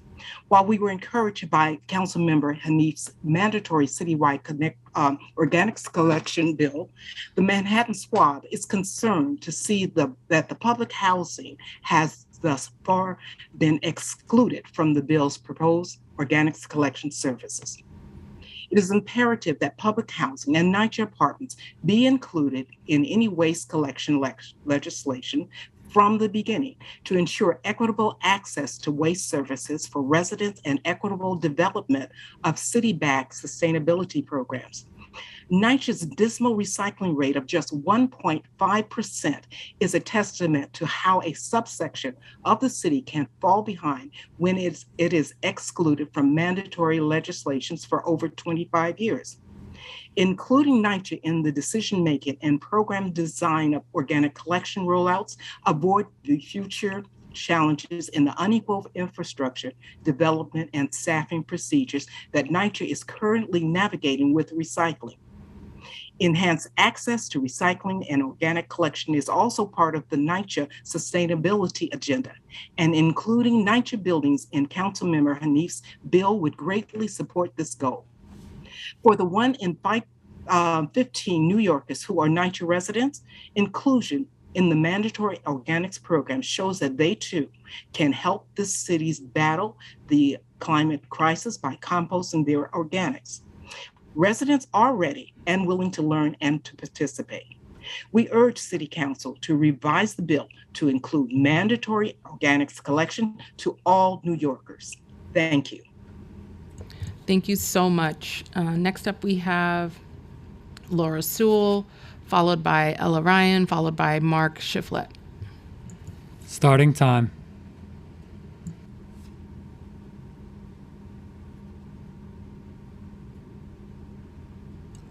Oh, Laura, you're muted. Sorry. There you go. I think I'm good now. My apologies. I'm Laura Sewell. I'm the director of the East Village Community Coalition and a community garden member. I want to thank the council members for their leadership today and the support that they've gotten from their colleagues. The East Village and the Lower East Side is well known for its activism and do-it-yourself spirit. I'd like to share our experience with the voluntary program. We helped to get the word out about the sign up, which many of our neighbors enthusiastically did. And we were so disappointed when Community Board 3 just could not get over the line. Then Councilmember Brewer then Borough President Brewer would come and say, you're almost there, but we couldn't do it. And the reason is that our landlords and building managers of some of our larger landlords have a lot of buildings. They just wouldn't get on board. So it has to be mandatory. that just isn't going to work. It worked for us in 2019 when it was. I appreciate people who might be challenged in implementing it in their buildings. So I would suggest cure orders, a period before enforcement, cure orders, exempt buildings with less than 4 units, or elderly or people otherwise physically unable to comply. We have very few options in our neighborhood right now. We lost the Lower East Side Ecology Center drop-off site for the duration of Esker project. So our options now are Union Square or Tompkins Square Park on Sundays. Luckily, and we do it. We still do it. We keep it in the freezer, like other people have said. Luckily, we have a lot of community gardens, and some of them process compost internally, either amended soil or compost.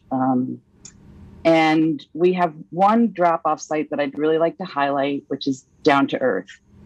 So in 2019, and this was when we had the regular curbside compost program, we processed at Down to Earth 11 tons in a year. 6 of them were used internally with the gardens, and 4 were picked up by DSNY. For people who don't think in tons, it's 4 brown bins 3 times a week. It adds up. We still have a long way to go to, the amount of tonnage we need, but it adds up. The idea of being able to drop off at one of our many neighborhood schools sounds amazing, but I share the concerns the schools themselves expressed that they just don't have the capacity to handle it. Down to Earth was overwhelmed when the regular program stopped, and we had to cut back to only accepting, organic waste when garden members could be present. It's still going to have to be supervised. It has to be processed. You can't, but time expired. But we can do it. And I'll say one more thing, and my apologies. 3 pickup sites per community board district is not enough. Other than that, I love these bills. Thank you so much. Thank you so much, Laura.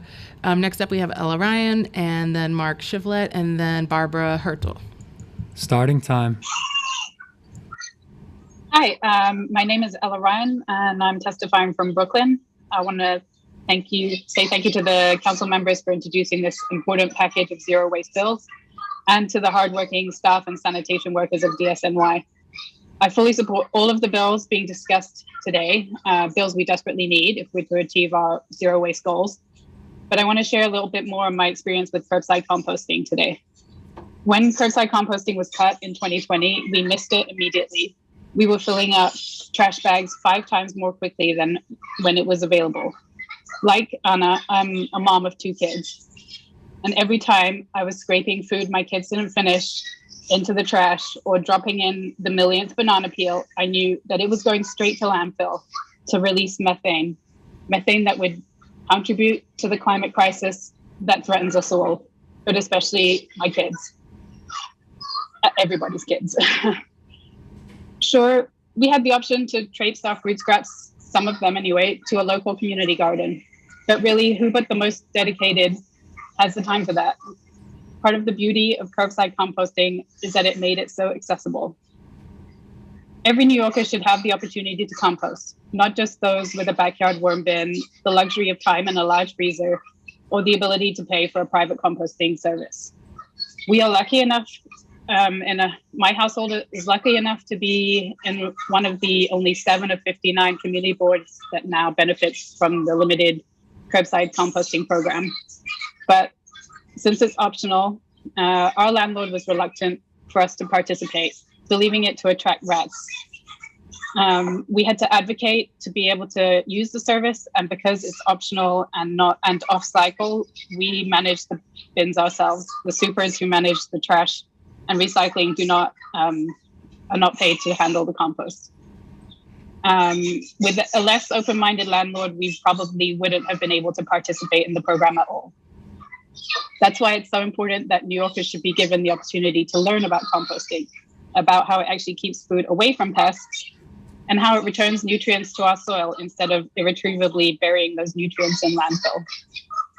Many don't even realize that putting food in the trash contributes to global warming. That's why I support Intro 244, for its mandatory curbside composting, but also its educational components. Passing all the bills in the zero waste package will create green jobs. It will begin to address the inequalities suffered by communities situated near toxic landfills. It will bring us closer to our climate goals. It will be an investment that we will reap the rewards from far into the future. Thank you for the opportunity to testify today. Thank you so much, Ella. Next up is Mark Shiflett, then Barbara Hertel, followed by Ella Mosca. Thank you. Starting time. Hi, everyone. Thank you, Chair Nurse, for scheduling these hearings. I have a whole page of stuff I wrote, but I'm going to diverge a little bit and really talk about, I support these bills, but I also see these as like a chain in the process of essentially converting our waste streams to resource streams, and within resource streams, they're being repair and reuse. My name is Mark Shiflett. I live in Central Harlem, and I'm also a member of the Manhattan Solid Waste Advisory Board.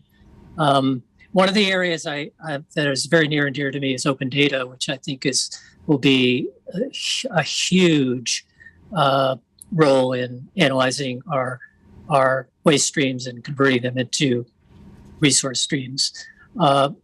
Other things are like extended producer responsibility laws and expanded bottle bill, which are currently in the state level. These, again, are another example of turning waste into resources and eliminating unrecyclable single-use plastics and packaging from our waste streams. But the one thing I really want to finish on is really recognizing the moral component to zero waste. Each of us are essentially waste stewards, yet in our stewardship, we ship our disposable wealth, e.g. our toxic waste, to poor, underserved communities that are then left to contend with the environmental and health consequences associated with prolonged exposure to toxins. Newark's Ira Brown District is obviously one of such community, but there are others in New York and elsewhere around the United States. The threat our waste poses to global climate security has never been really more clear or more unequivocal. This makes me both angry and sad, but the question I have to our city leaders is, do you share the same outrage? Thank you for allowing me to speak before the community today, and have a nice afternoon. Thank you. Thank you. Next up, we're going to hear from Barbara, and then Ella Mosca, followed by Rhonda Kaiser, and then finally Anna Sachs. Starting time.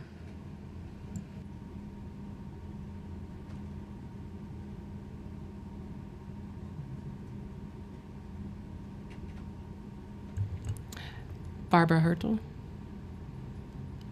or Hertel.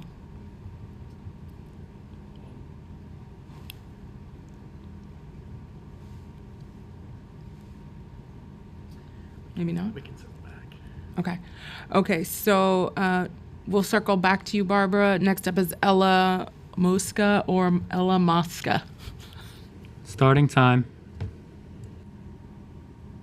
Hi, good afternoon. My name is Ella Mosca, and I'm a student in NYC, and I live in Lower Manhattan. I'm part of Triage, a youth-led climate justice organization based in New York City, and I'm urging you to pass the zero waste legislative package. Having gone to NYC public schools my whole life, I was taught a bit on how to recycle and dispose of my trash properly, but in my everyday life, the resources to do so were lacking. In my schools, there weren't even enough resources to get rid of trash properly, despite the fact that we were being taught about composting and recycling. I was told that composting is very important to reduce greenhouse gas emissions and that it would help reduce the methane in our atmosphere that is produced by food waste. And I wanted to help by composting because I care about our environment. But with only a couple of composting locations in Manhattan, it was not a possibility for me and my family.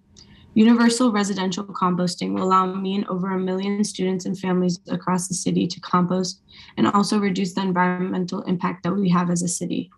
By making composting more accessible, more green jobs will be created as well. This council has a responsibility to address the environmental issues of our city and to help combat climate change. Action on the citywide level regarding zero waste is crucial in helping the climate crisis. As a student and a New Yorker, I can see how impactful these bills will be once passed. There is no better time to act than right now. Thank you. Thank you so much. We're going to try to circle back to Barbara, if you're there. Starting time.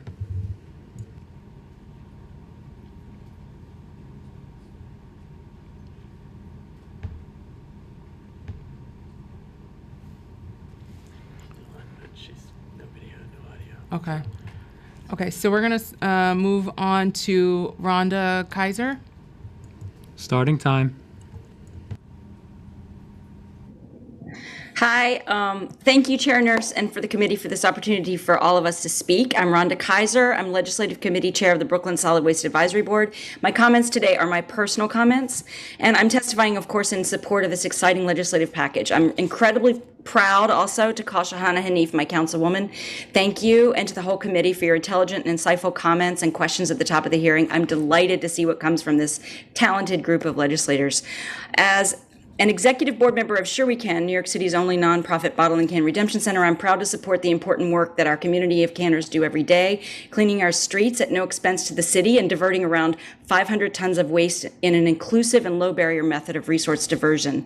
The bottle bill model shows its effectiveness through the 70% diversion rate of bottles and cans versus the less than 15% diversion rates of other single-use containers. This diversion rate, again, is achieved at no cost to the city. I am also Education Director of Cafeteria Culture. I just want to echo and underscore Debbie Lee Cohen from Cafeteria Culture, her comments about Plastic Free Lunch Day. The success of New York City's May 16th Plastic Free Lunch Day cannot be denied. Through our pilot, the Department of Education reduced the number of plastic items from school lunch by 72%, or 362 items. That's more than 2 pieces of plastic per meal. That would be a reduction of 360 million pieces of plastic per year in New York City. We teach our students that good data drives policy, and boy, did they collect good data. Our students and the decision makers that they talked with learned through leading this pilot that eliminating plastic is totally possible.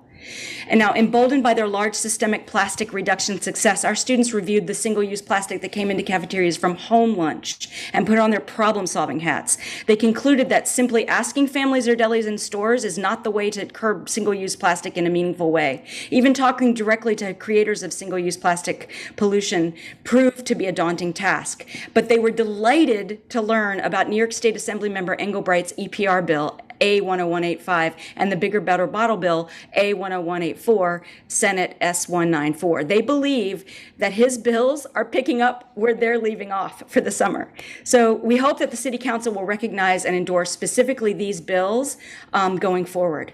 And finally, I just want to say about containerization, I just want to say that New York City has already invested in the most effective containers for repelling pests and vermin, brown bins that should contain our organic waste.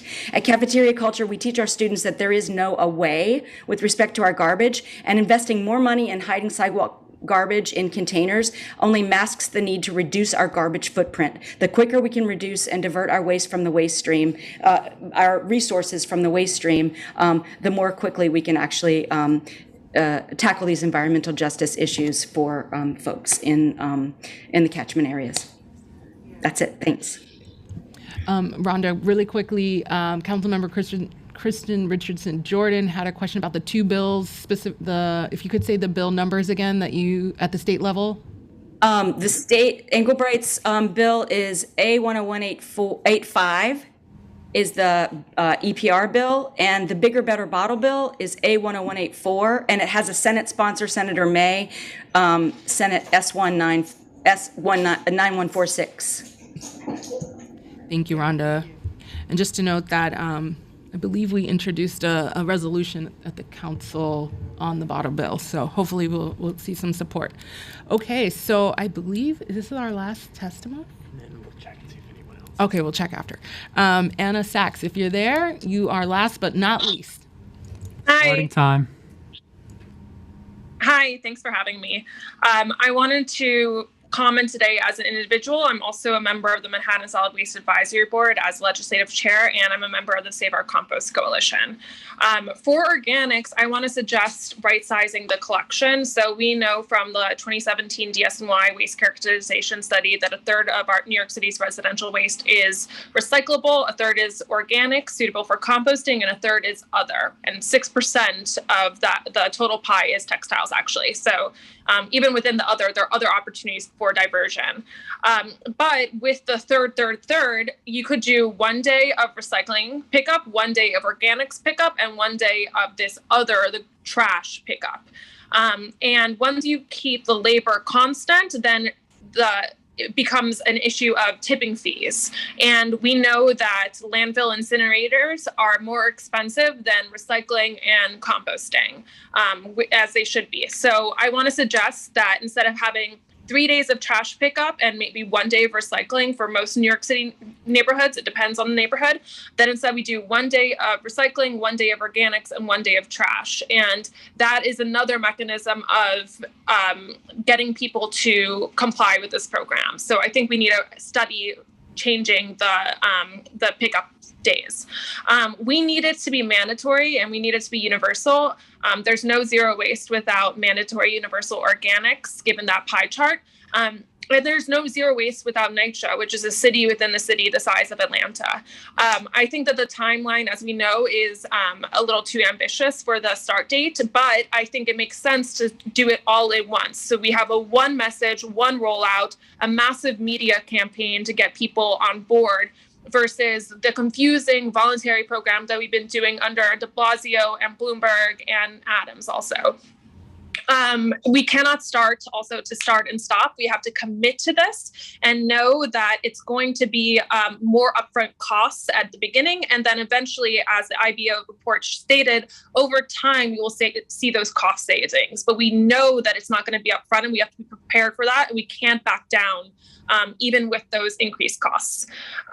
For the schools, I want to echo that we need to eliminate single-use plastic, and that will make the compost stream much more clean as a result of that. And we need to focus on source reduction. So as an individual, I go through the public school waste stream sometimes, and I see entire trash bags filled with unopened carrots, for example, or unopened milk cartons. I think that schools need to invest in a better inventory management system and track what's wasted and find whatever patterns that they can find. Another easy thing is share tables. It is totally allowed on the federal level. I've spoken to different public schools about this, and they're afraid of losing their funding. So I think that if the city council were to provide some clarity on share tables, that would be helpful to them. And then also moving away from individual milk cartons to a milk fountain. That's another way of reducing waste.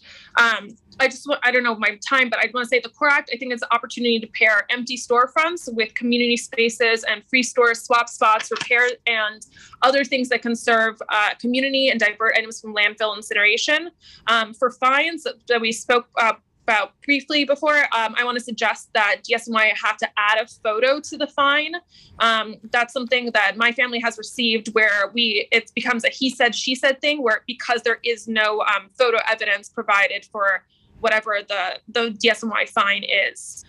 Zero waste must include incinerators. It cannot just be landfills. And I want to also suggest regarding hazardous waste that we have a volunteer enforcement corps where maybe we take a course for citizens and then we're able to help enforce that. And that's something that as an individual, I have found electronics in residential waste and certain types of rechargeable batteries that can cause fires in the trucks or at the recycling centers. And it's kind of an awkward situation where I then try to give it back to the building where it came from. And I wish that I could have some authority on behalf of the city, and then I could also issue a warning on behalf of the city. And then paired with that, we do need increased drop-off opportunities for these hazardous items. Thank you. Thank you so much, Anna. It looks like we didn't have anyone else. We went through the whole thing. Thank you, everyone who hung around and testified. We really appreciate it. We would love to have your written testimony for the record, so please make sure you also email it or submit it online on the council's portal, testimony@council.nyc.gov. I want to thank Councilmember Kristen Richardson Jordan for staying and hanging the whole time, and my staff. Thank you all for being here. We're really excited for this bill. For those of you who are still online, hopefully we will announce some further opportunities to engage with this. And we really appreciate all your advocacy and attention to this, and really encourage you to look online at the council's website. Any of your council members that are not co-sponsored onto this legislation, I encourage you to reach out to them and ask them to sign on. And we look forward to working with the Speaker's office to try to move this forward. So thank you all for being here. And this concludes our Committee on Sanitation and Solid Waste Management.